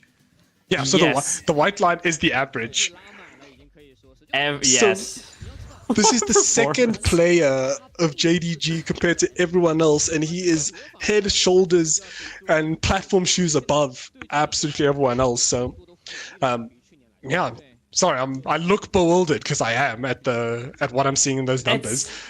I mean, Yeah, seeing it's those crazy. seeing those stats really does. Like, you watch the players and then you see that and you go, oh my days, to actually be able to put it into that kind of, just put it in such an obvious way, in a way that's so readable. But we are going to be cutting to a little break. Just before we do that, though, Rigor, you did ask, obviously, what do we want to expect them from Haven? Want to just be seeing a bit more decisiveness, but I'm scared that we will just see them kind of, I'm scared that we will see Titans stuck on, like, C long, not entering into B, stuck on Garage, those types of things. However, we will be able to talk about that a little bit more in depth just after this little break. Ladies and gentlemen, please do hang around. Of course, it does support the stream. We'll be right back with you as soon as we can.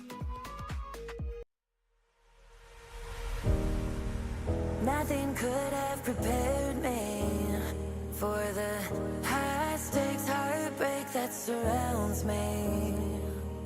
You want me, you won't let me go. So I burn slow. I can see you coming like a wildfire. I'm just a fuel, baby, you're the light.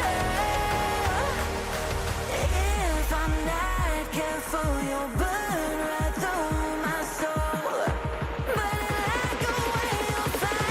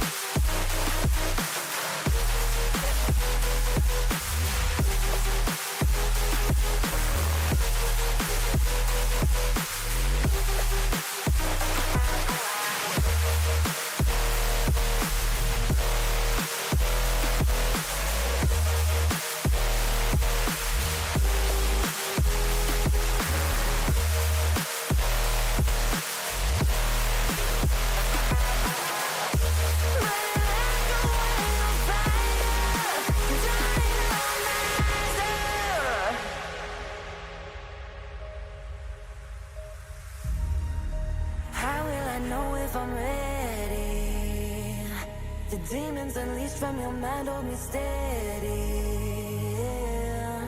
'Cause you want me, you won't let me go.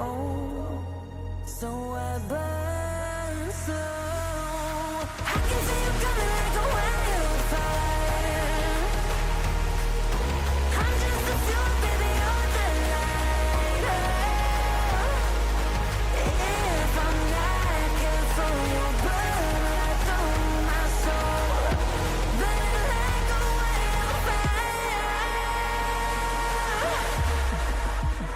Careful, you'll burn right through my soul.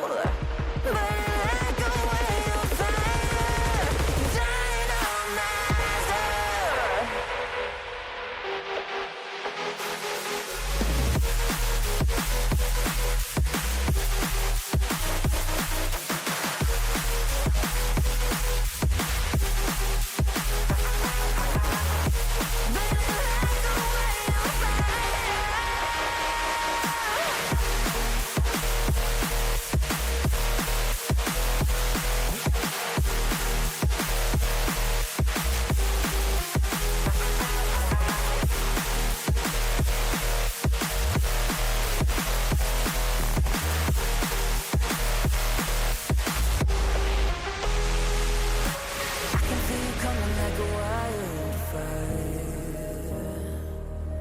I'm just the fuel, baby, you're the light.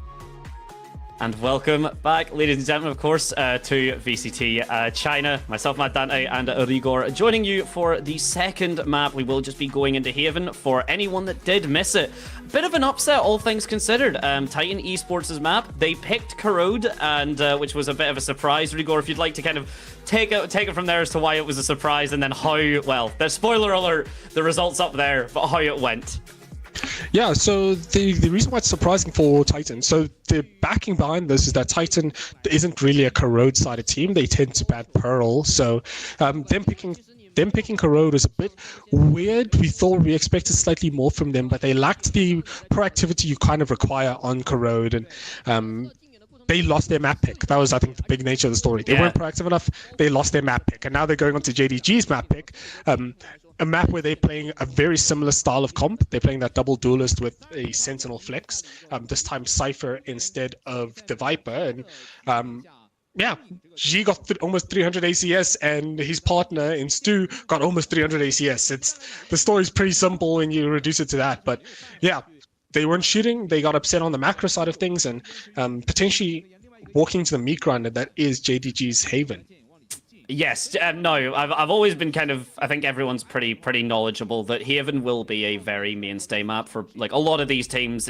I would be shocked if it ever does get banned by any team. Can happen, but it's very much a bread and butter. So many teams are comfortable. So JDG's Haven, though, is a bit of a different beast. They are very damn strong on this map. They are very, very clear about what they want to do, very cohesive about the attacks. And as the compositions go through, you mentioned it already, we've got that double duelist setup from JDG. We've got Neon, we've got Yoru. Meanwhile, it is just Dynamite moving off of the Waylay on towards that single duelist Neon. And then the Sentinels, a big difference, a Cypher versus Killjoy. We'll see how that works out for them.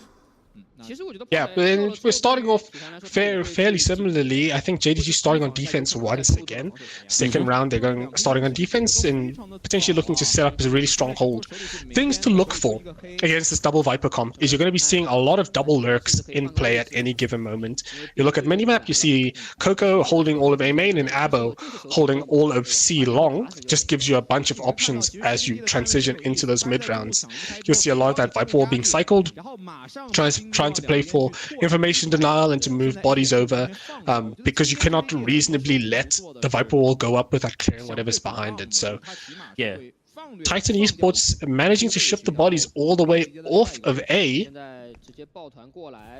as the Execute's going to pop into a uncontested site here. We're playing for retake, very first round of the game, very first round of map 2. Yeah, a very, very quick pivot there, exactly. A nice little read from kind of JDG that the push is coming through. They've now got this kind of sandwich setup that Titan Esports Club now have to deal with both of these sides. The paranoia you can actually see getting set up there by JQdo. Not looking like he's going to pop it in the end. It just looks like it's going to be a push. The 3 from long, the 2 from the defender side spot, and the Yoru flash goes up. The stun as well is good. The trades are back and forth, but having to deal with both of these angles. Look at how explosive JDG comes out there. Everyone's together. The slide plus the blind side from Yoru is exactly why that double duelist comp is so disgustingly difficult to deal with. Yes, Stu dies, but he got some information, he got the presence in, and JDG's voice already heard on Haven. Yeah, very, very strong start. And I think the big thing that you're going to be looking at here is those floods. Those retakes might look like they're starting off slow, but the minute that gets off the mark, that gets off the line, it's a very, very blitz style of a retake here. As JDG's going to win the first pistol here. They're currently 2 out of 3 pistols. Yeah, support the 3 out of 4? 3 out of 4, sorry. No, this is the 2 out of 3. 2 out of 3. I'm done. Yeah, sorry, you're right. 3, yeah. Sorry, yeah. Apologies. Remember, support your very VCT teams. Get the new classics out now. Isn't an ad, but is an ad at the same time. Yeah, there you go. Big deal. Meanwhile, while I can't do basic maths, ladies and gentlemen, I'm struggling to count how many pistol rounds there are. We're already struggling to count 2 players from Titan Esports Club that have fallen. Excellent use of the judge from for the defense there. Haldong, good push up through garage, but you're not going to give that away without a fight. Lucas as well then falls, and this is already looking a bit scary for Titan. They do look a little bit more decisive on what the play is. Now we just need to look at refining that, which is something that can absolutely be done either with a couple more rounds or a timeout if necessary. Yeah, but you don't want to time out too soon, because if you do, you potentially let the coach, who hasn't had much of a say besides the pregame, refine their game plan a bit more, and it gets very, very scary once they have a plan that they're very happy to stick with. So yeah, it's pretty formulaic. The team that wins pistols winning that first buy round just because of superior weaponry. So yeah, it's not a VCT China thing though. I mentioned earlier with the thrifties and how some teams do struggle with that, but nice that JDG kind of breaking that streak. Yeah, stringing together a couple of pistols here. And that's a judge on C long. Stu just sitting in the smoke, festering as it were, judge in hand. Trying to shut down that double lurk we hinted at earlier.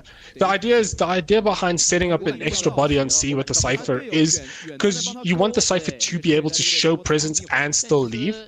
Without weakening your C side. So you set up that extra player with them on C. Setting up your duelist oftentimes misleads the attackers into believing that they see Neon, they see the stack. So joining through, clearing, G's doesn't get the better of anyone. Dynamite takes first blood here, and typical Titan slowdown here as they're moving over to C. Then she back into that judge. Straight back into YU as well. It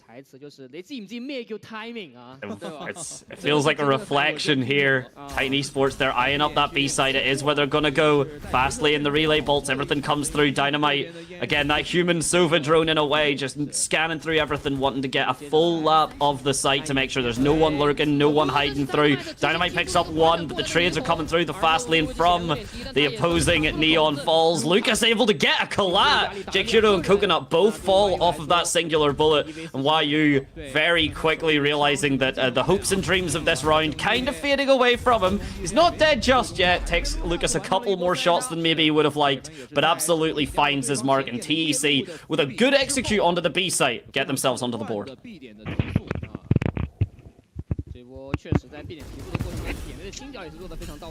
Get to have a look at it as well, just to see. Yeah, that angle there, you can see the opposing Neon attempting the same thing. Stu trying to kind of get that dash onto the site and then get the rotate, but when you've already got Dynamite there, you're not going to be given that same space to work with it. Sacrifices his life for it and loses that positioning for his team. So a very clean setup to go. A very nice start from Titan, and can they keep this momentum going? Because it looks like it's a C-pop here. Yeah, it's definitely a C-pop. Side of Titan looking very proactive here, trying to walk all the way, bash their way onto C side here as Titan finds the first 2 kills here. Yeah, this is just a bit of a good push here through. I like the disengage though. They've got the frags, and now it's up to JDG to kind of adapt through it. They've got 2 men down. The gate crash, I believe, is offline for now, so you don't even have to worry about G suddenly appearing back on the screen at all, which is a good thing if you're TEC. They're just recommitting back onto the B site here. The spike gonna get planted without very little incident, and JDG all members stacked towards that A link. A little bit concerned about the flank, as you can see. Coconut just kind of holding it down, and they're deciding with the operator that you're gonna have to just keep this safe. Yeah, the double-edged sword of buying the operator, or at least investing so much into the operator, is your money breaks around the operator when you're not winning, right? So you keep saving more and more, which means you don't get max loss bonus, which means that you'll be on a round eventually where your team is on an eco and you have the operator. If you don't die, then you don't have enough money to buy your team. It's just a chain of events that this Chekhov's operator, as it were, needs to start getting value at some point or another.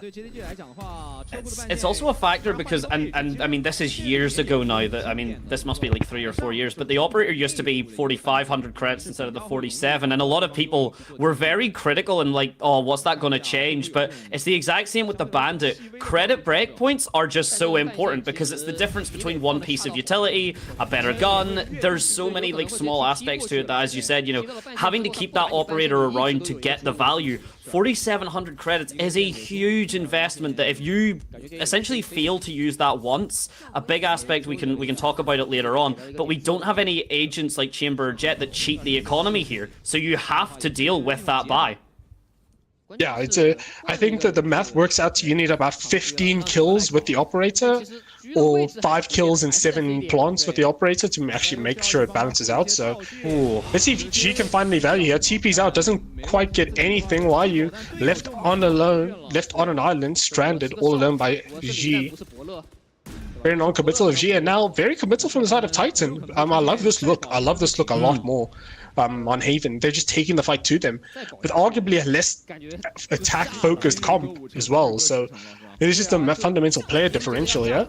Stu's trying to look for something up, is going to find him, catches him unawares, and yeah, this C retake looks quite dire. If you're the side of JDG as the TP goes through, Coconut's going to find one. Abo going to trade it out as well, equalize and stabilize a bit more as she once again forced to save this operator. And this is a big aspect as well, because at what point is the operator now actively doing you a disservice because you're essentially 4v5? Because your operator player can't push in, the angles aren't great for the retake, so then you have to keep saving the operator, which means you're down a player, which then just has a complete snowball kind of disadvantage style. We'll see in the next couple of rounds really how that is dealt with. You brought it up earlier as well about the lurks, which I want to just go back to, which Abo just did perfectly there. That Killjoy positioning is really nice, and you typically do see the Sentinel kind of lurk up towards mid to deal with like the rotates whenever the defense are coming through. What you can now do is you can actually get Coco to do that maybe instead. You can get your Viper, because she can still use the wall, she can still put that up. She lurks, and then your Killjoy is ready for a post-plant scenario. Yeah, and I think the one way to counter an operator like this is to just rush it down, and the side of Titan is doing that exemplary. Stu's going to find a kill here, but Titan's going to trade out 2 immediately. J Kuro with the op shot, Oppering's loud, and Wyu contributes to it. Lucas shuts down Wyu, operator still backside for the side of JDG, but the rotates coming through. Abo, that second lurk, paying off in the next couple of seconds as Coco potentially looking to contact. Coconut looking to contact, he doesn't check the corner, and Abo finds him, and that's just an operator in a 1v2 here. J Kuro having to try and find a bit more value here, can get spike denied. Sights in, crosshair is on, but doesn't pull the trigger, and Titan Esports Club pulling away here. On the back of some really good shooting. It's good shooting, and it is a bit more cohesion. The coordination's a bit more there. This was a bit fortunate from Dynamite, let's face it. G's shots maybe just not quite finding the mark that they would hope for. But this kind of control of the map there, Abo's really starting to kind of come into his own as well. A player that was showing up okay on Corrode, but wasn't really making any headlines, wasn't really kind of doing anything that was changing the state of the game. This time though, if it's just more comfortability on the Killjoy, more comfortable map, either of these options are there, but either way, it's exactly a comfortable pace, and JDG, not wanting to respect that comfortable pace, opting to try and meet them in their own spawn. Oh, Wyu's all the way up C long. That's massive information. If they're not C long, then they must be B or must be A. If they're not A main, it must mean they're only mid. So you can see the rotates coming through. G is already inserted deep into A main, but the side of Titan not giving anything for free here. Very well aware that it's an eco, so an eco protocol in action. Clear out everything. Don't over-aggress. Don't solo peek into anything.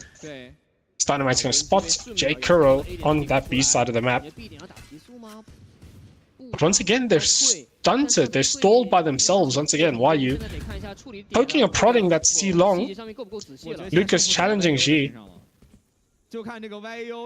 towards A main as eyes on Wyu. Can Wyu find something? Finds the first, finds the second. 2-1 taps at the Sheriff. Finds 2 kills before he traded up by Coco almost immediately. Spikes on C side of the map. How does this elapse? Oh, okay. Massive from Abo there. Stu just not playing tucked enough. But look at what's happening here. Look who's also waiting in the wings. It's J Kuro. 5 HP. The paranoia is really good. The Sova Dart as well. I believe that is going to get the scan. A response. Sova Dart from Lucas. It's a shock rather than a recon. The smoke is going to go down. Spike follows it. Coco along with.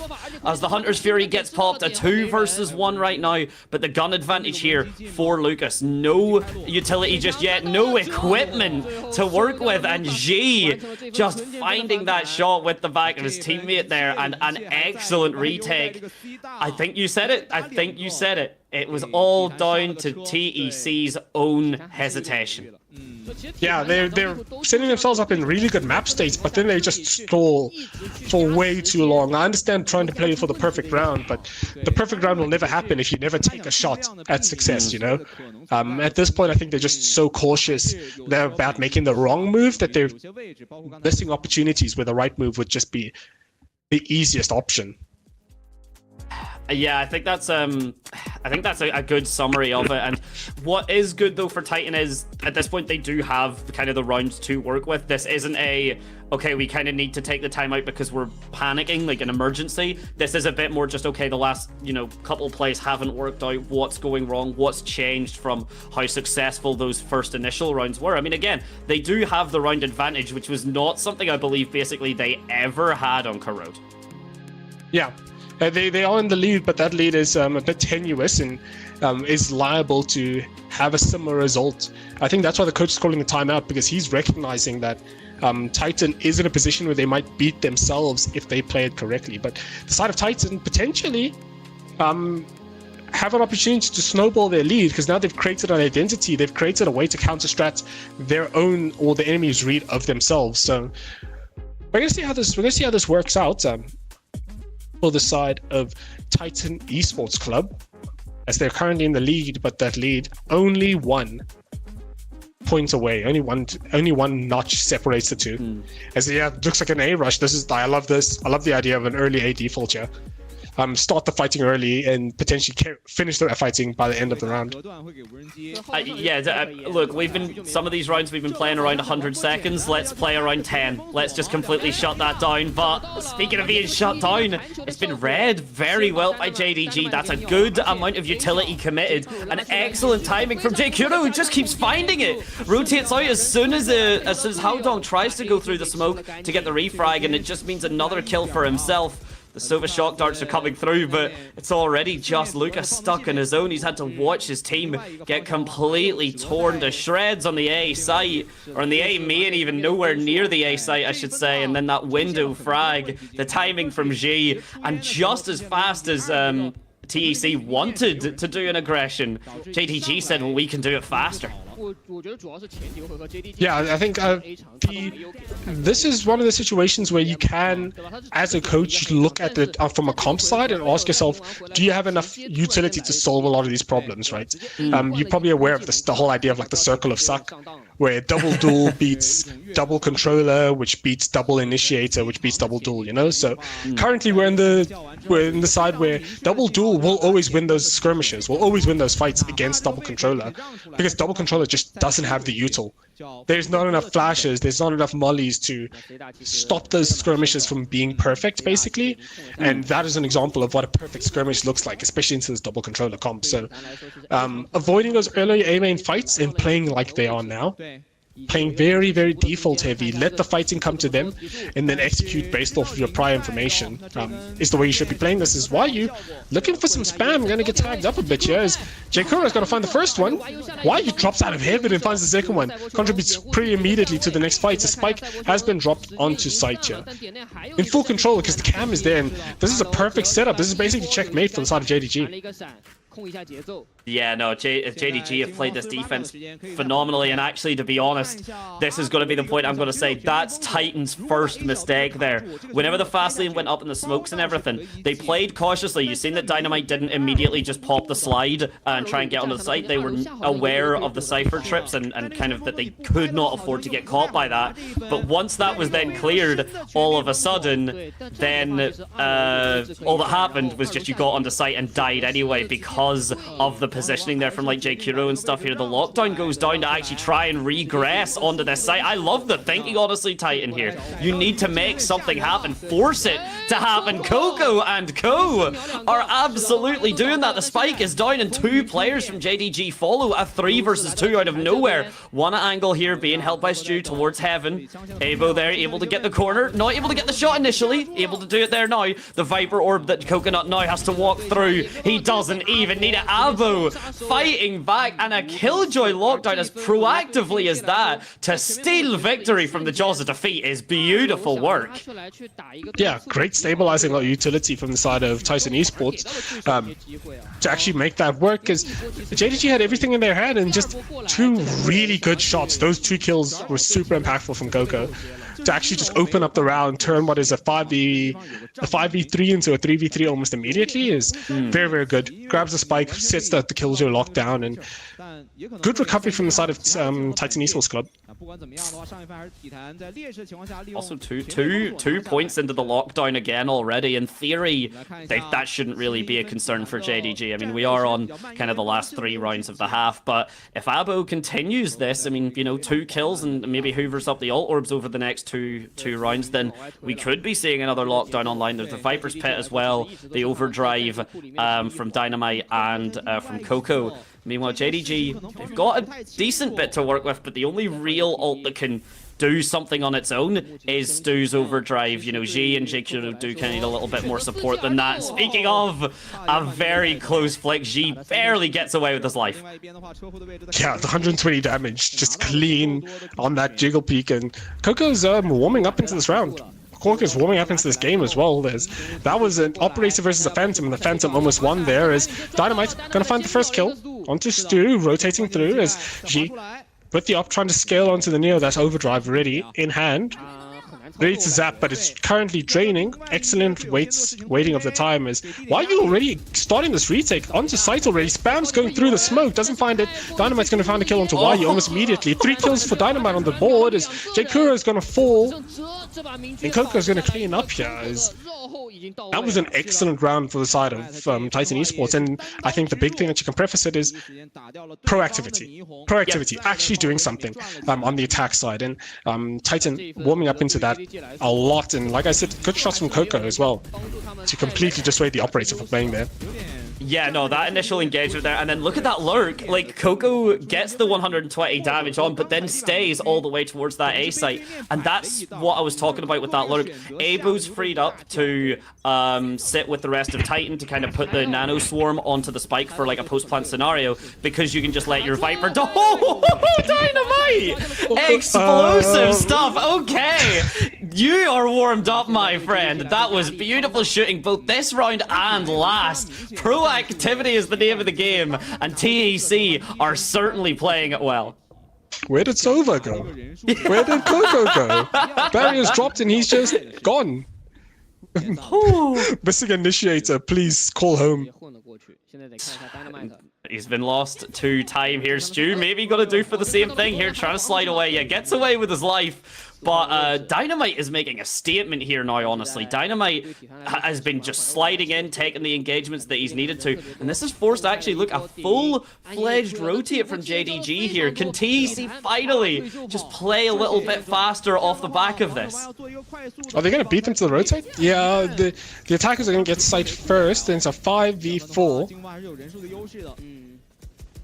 Mine is a bit of a mixed bag here for the side of JDG. See if they can get anything done here, but their ecos have been very, very prevalent and dangerous. The overdrive is going to go popped, but doesn't find any values. Abo and Dynamite going to clean things up here as it's just G on an island with Vandal in hand. No way into this round. Potentially going to look for damage, but there's no real buy-in here. Yeah, he's just gonna go for save. Yeah, I don't think this is really worth it here. I mean, I get, like, that's what I think people always kind of forget as well. Like, I will always be one to kind of chat about the ult economy and just how, like, relevant it can be. But, like, G gets a frag here and dies, he's still not getting the dimensional drift in time. It only matters if he can get a frag basically guaranteed and get away with it.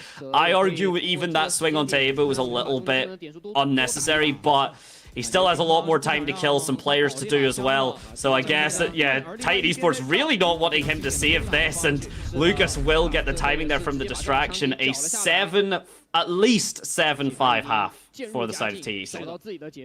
Yeah, TEC's woken up. I think it's really encouraging to see the fact that TEC has bucked their way from their first game, started off fast and actually actively going for it.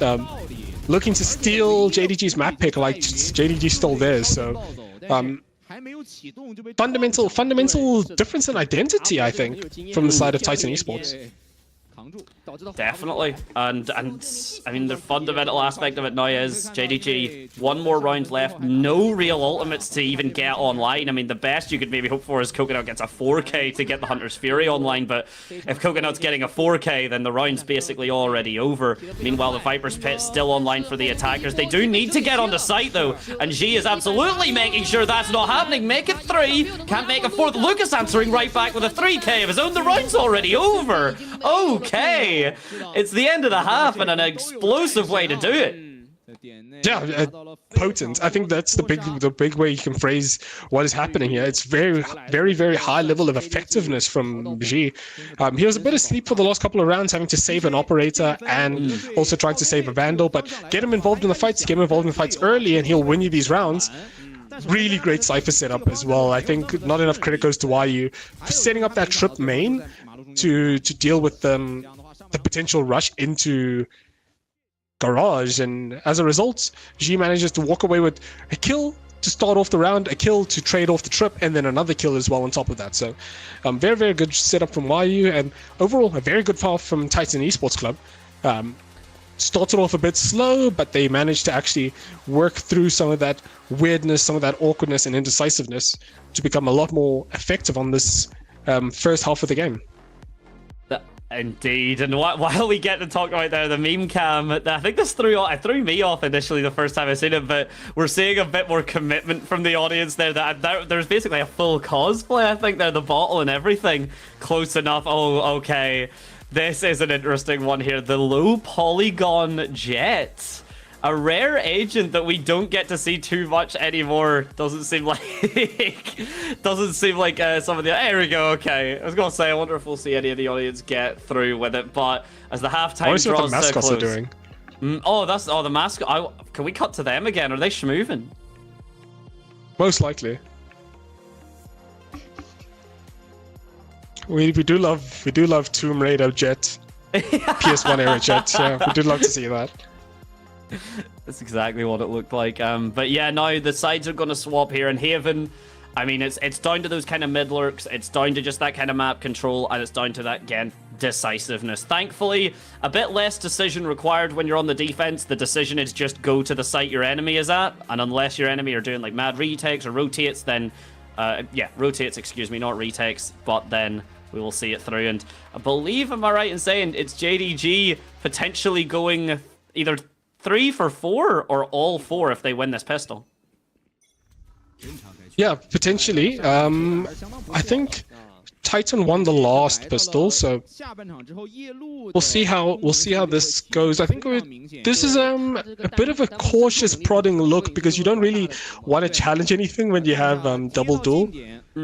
You've challenged 2 sides of the map, and you can't really challenge more. Challenging mid is akin to trolling, and trolling is akin to pulling hairs out of your coach's head. So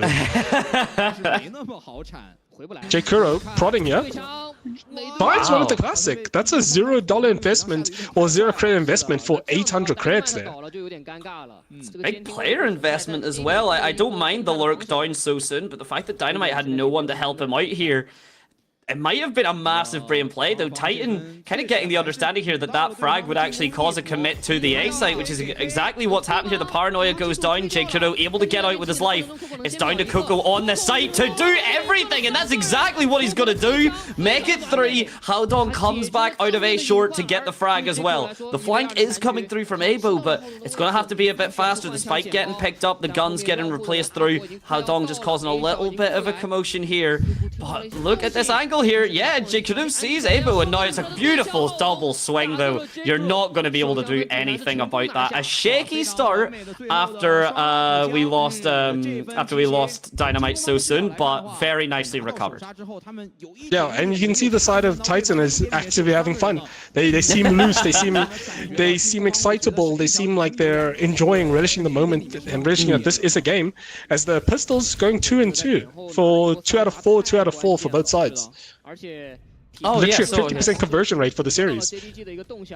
I mean, that's equality right there, ladies and gentlemen. So far, we are seeing that kind of in action, and no real use of the bandit or anything though for that pistol round. It was all kind of classics, or all kind of the sheriffs that full commit, and yeah, that's the factor we were talking about. Why that 600 credit kind of cut off can make a difference here. So the Sonar Dart, very standard lineup, gets through, scans the Yoru from G there, and it's just going to be a full commit to B because of the low buy. The Killjoy utility being used. Coco pulling out the snake bite initially, gets away with his life, but has to deal with that Neon now. The Bulldog finds 2. Beautiful hold. A nice answer back with the classic again. Stu actually on fire with that right now with the 0 credit investment. A beautiful distraction. Doesn't pay out as G tries to do the lurk, and I believe with that, the map gonna fall very silent.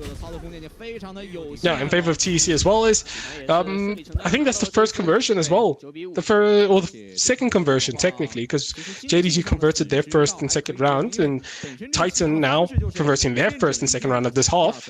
It looks good. It looks very, very competent from the side of Titan. Coco's looking very sharp.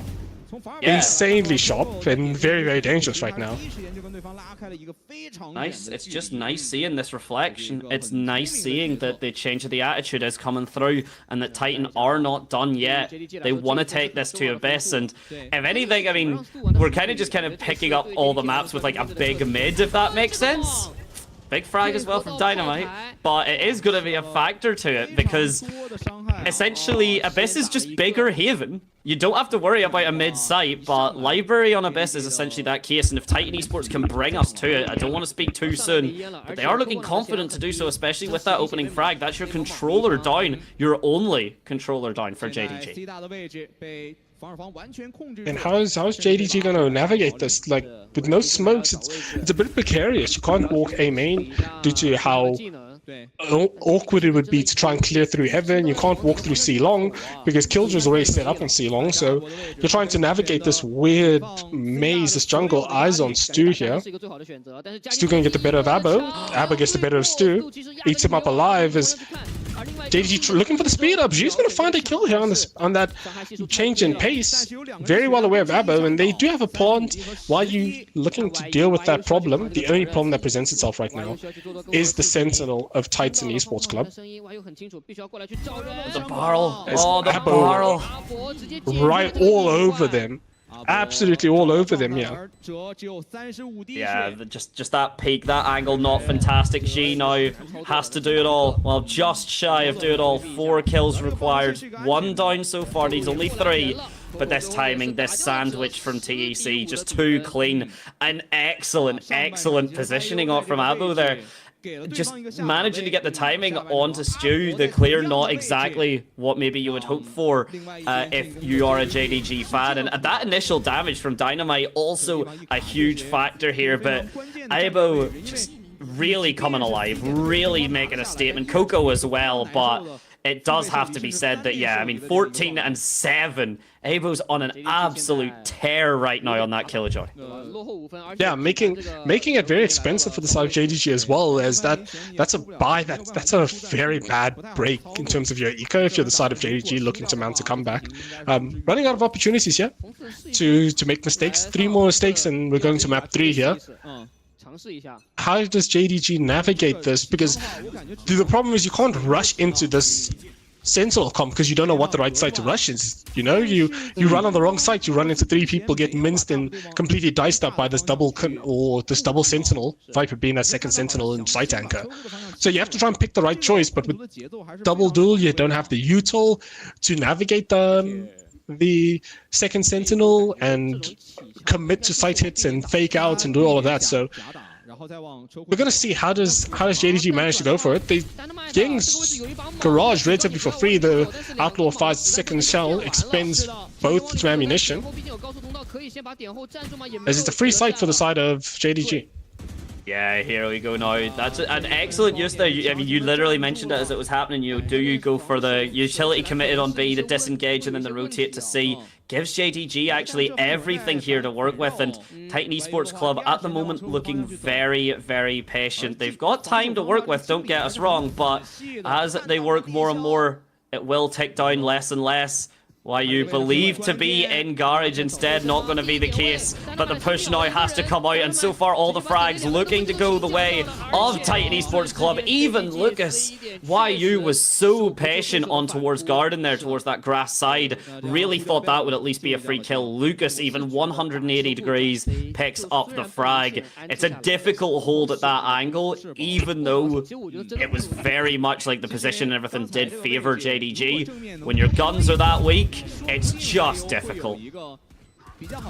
Yeah, it's expected because you're on an eco, but I think the big thing here is that it's a flawless for the side of Titan Esports Club, and no timeout for the coach. The coach has a timeout in hand. Oh, there you go. Yeah, there you go. That makes sense. Yeah, it's a bit dire to not be using your second timeout if you're the JDG coach, because this is still chaseable. This is still a very easy chase for the side of JDG. The problem is, when it was map 1, you could contend with the fact that enemy team is not shooting, enemy team's indecisive. Yes. Come to map 2, now both sentinels are the most active people on the map. Yeah. And you have to try and attack into a sentinel that is literally warm on either side of the map wherever you go. So how do they navigate this? How do they work through, how do they use their double duel to sort of puncture the integrity of this Titan Esports Club defense? It comes down to really, it's going to be kind of down to, at this point now, Titan Esports are making decisions. They are being decisive. I think at this point, JDG now needs to just, it's easier said than done, a million miles true, but they now need to just make Titan make the wrong decisions. JDG now are at the point where, like, that aspect that we've seen on B there, that kind of the fast lane into B and then the pivot towards C, it worked flawlessly. Like, it did look like TEC, they were very much committed to the retake on the B site, which gave JDG the site for free. They just didn't have the guns really to back it up. With the guns to back it up, with the economy there, that might be JDG's ticket back into this, is Titan Esports now believe in their calls, make them call it wrong. And I think this is an excellent start. I think having the A main default with the Yoru and the Neon just contest into A main early, I think is the beginning of something great potentially. As the execute's gonna pop, the stun's gonna land, and who's the first body to fall? It is Lucas from the side of TEC. JDG both double duel, finding 3 kills here on this execute, and sights wide open, finding the 2 sites where the Sentinels are not anchoring. Yeah, no, very just able to kind of cut their way through. No worries about the Viper's Pit, no worries about anything of the sorts there, and just very clean split up between the short and the long. Excellent use of the relay bolt as well, and to be honest, Stu very pivotal on that tech. Stu has been struggling a little bit in this kind of half, or in this map I should say, just making the proactive plays that haven't been immediately shut down. This time we got to see it a lot better. The relay bolt came out, the backup was there, the site presence all gave up, all given up by TEC, I should say that. And now we see if there's any attempt at the attempted frag outs as the rotate from the spike goes through. Avo manages to get away with his life. Very lucky indeed. He keeps pushing, and Coconut will punish accordingly. And it's I think a great start. I think they're recognizing what their actual win cons are, which is that A main area of the map. Fighting into that has been very, very pivotal to that level of success, and also both duelists waking up at the same time is massive. Ji and Stu were accounted for 60% of all the kills.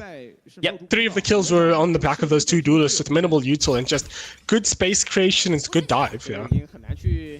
That's, yeah, honestly, I mean, it's one of those things. It's quite an easy thing to say, very difficult to do it in practice, but very much tried and practiced here. The operator now coming through from the side of Titan Esports Club. Will it do the same thing it did for JDG? Because it was arguably a bit of a hindrance, at least initially speaking. Oh, Dynamite, no hindrance thus far. G taken down, and that's a tragedy if, just off the back of what you said about your duelist coming online, warming up, only to be taken out of the round before they can even get you onto a site. Yeah, and that's a bit problematic if you're the side of JDG. Looking for damage is Coco and Abo, the story of this game, finding 2 kills here, doing lots of damage, and it's dire. It's dire. It's a 4v2. It's pretty standard formulaic, but the side of JDG gonna have to pull miracles from somewhere if they want to hope to win this round. 37 seconds left on the clock, so plenty of time to get this spike down. And look at how Titan Esports, they're just reconverging. They're kind of grouping up towards this.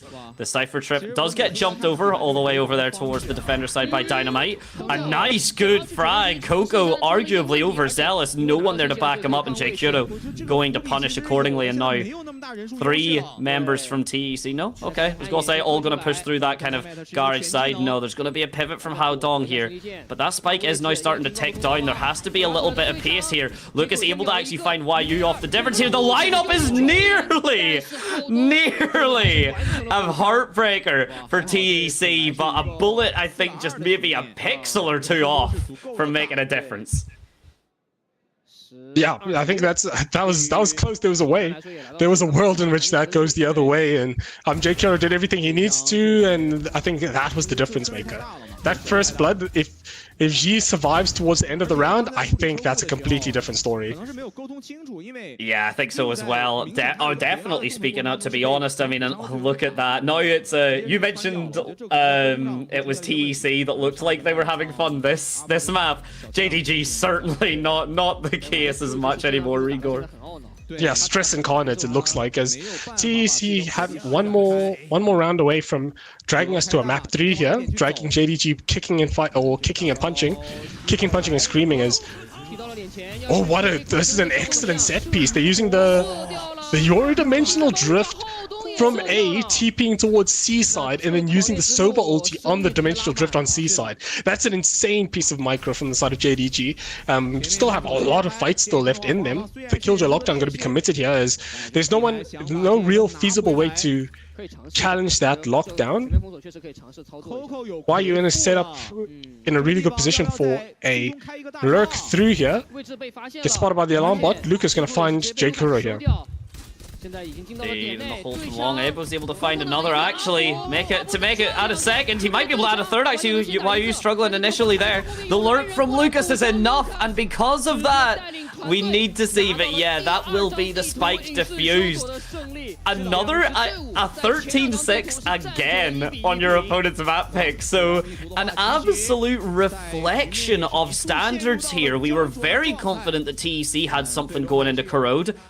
All the love to them. They didn't really reflect that. Very confident that JDG would have something going into Haven, and all love to them, not really seeing it. Abyss, the decider. Yeah, I think the one boon that they had is lack of expectation. They didn't expect anything different from what they could actually perform, and the side of JDG looking a bit dejected. It is their map pick. They were so close to victory, but I think they got too lost in the idea that they could win, that they were missing the ways that they could win here. So yeah, it's a very good showing from the side of TEC. Very, very good showing from the side of TEC to rally as a group and show up on map 2. Absolutely, and there needs to be a lot of credit to a lot of basically every player here, of course. But we talked about them before, Abo. But if you've got an MVP, it should be Abo that gets it just from pure performance. But Coco popped off. I do have to say, anytime Coconut popped off, every time we kind of seen him doing work there, it was absolutely phenomenal stuff. So We'll see how the breakdown comes through in just a moment. Look at the hype, the excitement there. Initially, that started from JDG, and by the end, they looked a bit less excited. 很多队伍在，我觉得太平洋也在用不断的实践，对吧？就觉得这套体系太平洋也在用。 So with that, we're coming through now. Yeah. Oh, look at this frag from Dynamite was absolutely ridiculous. Like that should get put in a highlight reel because that was absolutely filthy. And then the rest of the performance coming through is just that clean. So once we get to then see and hear the comms off the back of it, because this is just performance. Coco, yeah, it was Coco. Sorry, I corrected myself into Coconut, which was then again wrong, but. We'll get to hear the comms in just a moment. The frustration from JDG, you've got to work that through as we hear the comms.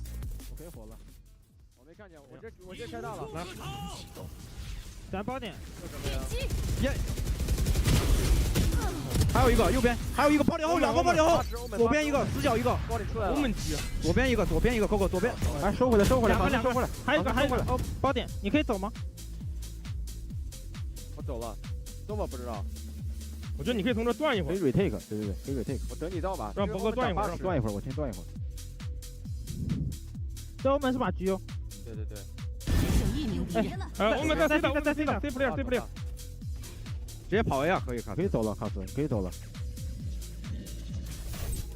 加油！好。 好的，本场比赛的 MVP 会给到体。Abo is going to be our MVP for this map. I think the only real contestant for that is Coco. I think they both showed up in massive form on, I think, especially that defense side. Yeah, Abo finding all the value. Once again, a Phantom day. The MVPs and Phantoms are definitely showing up, exercising and fully utilizing that new Phantom buff that came in towards the end of last year. And definitely Sentinels, like you mentioned the beginning, Sentinels were at their weakest form, but the people who showed up on this three-sided map were both Sentinels. It was the Viper and the Killjoy, so definitely exciting. We're going the distance, like you predicted in the beginning, going the full three. As Titan Esports Club rallied, were a bit more proactive this time and pulled us through.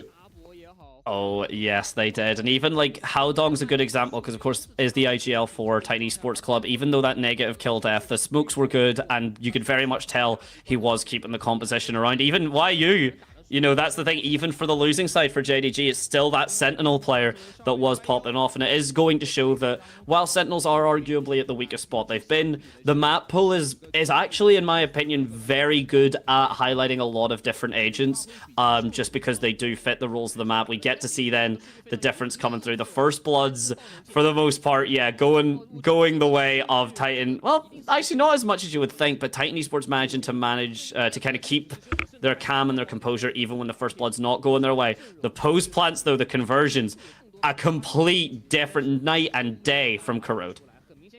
Yeah, and I think the big thing to recognize is 1 out of 6. JDG won 1 post plant out of 6 rounds. Yeah. Yeah, which is a bit startling, especially when you have that heavy defensive sided comp. It means that they were just getting retaken into quite effectively.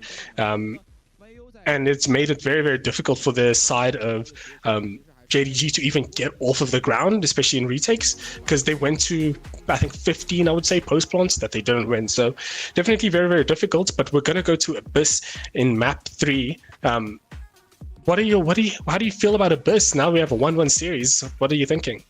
It's good. I think it's coming down to the Waylay. Genuinely, I believe it, because we've seen how strong JDG were with the Waylay and with that kind of composition on Corrode. Waylay disappears. It's a bit more kind of standard issue. You got the Neon and such coming through in the Yoru. It looks like Titan Esports is kind of playground.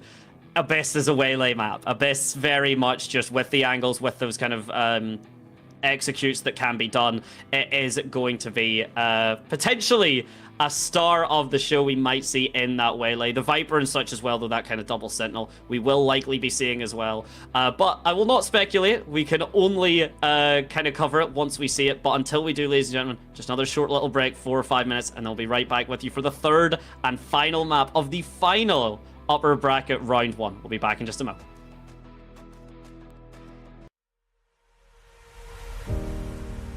Nothing could have prepared me for the high stakes heartbreak that surrounds me. You want me, you won't let me go. So I burn slow. I can feel you coming like a wildfire. I'm just the fuel, baby, you're the lighter. If I'm not careful, you'll burn right through my soul. Burning like a wildfire, dying on myself.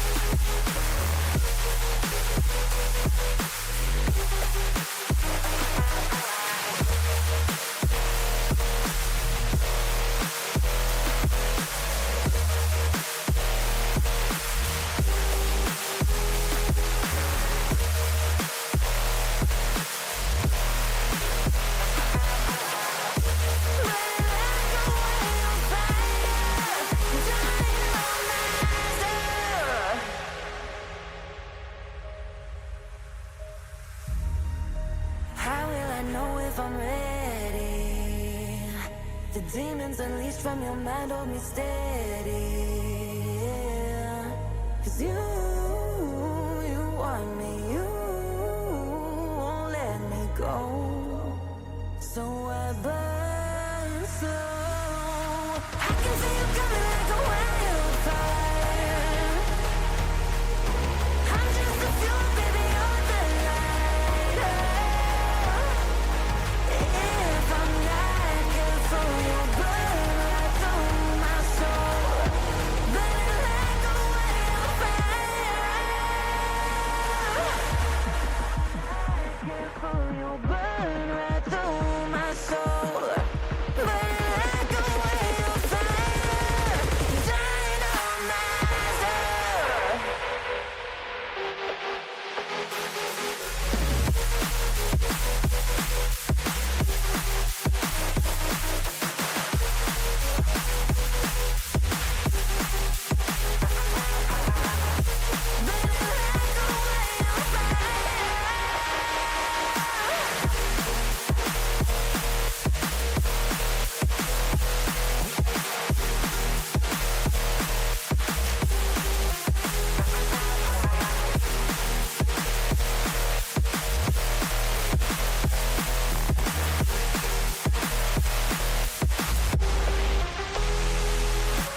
I can feel you coming like a wildfire.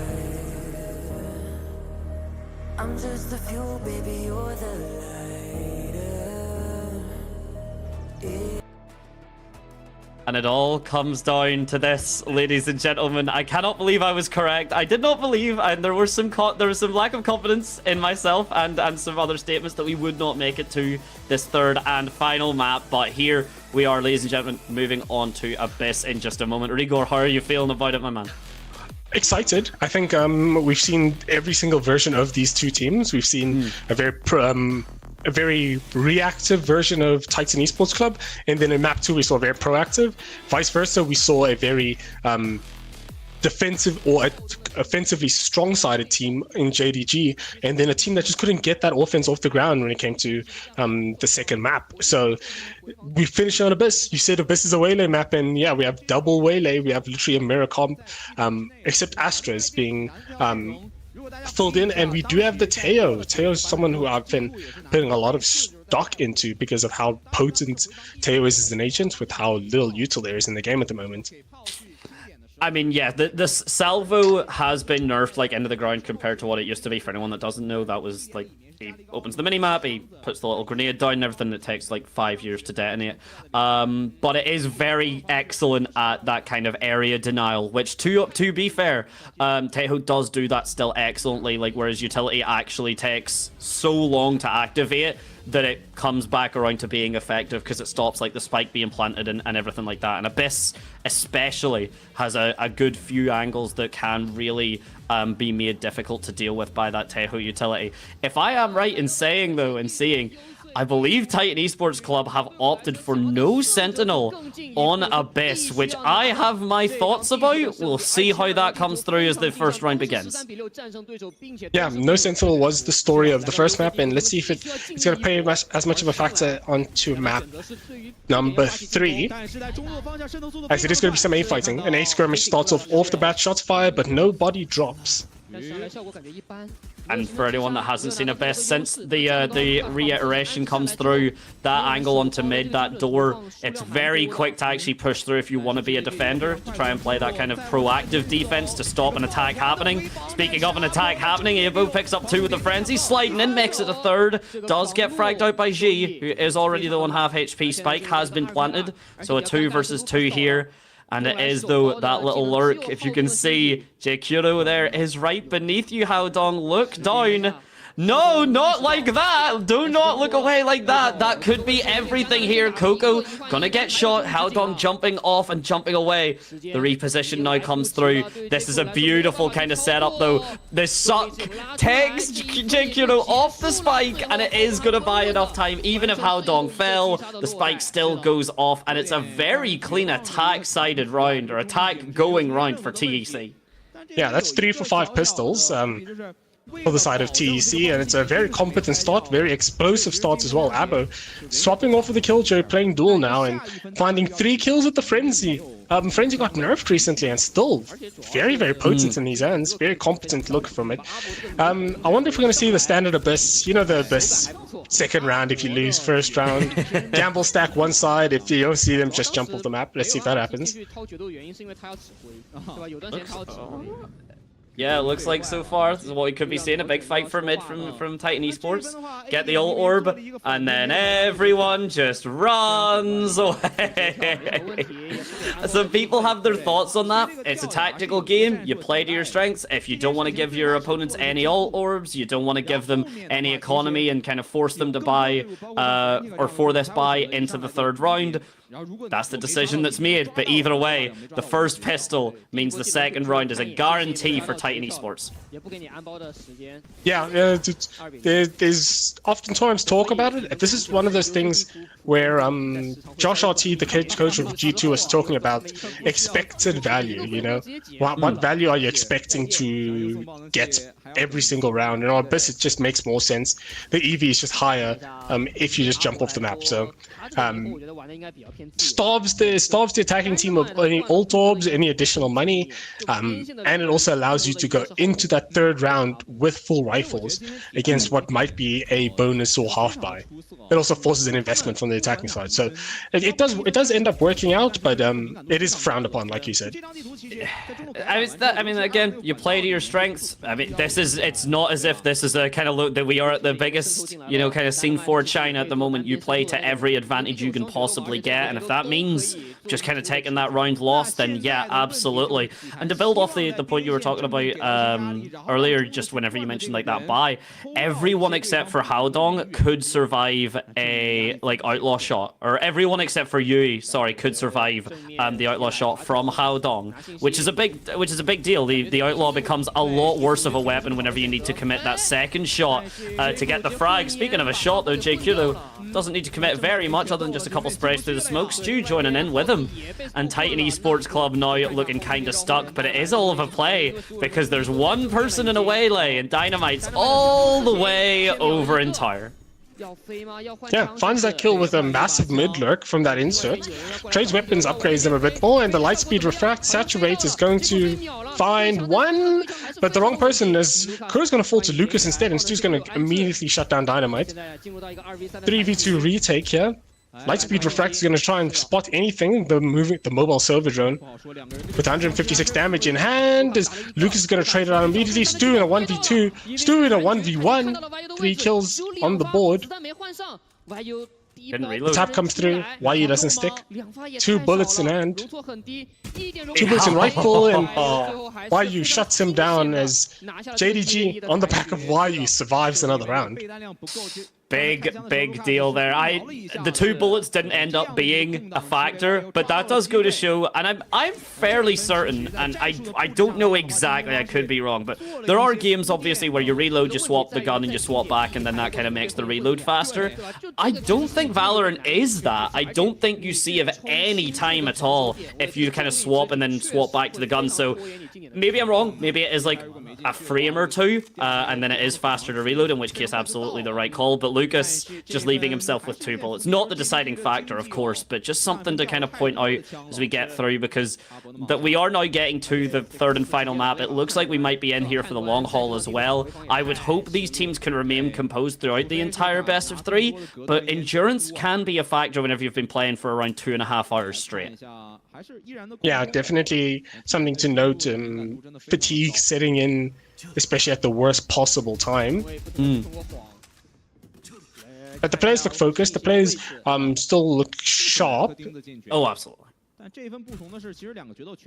As it's another one of these mid defaults. I'm a huge fan of this. This heavy insert. You're attacking at least one of your duelists down mid, and then you play around what information your duelist gets. So you set up both your duelists for the side of Titan Esports. You set up Dynamite and you set up Abo in heavy mid. And if someone from B rotates to A, you can catch them. If someone from A rotates through spawn, you can catch it. And then you can make your informed decision based off what you're hearing. So you can see that actually happening in front of you right now. Stu making a couple steps, so the audio was being heard that the rotate through the spawn is happening. The shorty is attempted to get the frag, doesn't find anything, swaps to the outlaw. You holding it down though, manages to take down Abo and Dynamite, will fall now because of it. It's down to Jake Kuro here with this judge. Is he going to get spotted out here? It is being cleared out very passively. Lucas and Halidong able to pick him up and add Stu to the mix. Coco giving himself a little bit of an angle though, and because of that, Coco not able to take down his head. Ironically enough, I would say, breaks him kind of in half. Armageddon falls onto the site. The flash is about to come out of heaven here. Beautiful turn. No one swings just yet. A nice shot from Coco, not make it 2. As he's able with the Guardian to get the site back. Doesn't even need the help of Xi. Can do it all on his own. yeah, that's a crazy effort from Coconut. I'm not gonna lie, I didn't put much stock in that round, but no, Coconut, neither did I. I was done. Yeah, rinsed it back. I'd put that to the side as well. Yeah, YU for sure made a huge factor, but the last 2 kills, that's how that happened. Okay, so that's how that happened. Okay, right, yeah, that clarifies things. What a shot. Fatigue be damned, apparently. Yeah, screw what I was saying. It's not relevant at all. These players look like it's game 1 of map 1. Holy, absolutely flawless stuff. And with the ultimates now starting to come online, Titan Esports clubs, their utility, their economy, not as much has to be said for it. Meanwhile, the convergent pass for JDG online, likely not going to be used here, but it is cool seeing the, as you were pointing out earlier, how different Abyss gets played. The fact that the attacker just kind of sits on mid until defense kind of get itchy or cold feet. And it looks like this same default is the way that Titan seems to be wanting to play this game. So heavy fighting mid to force anyone who is mid out of mid and force any rotations to be through CT. And then just forcing the reclear here. This is good. Coconut's going to spot off. It's going to spot out Abo, but not going to fully commit to anything. Very passive defensive hold here. But you're going to see YU's trying to be as proactive as possible. Doesn't want to get caught flat-footed here. As the B main is... B is going to be where this pop's going to be. And eyes on J Kuro and YU. Oh my days, and there it is, JQ, Kuro and Wayo, as you said. But first things first, let Stu pick up a double. But yeah, just a very clean hold from JDG indeed. No real hesitation. There's no doubts to them, and this so far feels like the most evenly matched map of the entire series. I mean, look at the fact that we were in 13 and 6 both times. This time we're on 3 and 2. The back and forth is there. Both teams looking focused but not looking particularly stressed at the moment, which is a key difference from what we've seen previously. Yeah, and I think that's going to be a massive thing. The coach evidently saw something that we didn't see, having to shut down the momentum of JDG, who I think just won 3 rounds on the trot. They won round 3, 4, and 5 back to back to back. So, yeah, JDG very much in control of it right now, and TEC looking to play a bit of spoiler with this timeout and make some of the small fixes and adjustments. If I was to make an adjustment, I think A main has brought dividends more so than mid has. Ever since they went into that mid default, they've been struggling to find anything. But whenever they've gone for that A main hit off of that mid default, I think they're finding a lot more value here. I recall back to that round where Dynamite managed to walk all the way behind. Yeah. So I think that A is probably the place you want to be setting up your next couple of rounds, at least until you get your next ulti online.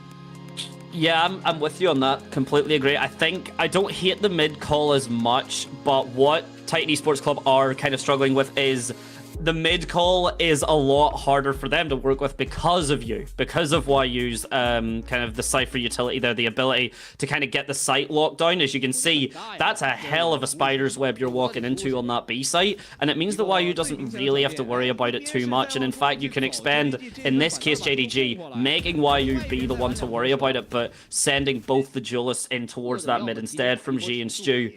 And it is looking like, again, a bit more of a patient setup from Titan Esports, but they're going for the B hit. And honestly, like, okay, I do like the logic of there is no way Coconut is sitting here with a Guardian and does what he did last time.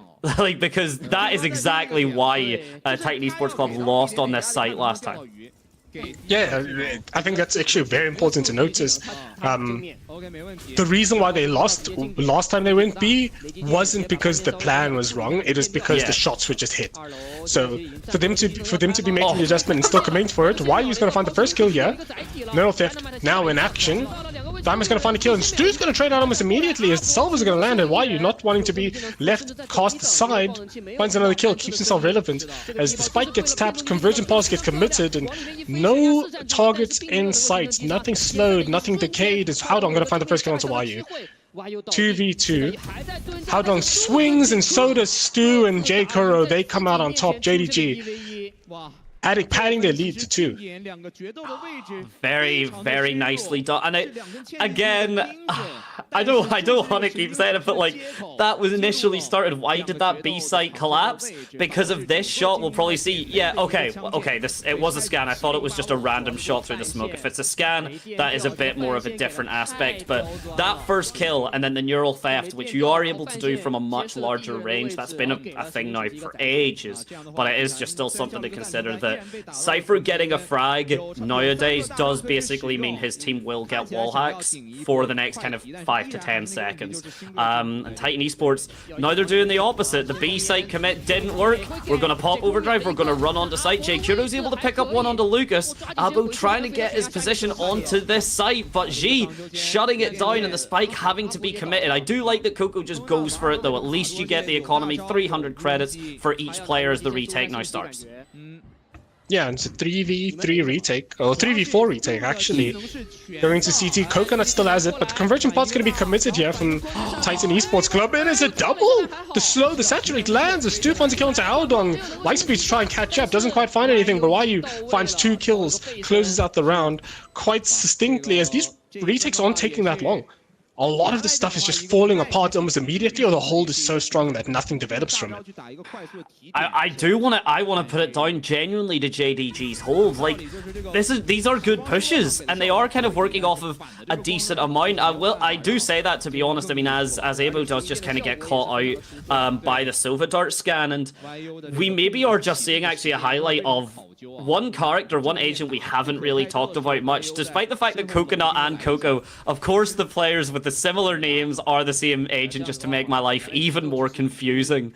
But they have been getting a decent bit of value. Coconut especially, I mean, that's 4 and 2, and the Silva Dart scans have been absolutely crucial for the side of JDG so far, and it doesn't feel like Titan Esports are getting that same value at the moment. They're going at least towards, pivoting towards this B site, and again, they are gaining information on kind of where the Cypher setup is and where the Cypher cam is, but at the moment, nothing else from Titan Esports kind of giving them the confidence to make a decision.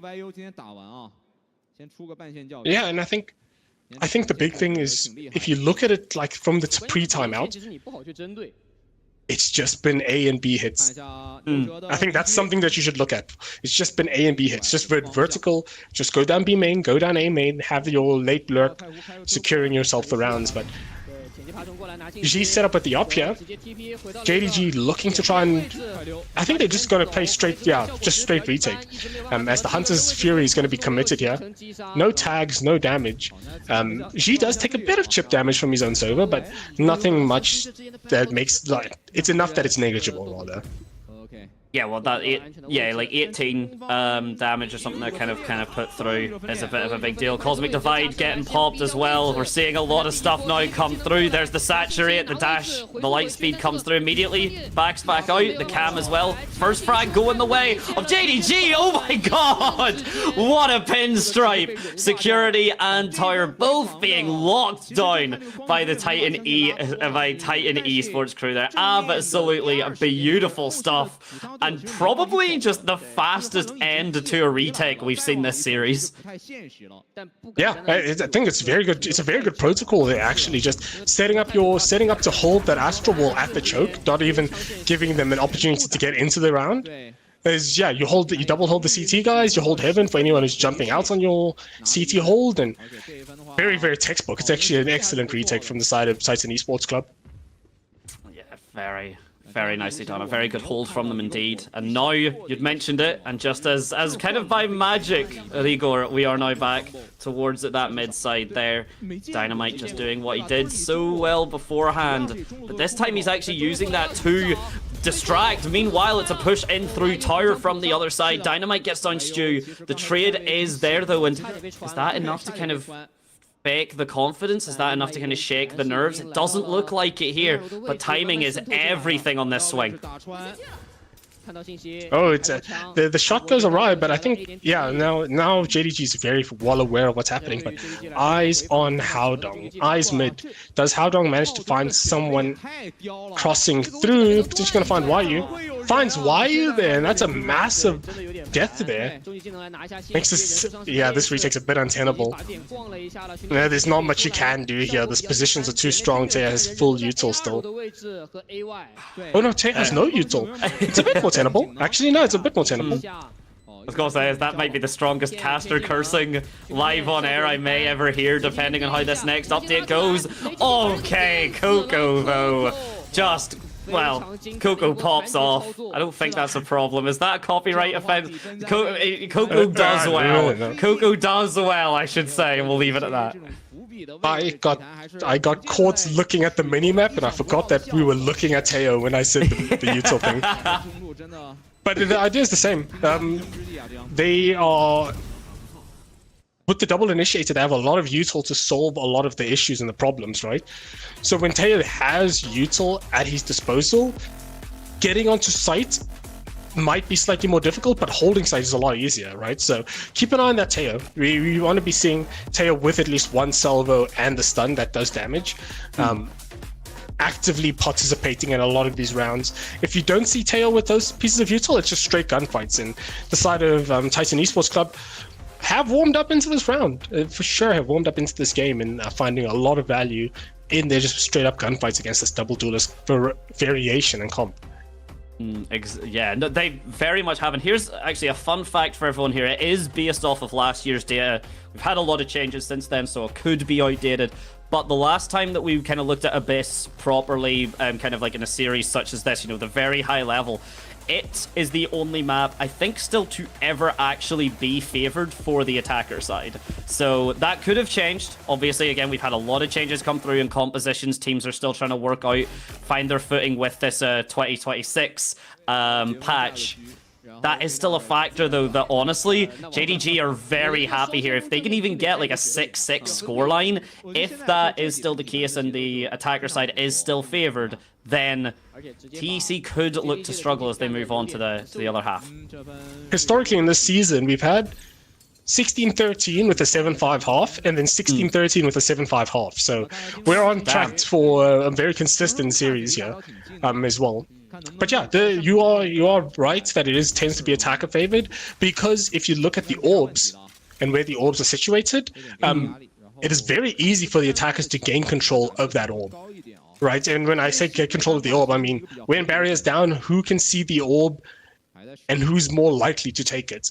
A main, you can see the orb from both sides, obviously, and as an attacker, you just need to cross that slim line that makes that AWP line. As a defender on B, same idea. You can see the orb first, but you have to walk all the way down to fetch it, you know? The attackers take 3 steps and walk forward, and they have control of the orb. So it makes sense with the long rotates, with how easy it is to cycle and funnel orbs as an attacker. Oh, and as an attacker, Armageddon falls. So does JKuro. It's an even split so far. The Sova Dart being respected, but it's actually killing too much time. Titan Esports try and disengage back through on towards A, but it does just mean they get cut down instead. Coco has pushed up to try and gain the control, but Stu finds him, sees him, gains that information, and 10 seconds left. Dynamite, I think, just has to watch as the fuse, very ironically in this round, gets close to fizzling out here. Just has to save the Phantom off the back of it, and that was, I want to say, a thrifty for JDG, or pretty close. Their buy wasn't fantastic to start with. Yeah, it was definitely a low buy. Not a thrifty per se, but I think it was a very low buy. Yeah. They did have to invest a bit of money into it, but I think that's the first shutdown on B. I think every other time they've managed to force a plant there, but one of the very first shutdowns that JDG's managed to have on that B side of the map. Yeah, no, I mean, it's definitely, it was confident as well. I mean, Armageddon was dropped and everything, and still the position was just being held down, so very nicely done. And I think we both pointed out, but Rigger, I think you were the one to kind of point out more recently, is this kind of mid push and then the alternating between like A and B and A and B. And Titan Esports Club kind of re-finding that angle of just going, okay, A didn't work, so we're now going to go to B. This is what happens. G has the awareness. That lurk up mid has happened too many times. It's getting a bit predictable, and the B site is gained essentially for free, but the spike still needs planted, and JDG are ready as soon as it goes down. Yeah, and I think it's important to note that it's effectively, it says 4v4, but it's a 3vx, because Coco's playing for his Hunter's Fury, as the fake smoke is impeccable. The first tag comes through. Luke is going to find the kill into JKuro here. I think it's YU who got tagged by the Hunter's Fury, the first tag. There's a 3v3 conversion pot's going to come through here. YU's going to find the first kill. Oh my days, no, it's got to have to be a bloodbath here, all coming through. Stu can refract if he so wishes, pulls out the shorty to try and get the frag, but it's not going to be kind of pushed by Haldong right now. He tries to swing through to get the timing on the Coconut, but this shock dart already on its way. And yet again, another clean retake from the side of JDG, and it's not even necessarily off of, like, I was talking about the sonar dart, very good piece of utility, but it's not just a reliance on that. You can see how good the refract is coming through. You can see the fact that the Hunter's Fury, an initial tag is fantastic, but then Coconut just landing these types of shots, landing those angles, playing it to perfection. So far, yeah, we might be on for the most consistent Abyss and the consistent map a series has ever shown us thus far if Titan Esports Club can convert this final round on attack. It would be crazy if we had the most consistent series of all time, but yeah, the big thing is definitely those site hits are rather predictable, and I think the thing that concerns me the most now is that slip into that previous identity from map 1, right? Yes. The Titan Esports Club is now have lost that proactivity that they had in map 2, and they've gone to this very, very passive approach and understanding of the game. That ping is huge. I think he is aware of it. The saturate almost catches himself. Stu finds the first one onto Coco. Lightspeed try and get out of here. Almost manages it, but Luke is going to find him. Coconut's going to trade out Abdo in mid once again. I thought he fell down the middle. I thought he misjudged it. Also, a big deal though, the Tejo, the drone there didn't actually find Stu. It came out towards that angle on mid, but didn't go back towards that box, which I think is why Coco was just caught out that little bit more awkwardly. And yet again, it's just a walk onto the B site pretty casually, but 30 seconds remain. A decision has to be made. Cypher Trip is going to be found shot down. Plant going to come through from Titan Esports Club, but we've seen this so many times. We've seen this round play out time and time again, and I'm not confident that anything too different will happen here. The convergent path is there. It's being used incredibly aggressively, but Lucas already falls. YU's just holding his ground, and Dynamite's not given any space to push off of his own ultimate. Howdong, the last one alive, stuck towards this mid angle, has to do magic with the Guardian. He's not going to be able to find it. It's not quite a 7-5, but an 8-4. Yeah, and I think the thing that stopped working is they just stopped going A. I'm not gonna lie, we spoke about it as well. We spoke about how the best way to approach a lot of these hits is to recognize why did we lose, right? The times that they've gone A, they've just lost because there's just too much util to deal with in those moments. The rounds where they've lost B, they couldn't hold the site, right? B is a lot more defensible, sure, but it's also a lot easier to bunker. As a result of it being more defensible, it's a lot easier to just bunker down and hold your own there. So JDG finding a very good defense, and like you said, it's an attacker-sided map. I think Fnatic mounted their comeback on attack side, Champs 2025. So yeah, we're gonna see how this works. I think they had a different Abyss to work with as well. So yeah, they would have. Yes, they had pre-rework Abyss whenever like the the underside of the B site, like where you could plant, that didn't exist and everything. So a completely different map. And in terms of curiosity, actually, I'm curious, and I want to see the chat here. What is everyone's favorite kind of sticker here? Because I've got a pretty clear favorite in my opinion. I want to see if anyone else has anything different. What one are you going for, Rigger? I do like Chaos. And the top one radiates chaos. Yeah, exactly. No, I'm very much that. They get the old orbs, and just everyone going for it.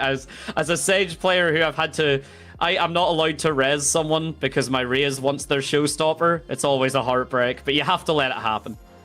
Yeah, well, the show must be stopped. It's unfortunate. The rules are the show must be stopped at one point or another. But with that being said, the show continues.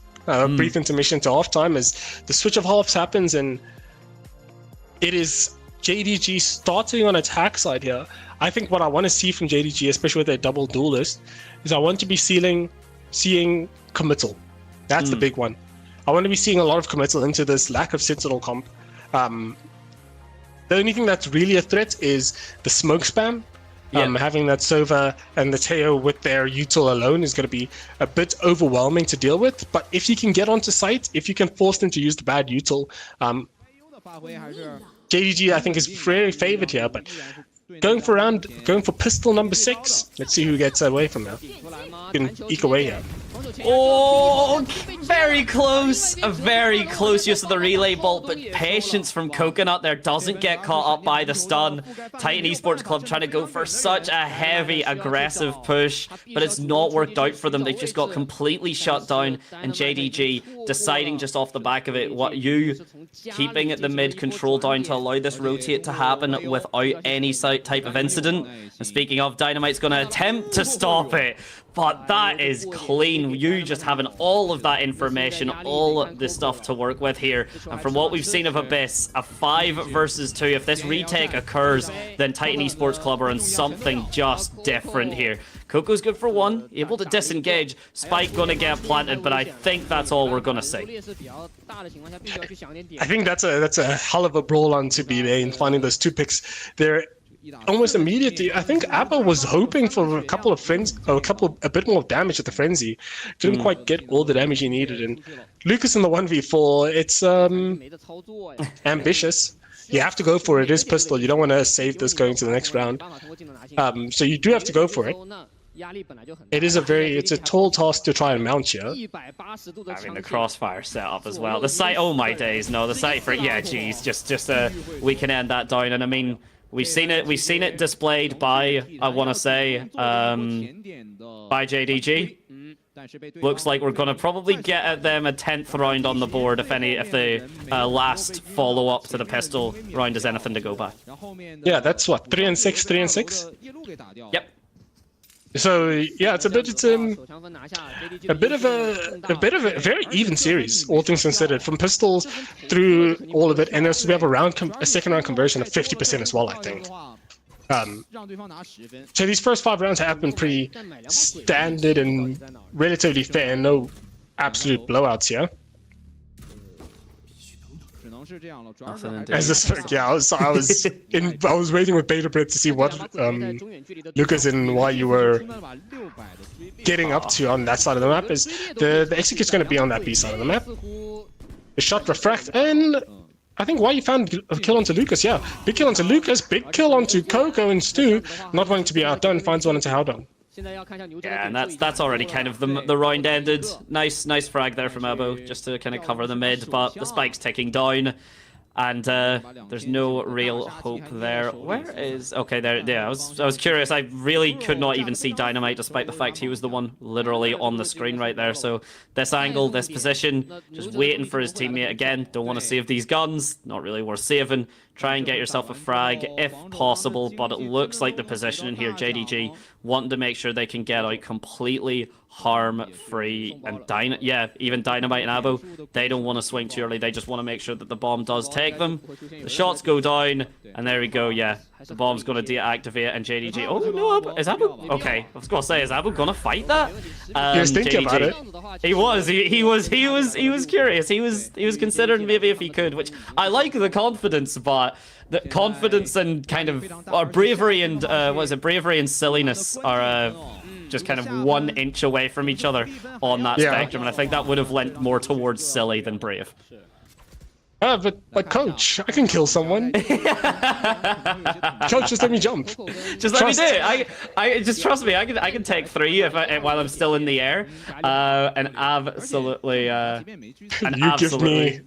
You give me jump, I give you 3 kills. Whether it's me and 2 of my friends or just me. It's the trade agreement is coming through. Oh, and speaking of the trade, it's a big fight for the A site here. Okay, and away lays me. That's a crazy way to die there from Lucas. Says, oh, Coco, 4 kills! Oh, what? Never mind what we were saying about dying. The Coco has just sent the entirety of JDG to the afterlife. Abo just has to send J Kuro on a little bit of a second class express than a first class ticket. Wow, what happened? What happened? How does he get 4 there? We're about to see, ladies and gentlemen. I assume that replay is coming through. That was insane. That was damn clean. Coco popping off. So he jumps out of heaven, finds the kill into Waylay. Oh, and they just line up. Okay, that's insane. Oh, that is insane. That is insane. Technically, it's a 5k if you count the Yoru clone as well. Technically, it's a 5k if you count the Yoru clone. I'm not counting the Yoru clone. Oh, you're killjoy. But who knows? That's Titan's potential route back into this game, but they really need to do something a bit cleaner. Dynamite starts it off, another one. Okay, I love the saturate into the salvo. It's not a combination I've seen before, but works out perfectly. That's confident.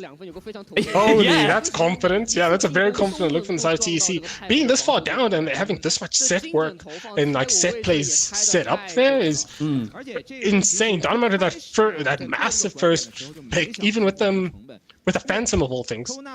So it wasn't even a perfect 160. It was two headshots at 210. That's insane. That is definitely insane work from the side of Titan Esports Club. Yeah. Yeah, I mean, it's forced Coconut. Yeah, it's forced Coconut back into spawn, and he just kind of has to hunker down now. He has to.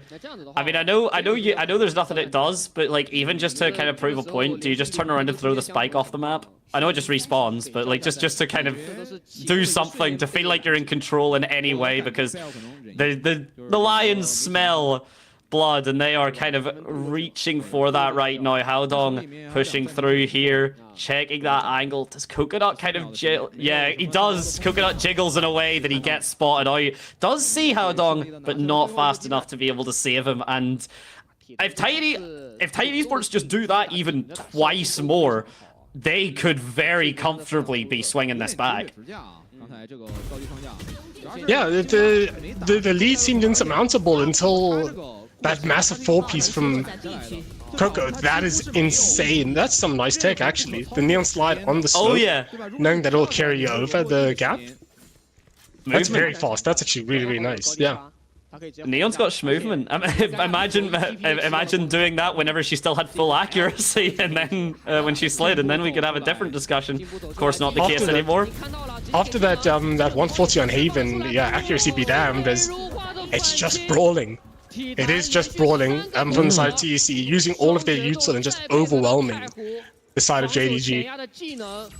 We spoke about how the one way to counter this double duel is double initiates, and you're seeing it in a full force here as this round's going to elapse. And yeah, the reason why you pick double initiates into double duel is for stuff like that. Right? Yes. You know that they're going to be contesting very common space and using their double duel ability to take those isolated fights and create unfair situations to bully out of zones. When you have double initiator, you have ways to lock up the double duel. That's why you see Breach and Sober being so prevalent on maps like Abyss, because you're expecting to run into a Yoru Jet, Yoru Waylane, Yoru Neon, right? And this is showing it. The brawl started off, and they just keep going as she gonna take off Dynamite's head, and that's a story that ends quite summarily. Yeah, no, there's no real there's no epilogue there. That was a clean end to it. The flash comes through, the Cypher cage goes up, and then Dynamite's head comes off. There's still a little bit of a kind of engagement, but look at actually what's happened here. JDG playing this perfectly. They get the frag, they completely disengage towards the B site, and two members of TEC are stuck towards that A site, stuck towards trying to get that clear, and it's just such a time killer for them. The spike is yet to go down. A decent amount of damage is taken by two members of JDG, so the shock darts could be a relevant factor here. Oil drone goes up. No real ultimates to speak of here except for the dimensional drift from G, which I doubt is gonna get popped here, at least in this stage. Just everything's very comfortable. The positioning and the map is all under JDG's control. No, they're popping it. They wanna know where the remaining members are. They find at least one, make it a second once she gets up under that control there. But look at the positioning, look at the spread here from JDG. It's a good shot from Coco, but this is just an absolute kind of heartbreaker. The Astra Stars as well. No, I didn't even mention that. Oh, and a missed op shot as well. A big deal. That could have been Avo not only keeping the operator for himself, but doing more economic damage. That's a kind of heartbreaking op miss, actually. Yeah, that's a very unfortunate one, but the trend of good fortune has to end at some point, right? So yeah, true. I think Titan finally ran into a situation they weren't prepared for, which is that B pop. And that first blood was a massive factor. I almost forgot about the first blood. But some good shooting, and that is a do you know what? I didn't realize how tragic it was until I realized it would have.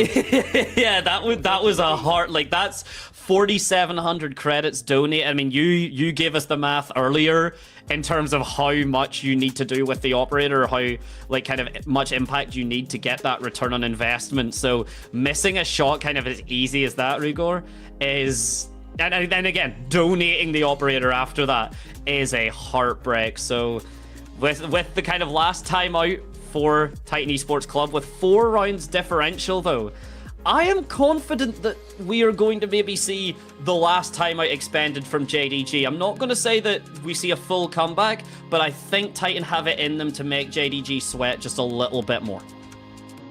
Yeah, we've already bucked the trend of the 6-13 being on 11-7, so this game has the potential to go the distance as well, because both these teams are firing on all cylinders, and it's just what cylinders are firing when, where are we taking a lot of these fights and challenges. So it seems like an A main default is going to be pretty standard for the rest of this half, just contesting and controlling for that A main orb. To stop Lucas, most importantly, from getting that ult going. Because the minute Lucas gets that ult going, it's a bit of a horror show. The Lightspeed Refract was there in set piece for an A rush. Didn't actually happen because they had the Yoru for non-committal. So will always be, and that's the thing. I think people really did not give respect to Yoru. It's just whenever you can gate crash, just any kind of utility that you commit to try and clear an angle or a corner. Yes, Yoru is there. He can very much take that presence and then immediately leave it. It is kind of insane. And speaking of presence, I do just want to quickly shout out everyone. Thank you very much for joining us. A big shout out to you guys as well, just for watching along with us and kind of yelling along, because it has been hype and I can see it a little bit. I'm not obviously keeping an eye on it much, but we do appreciate you, and if you can give some love. Titan Esports Club kind of need your love right now, so maybe show them a bit of support in the chat if you can, as we're just waiting through here. It might all be down to Dynamite's hold here. He's stuck on his own. There's no real refrag potential. Oh, I say that actually, look who's gotten all the way on B on his own. Stu's just done this, and kind of Titan Esports Club look a bit confused. They look so confused. In fact, Coco pops the Hunter's Fury and puts it away with 2 arrows still in it. yeah, I think he was playing for an info ulti, some kind of info ulti. This is the longest round we've had of this half. Popped the Hunter's Fury, trying to get a bit more proactive there, but didn't quite manage to get it. And 5v5 retake, I think the first of the series is G gonna make me eat my words. Finds the first one, J-Kuro is gonna find one to Abo. This could be the beginning of the end. The Hunter's Fury's now lost as well. It's such an important ultimate to have. There's nothing else really online for the side of Titan Esports Club going into this last round. I think we've got one ultimate. I think it's the Cosmic Divide, I want to say. But everyone from the side of JDG has got quite a bit to work with here. I mean, we'll have a look at it in just a moment after the replays, or even during the replays, we will be able to see that be the case. So let's just see exactly, or we'll see it just afterwards, yeah, but JDG's control of this map is suddenly just looking so damn clean. It's so crisp, and it's very much a well-oiled machine for them. Yeah, here we go. Convergent Paths, Cosmic Divide, and the Hunter's Fury for JDG just to win one more round. An incredible scan! What? An incredible scan! And an incredible follow-up shot from G could spell the end for TEC. That's a leg as well, 120, so that's almost 300 damage just for G this round alone. 2 bullets, 270 odd damage, an insane number to post up, and that's the Cosmic Divide down, and your Astra. That's, oh dear, that could be the beginning of the end right there. Yeah, Ibu's gonna fall. The Hunter's Fury goes down just to gain the information. Not too much is found, but at this point it doesn't matter. Push through the Cosmic Divide. Everything has been thrown by JDG to end this here and now. Yeah, the death knell has sort of been rung. As Spike goes down, Dynamite's gonna find a kill into J-Kuro. Oh! Actually, we spoke too soon. Dynamite's gonna find 2 kills as Coco. Stu's gonna find a kill into Coco. It's 2v2. With 300 ACS, Wonder, and the Conversion Pulse. Pass converges. Stu's looking for that kill. A dink onto Dynamite finds one. Is Lucas going to find one? And Dynamite finds three. And expends a lot of ultis to get it done, but they do manage to get it across the line. Okay, if there's a time I like being wrong. Yeah, that's a great effort. No, I think we assumed that just because the flank was slow that they were going to lose the round, but they sped up significantly. Like a very fast speed, I find a lot of value. Yeah, it just wasn't like from that first kill though, just how that went. It was very difficult to predict any other way. Dynamite getting that double though, that triple in fact, is absolutely clean. And I caster cursed JDG, and I'm very sorry for any JDG fans. I promise it just looked very clean, but all credit to Titan Esports. They're trying their best to take this down, but it's gonna be Dynamite the first to fall, as YU does not care about your smokes or your Astra Stars or any other utility for that fact. Yeah, I think that the A main hit here is a bit inspired. They found the first kill onto Dynamite, and I think that's why they feel comfortable coming here. And Abba's gonna find a kill. Coconut's gonna trade it out immediately. Farming that Cypher ulti. Neural Theft has been popped, locations revealed. And Stu in a prime position to actually blow this round open, but the pings on the map, they know that someone is there. Stu's going to start, the reclear for Stu is going to start pretty summarily. Eyes on Stu. They know it's a BA pop for sure, but they need to get rid of this thorn in their side. Oh, Stu dinked 140 and the saturate lands, but Haodong doesn't care. 3v3 post plant. Irrelevant. The only thing saturated is the number of players on TEC's B site. That is reaching a saturation. The Cosmic Divide pops as well from Titan Esports. That it's a really deep kind of Cosmic Divide. Look where that line is.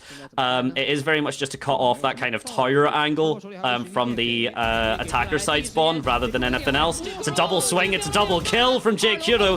Haodong answers back though with a double of his own. It's a 1 versus 1. It's all down to this. It's down to the headshot. Coconut manages to get the movement down, but he can't do it yet again. He survives the first time. He will not a second. It's not over just yet, ladies and gentlemen. Get comfortable. I don't want to say anything because I've caster cursed once before. All I can say is we are in a hell of a series. Yep, a hell of a brawl. We've made it to map 3. And if you made it to map 3 and these guys are firing on all cylinders, Haodong had a blistering round. An absolute barnstorm of a round from Haodong. Literally ripping victory from the jaws of defeat. And the JDG timeout should come in soon, unless the coach feels it's pretty stable. Money's getting to a point where it's getting kind of unstable and you're losing the ult race quite dramatically as well, and Abba has that overdrive as well. So there's a lot of things that portend further successes. As Abba, on site all alone, finds a kill onto G. Overdrive pops, looking for any damage he can get here. Still full tag, the double recon pops. Abba holding his own on site, being ever the stalwart. Trying to see if he can get any damage done. Is Coconut going for the defuse or going for the plant? Oh, so good use of the saturate as well. Spike is down. The frags are actually kind of trading. The salvo. Oh, you wanted it. You asked. You actually asked, Rigor. You said, you know, you wanted to see more use of that, and an incredible use of the utility there. Both teams at double digits. I also do want to just quickly point out, by the way, Haodong's previous performance, like on that round, that 4K, Haodong's performance has been a little bit lacking, all things considered, but if he turns up at moments like that, when he's really needed, when it looks like Titan Esports cannot do anything else, then I guess they're happy enough, and there it is, Rigor, just as you predicted, the, I believe, last timeout of regulation gameplay. Yeah, the last time out of the next to all the previous 22 rounds happens on round 23, and it makes sense because this is a light buy into a light buy potentially, or it's a full save into a force buy on round 24. So you have to call the timeout sooner rather than later, because if you call it if you call it too late, you potentially run the risk of putting your team in a situation where they might not actually be in a position where they can come back. So JDG calling their timeout. What do you think they're saying in their timeout? I think JDG right now are very much saying that they have been doing so well with the Sova utility specifically. The scans that have been happening and then like the follow-up that like shots through smoke and stuff has actually been really successful against Titan Esports. They've been getting scanned, they've been then getting kind of followed up on. I think it is just a case of keep Titan Esports kind of struggling on the site, because now what's starting to happen is exactly what JDG were doing, where the retakes are just so clean. The utility from JDG to get onto the site is expelled, and then they don't have enough to kind of keep them on site, and Titan Esports are starting to work around that. They're also not really respecting the mid. Speaking of respecting the mid, speaking of respecting, TEC attempting another aggressive push. This time, though, it is going to be a crushing defeat. Abu getting traded forward, but I believe we've seen that before, and it wasn't a guaranteed end. Yeah, I think the first clutch of this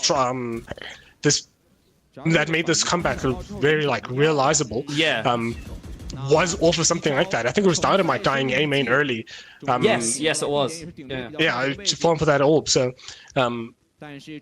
brought to reality is this round again. Very similar situations, similar actors in similar positions, but the outcome potentially different is gearing up for an A-pop. A-pop looking like potentially going to be the penultimate or the ultimate site for this comeback.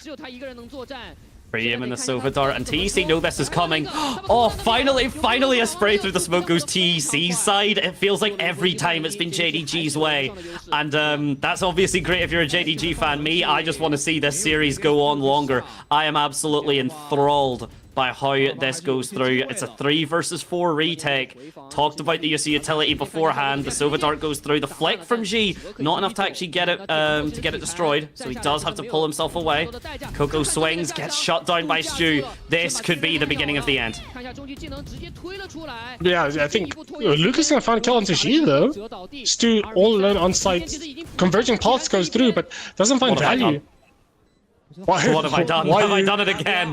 Have I actually done? There's no way. JKuro's set up. The Astra Stars are there. It just pulls Lucas off of the spike. A 1 versus 2. He finds one. The timing isn't really there, though. He can't stick it. JDG, ladies and gentlemen. Very, very nicely done. A hard-fought battle. I believe the closest series we have had in this entire series for this upper bracket. And congratulations to JDG for fighting that, because your congratulations, your prize for putting in that much effort and struggling that difficult against Titan Esports, now you just got to do it against DRG. Yeah, you went through hell and back to get to this point, and now you have to go back into hell against the Ascension winners. So Ascension winners and champs contenders as well. So I think all in all, this was a very contentious series and definitely one for the history books. Titan Esports versus JDG is a very JDG favored matchup, and this one JDG ended up getting the win, but doesn't necessarily mean it wasn't a hard fought, strenuous, beat down, drag out kind of game. So JDG definitely played well, but Titan Esports, if they look this strong in Kickoff, what's their season going to look like with a bit more prep on their Corrode? Yes, I mean, that honestly, kind of like forgetting, had Corrode been maybe any other map, maybe Pearl, you know, that could have been a different aspect, but we will see that later on, as well as we do cut to our very lovely translator in BDOS as well. So should get we'll pass that over to her now.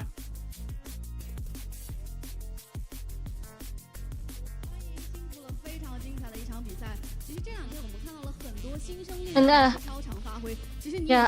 what kind of like preparations have you done to make you so good today?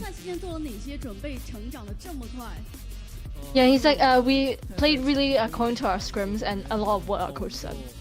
照训练赛的去打，听 battle 教练怎么安排吧。对，就这样。而且我记得这也是你的第一场 VCT 的比赛嘛，并且跟随着。And how does it feel playing on stage? Is it different from your previous 这么热 matches? 情的一座城市，这么多的观众的支持，感受如何？跟之前打比赛有没有什么区别？ He's like, I've played Ascension and CN Evo series before, and this place is really great. 是个很不错的地方。哇，那大家的热情在哪里？ And talking about the double duels in general that they 非常 have. 感谢。那现在大家都说是一个双决斗的版本嘛？那现 And 在 do you think it fits like your team's current play 决 style? 斗双子星，你们现在的一个配合发挥怎么样？你觉得这个版本契合你们现在队伍的一个打法风格吗？我觉得这个版本非常。And he says that like with us being like the first duels and secondary duels, I think there's still a lot to improve on. 还不是特别好，其实我们还可以做到更好。还可以做到更好，也是给我们的后续更高的一个期待嘛。那今天在图一的一个沿海矿镇，其实你有一波非常灵性的一个2颗背身，当时是什么情况？是你自己的一些临场的反应，还是 And he's like 让你一些信息 like during that time like the team was all over at B, and then like he like got those 2 like flank kills. 地利人和造就那一波嘛。现在我们好像只看到了你在场上的一个。 And is there anything else to look forward to for a 但是 team 我听说你的 in the 角色 future 值非 with the 常 roles? 深。之后我们对你的一些角色 And what are your 英 personal 雄 goals? 还有什么能够期待的地方吗？就等比赛看吧。等比赛 And he 看 says 那 top 在 6起点赛的一个个人目标，能不能跟我们分享一下呢？前6吧。前6还是说比较。 And it's time for the 慢慢打。那我们 prize 今天 draw 也是 in the 在现 audience. 场有一个福能掉落的抽奖活动，在我们的比赛期间，现场将随机抽选观众获赠我们的游戏资产。接下来也是有请哲选手为我们现场的观众来进行抽奖，你待会儿是直接喊开始和停。OK， 准备好了吗？那我们的大屏幕滚动起来。开始，停。 And here we go, ladies and gentlemen. Just for the insiders that are in the stadium, of course, then they kind of get to do their little giveaway, give the draw. So good luck and congratulations to the winners, of course. And similarly enough, congratulations to the winners in JDG. Very, very nicely done and incredibly hard fought as we look at the last round that honestly was a couple of shots away from probably being the one to send us to overtime. Yeah, I think this is like I mentioned, a drag down, drag out kind of game. It was hard fought towards the end. I think my main point, we have the whole narrative through line, the evolution of Titan Esports as a team and the resilience of JDG as a team, right? I think JDG was very consistent in their identity throughout the entire series. And Titan Esports is a team that I think started off very, very passive to actually having so much resilience towards the end, in the way they were going about and how proactive they were being about the way they were playing the game. So definitely an exciting look. I think this is Kickoff. If you start off this strong in Kickoff, there's only upwards from there, right? So, and I think Titan Esports is definitely a team that we spoke about T-Virus, Luke not being here anymore. I think this was a very good showing, despite losing that veterancy and just general experience. Yeah, I would absolutely agree. I mean, in terms of it, we've seen the set plays, very clean, a lot of solid executes. I did say, I mean, Haodong had these moments. Do not get me wrong. Haodong did show up when was necessary, but had he just been a little bit more consistent, could have easily seen TEC going to meet DRG instead of it being JDG. Wasn't the way of it as well. And yeah, just the way the cookie crumbles sometimes. But we'll get to hear the comms for this round.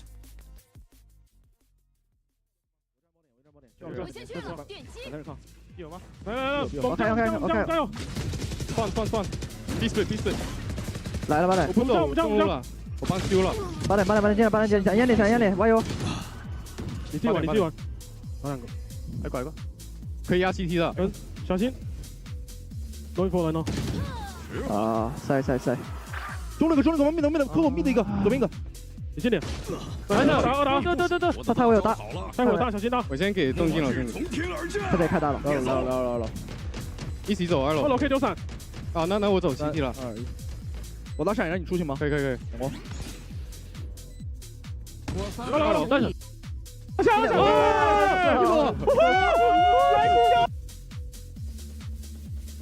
好的，本场比赛的 MVP 会给到 Stu And 啊， who 这我 else 觉得对 would 于 it Stu 来 be 说 to 在 cook 这张 up 地图确实 such a beautiful victory for JDG? It's the man himself repping a beautiful set of stats there. Yeah, I think Stu is someone that we spoke about in the pre-show as being very, very potent. She was the person who touts 300 ACS in Ascension and comes up here and he does the big things that you need him to, but the only way he does that is he's being enabled, or rather being given the opportunity for having someone stable as his duo, and Stu is that person. Stu is someone who I think showed up big time, especially on this map, to actually like put us across the line, and only 7 ACS separated Stu from the Sentinel YU. Yeah, Stu definitely well-deserved for this map. Well-deserved in general for JDG. On mechanical side, I think they were head and shoulders above where they needed to be, and the side of TEC had to dig deep to even make this series as close as it was. Yeah, no, they 19 first kills. 19 first bloods. I don't think I would have guessed that number. You could have given me like 12 guesses. I wouldn't have said it was that close. The post plants not looking fantastic. Like, I mean, better for JDG, but 5 out of 8 actually arguably isn't the best post plant differential. Abyss is hard, to be fair, for the post plant. 3 and 8 for TEC. You know, a little bit worse, of course. And then Coco here, for the most part, kind of covering. Actually, I think one of the first times we're seeing it by the numbers where the player we're looking at has a lower than average on the server. So the red number is the player. The white is the server for anyone that hasn't seen it by the numbers before. Yeah, and we look at the series, we look at the bans, and I think we're in a situation where JDG ended up winning it, but there was a lot of symmetry just across the board. From 3 out of 6 pistols, I think, per side.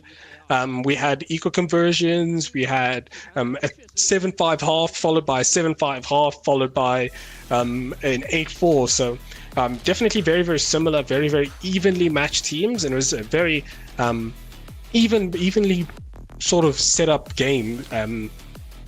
JDG and Titan Esports, very, very evenly matched as opponents if you are doing your power ranking going into first stage. Yeah, exactly. And they're the nice thing about it is they were very kind of equal, despite the fact that I think Haven was the only map that had the same comps. I'm pretty sure Pearl, not Pearl, sorry, I'm pretty sure Corrode and Abyss had like separate comps where we've seen like the Tejos and stuff, but which only makes it better, because that means that they are playing to their own strengths that aren't necessarily each other's. Because sometimes you get the power ranking and it's just 2 teams play the same comp, it's just who plays kind of better at that point in terms of, you know, the shooting and kind of that. But whenever you've got kind of your agent understanding and that's what's different, it's very interesting to see how that can impact a scoreline as much as it has. And I think genuinely, maybe TEC look at Corrode and think that maybe it's not their map anymore. And one last point I just want to make very quickly is the last time we've seen this, it was JDG 2-0. This time, at the very least, TEC putting a map on the board and very close to winning the whole series. Yeah, I think if the map bans go any other way, it's a TEC win. The map bans went the way they went today, and it's JDG that comes out on top. So, yeah, it's definitely, I think Kickoff is where you want to be doing that experimentation. Obviously, if you were on the old system for VCT, it would have a different kind of weighting, but with the new system going into 2026, which is a lot more exciting, has a lot more opportunities for your underdogs like potentially TEC to come through. It doesn't really weigh as much as long as you work hard and actually make those adjustments at the right times. Absolutely, and there's plenty of time like to make those adjustments as well for anyone that hasn't maybe seen the bracket. It's laid out in a very cute way, so it's triple elimination in terms of like overall for VCT China. So anyone that's kind of in the upper bracket, that's your full shield. Anyone in the middle bracket, that's your regen shield, and then anyone in the kind of lower bracket, that's your low shield. So basically, just the more you lose, the lower your shields get. And there you go. It's done kind of on a thematic standpoint. It's very easy to kind of get that followed along as well. So I don't think we are going to actually be putting it up here. Maybe I'll be put wrong. Oh, yes, I'll be put wrong is exactly correct. There it is. Well, apologies. What have I done? Once what again. Have I done? Yeah, what have I done? Yeah, but you guys, you can see the bracket.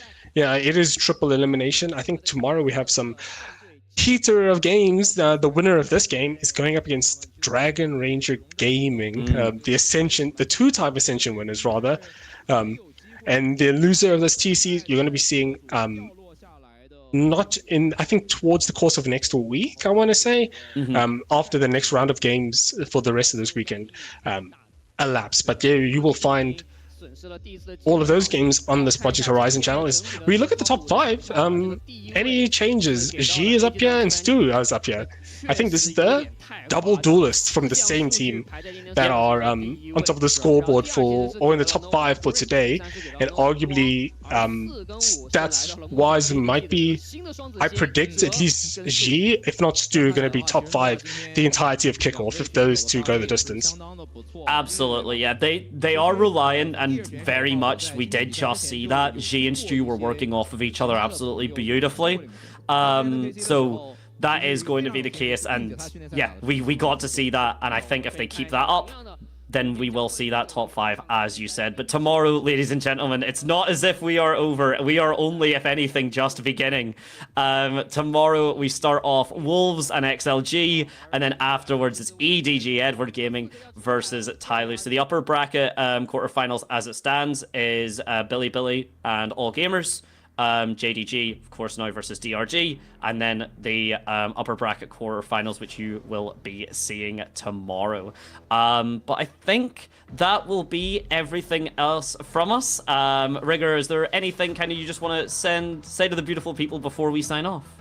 Thank you guys for supporting Project Horizon. It is very much a passion project for a lot of the people involved, and every piece of support that you guys, every single time you come and share the link matters so much to this project, and an initiative that is bringing more widely accessible means of broadcasting VCTCN. So thank you from the bottom of me and Dante's heart, and from the bottom of the Project Horizon crew. Thank you guys for watching. Yeah, we do appreciate you all, and for any of the subs and everything as well, a big shout out to you. I think they have been shouted out like in the chat. I think BDOS and everyone's been doing a good job, so we do appreciate you a lot, and there will be some updates as to like more appreciation that we can show you guys, but get the sub emotes and stuff going. But yeah, big shout out to everyone as well, BDOS for the translation. Rigor, to share the desk with you has been an honor. Fran, you do need a shout out because I forgot to do it yesterday and I felt bad. So our lovely director there, and making sure that we sound lovely, and occasionally he gaslights me and tells me things. But ladies and gentlemen, that is going to be everything for tonight. We will see you tomorrow, same time, for some more banger games. It has been an absolute pleasure. We'll chat to you soon.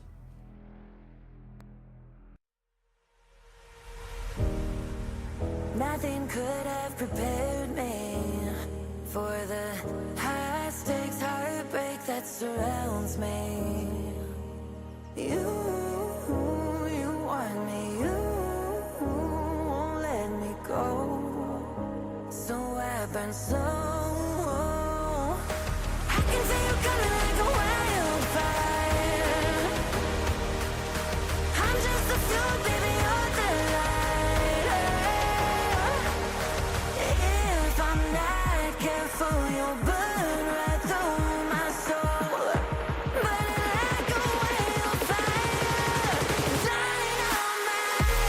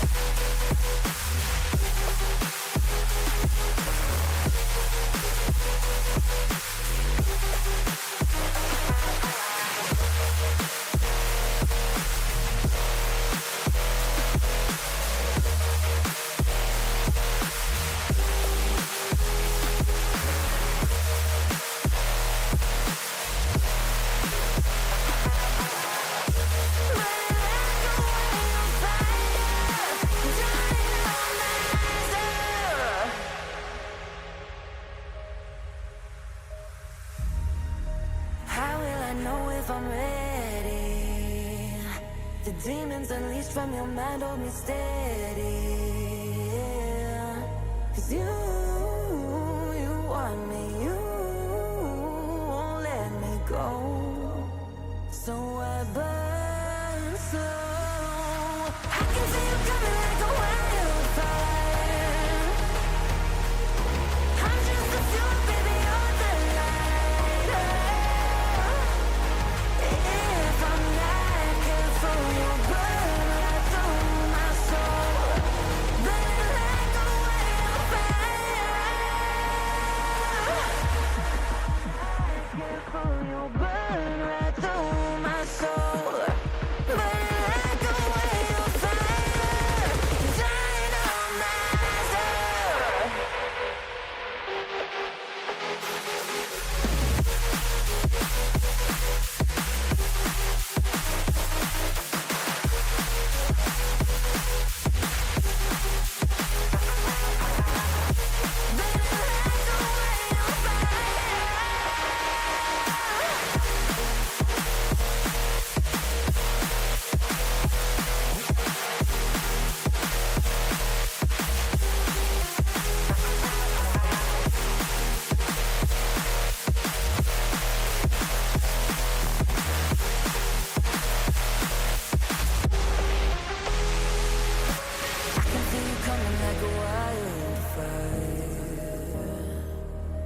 I'm just the fuel, baby, you're the lighter. If I'm not careful, you'll burn right through my soul. Burning like a wildfire. Dynamizer.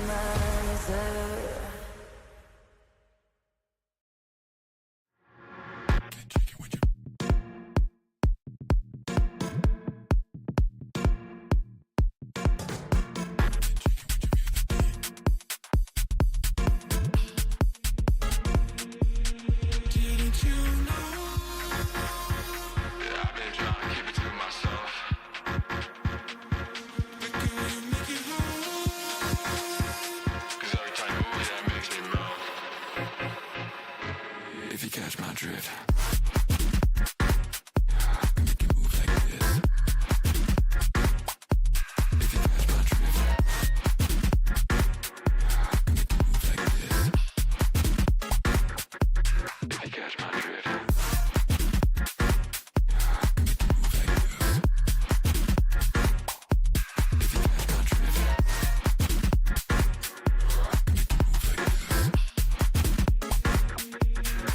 Didn't you know? Yeah, I've been trying to keep it to myself. But girl, you make it hard. 'Cause every time you move, that makes me melt. On your feet right next to me, come on. Make you move like this. If you catch my drift. Make you move like this. Need you like you need me, come on.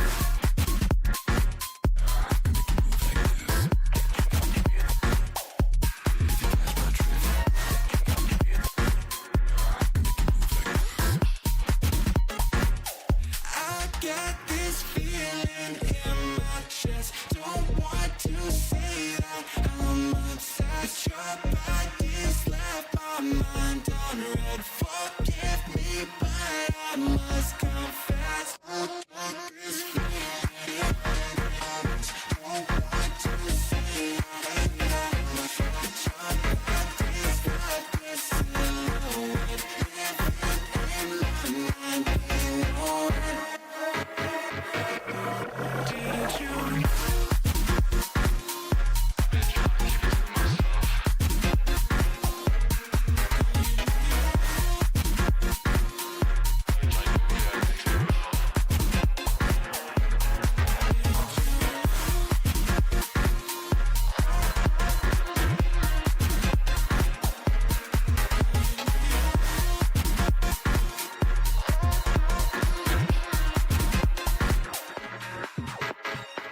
On your feet right next to me, come on.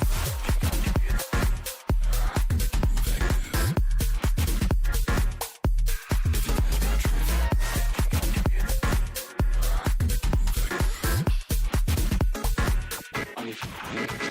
it.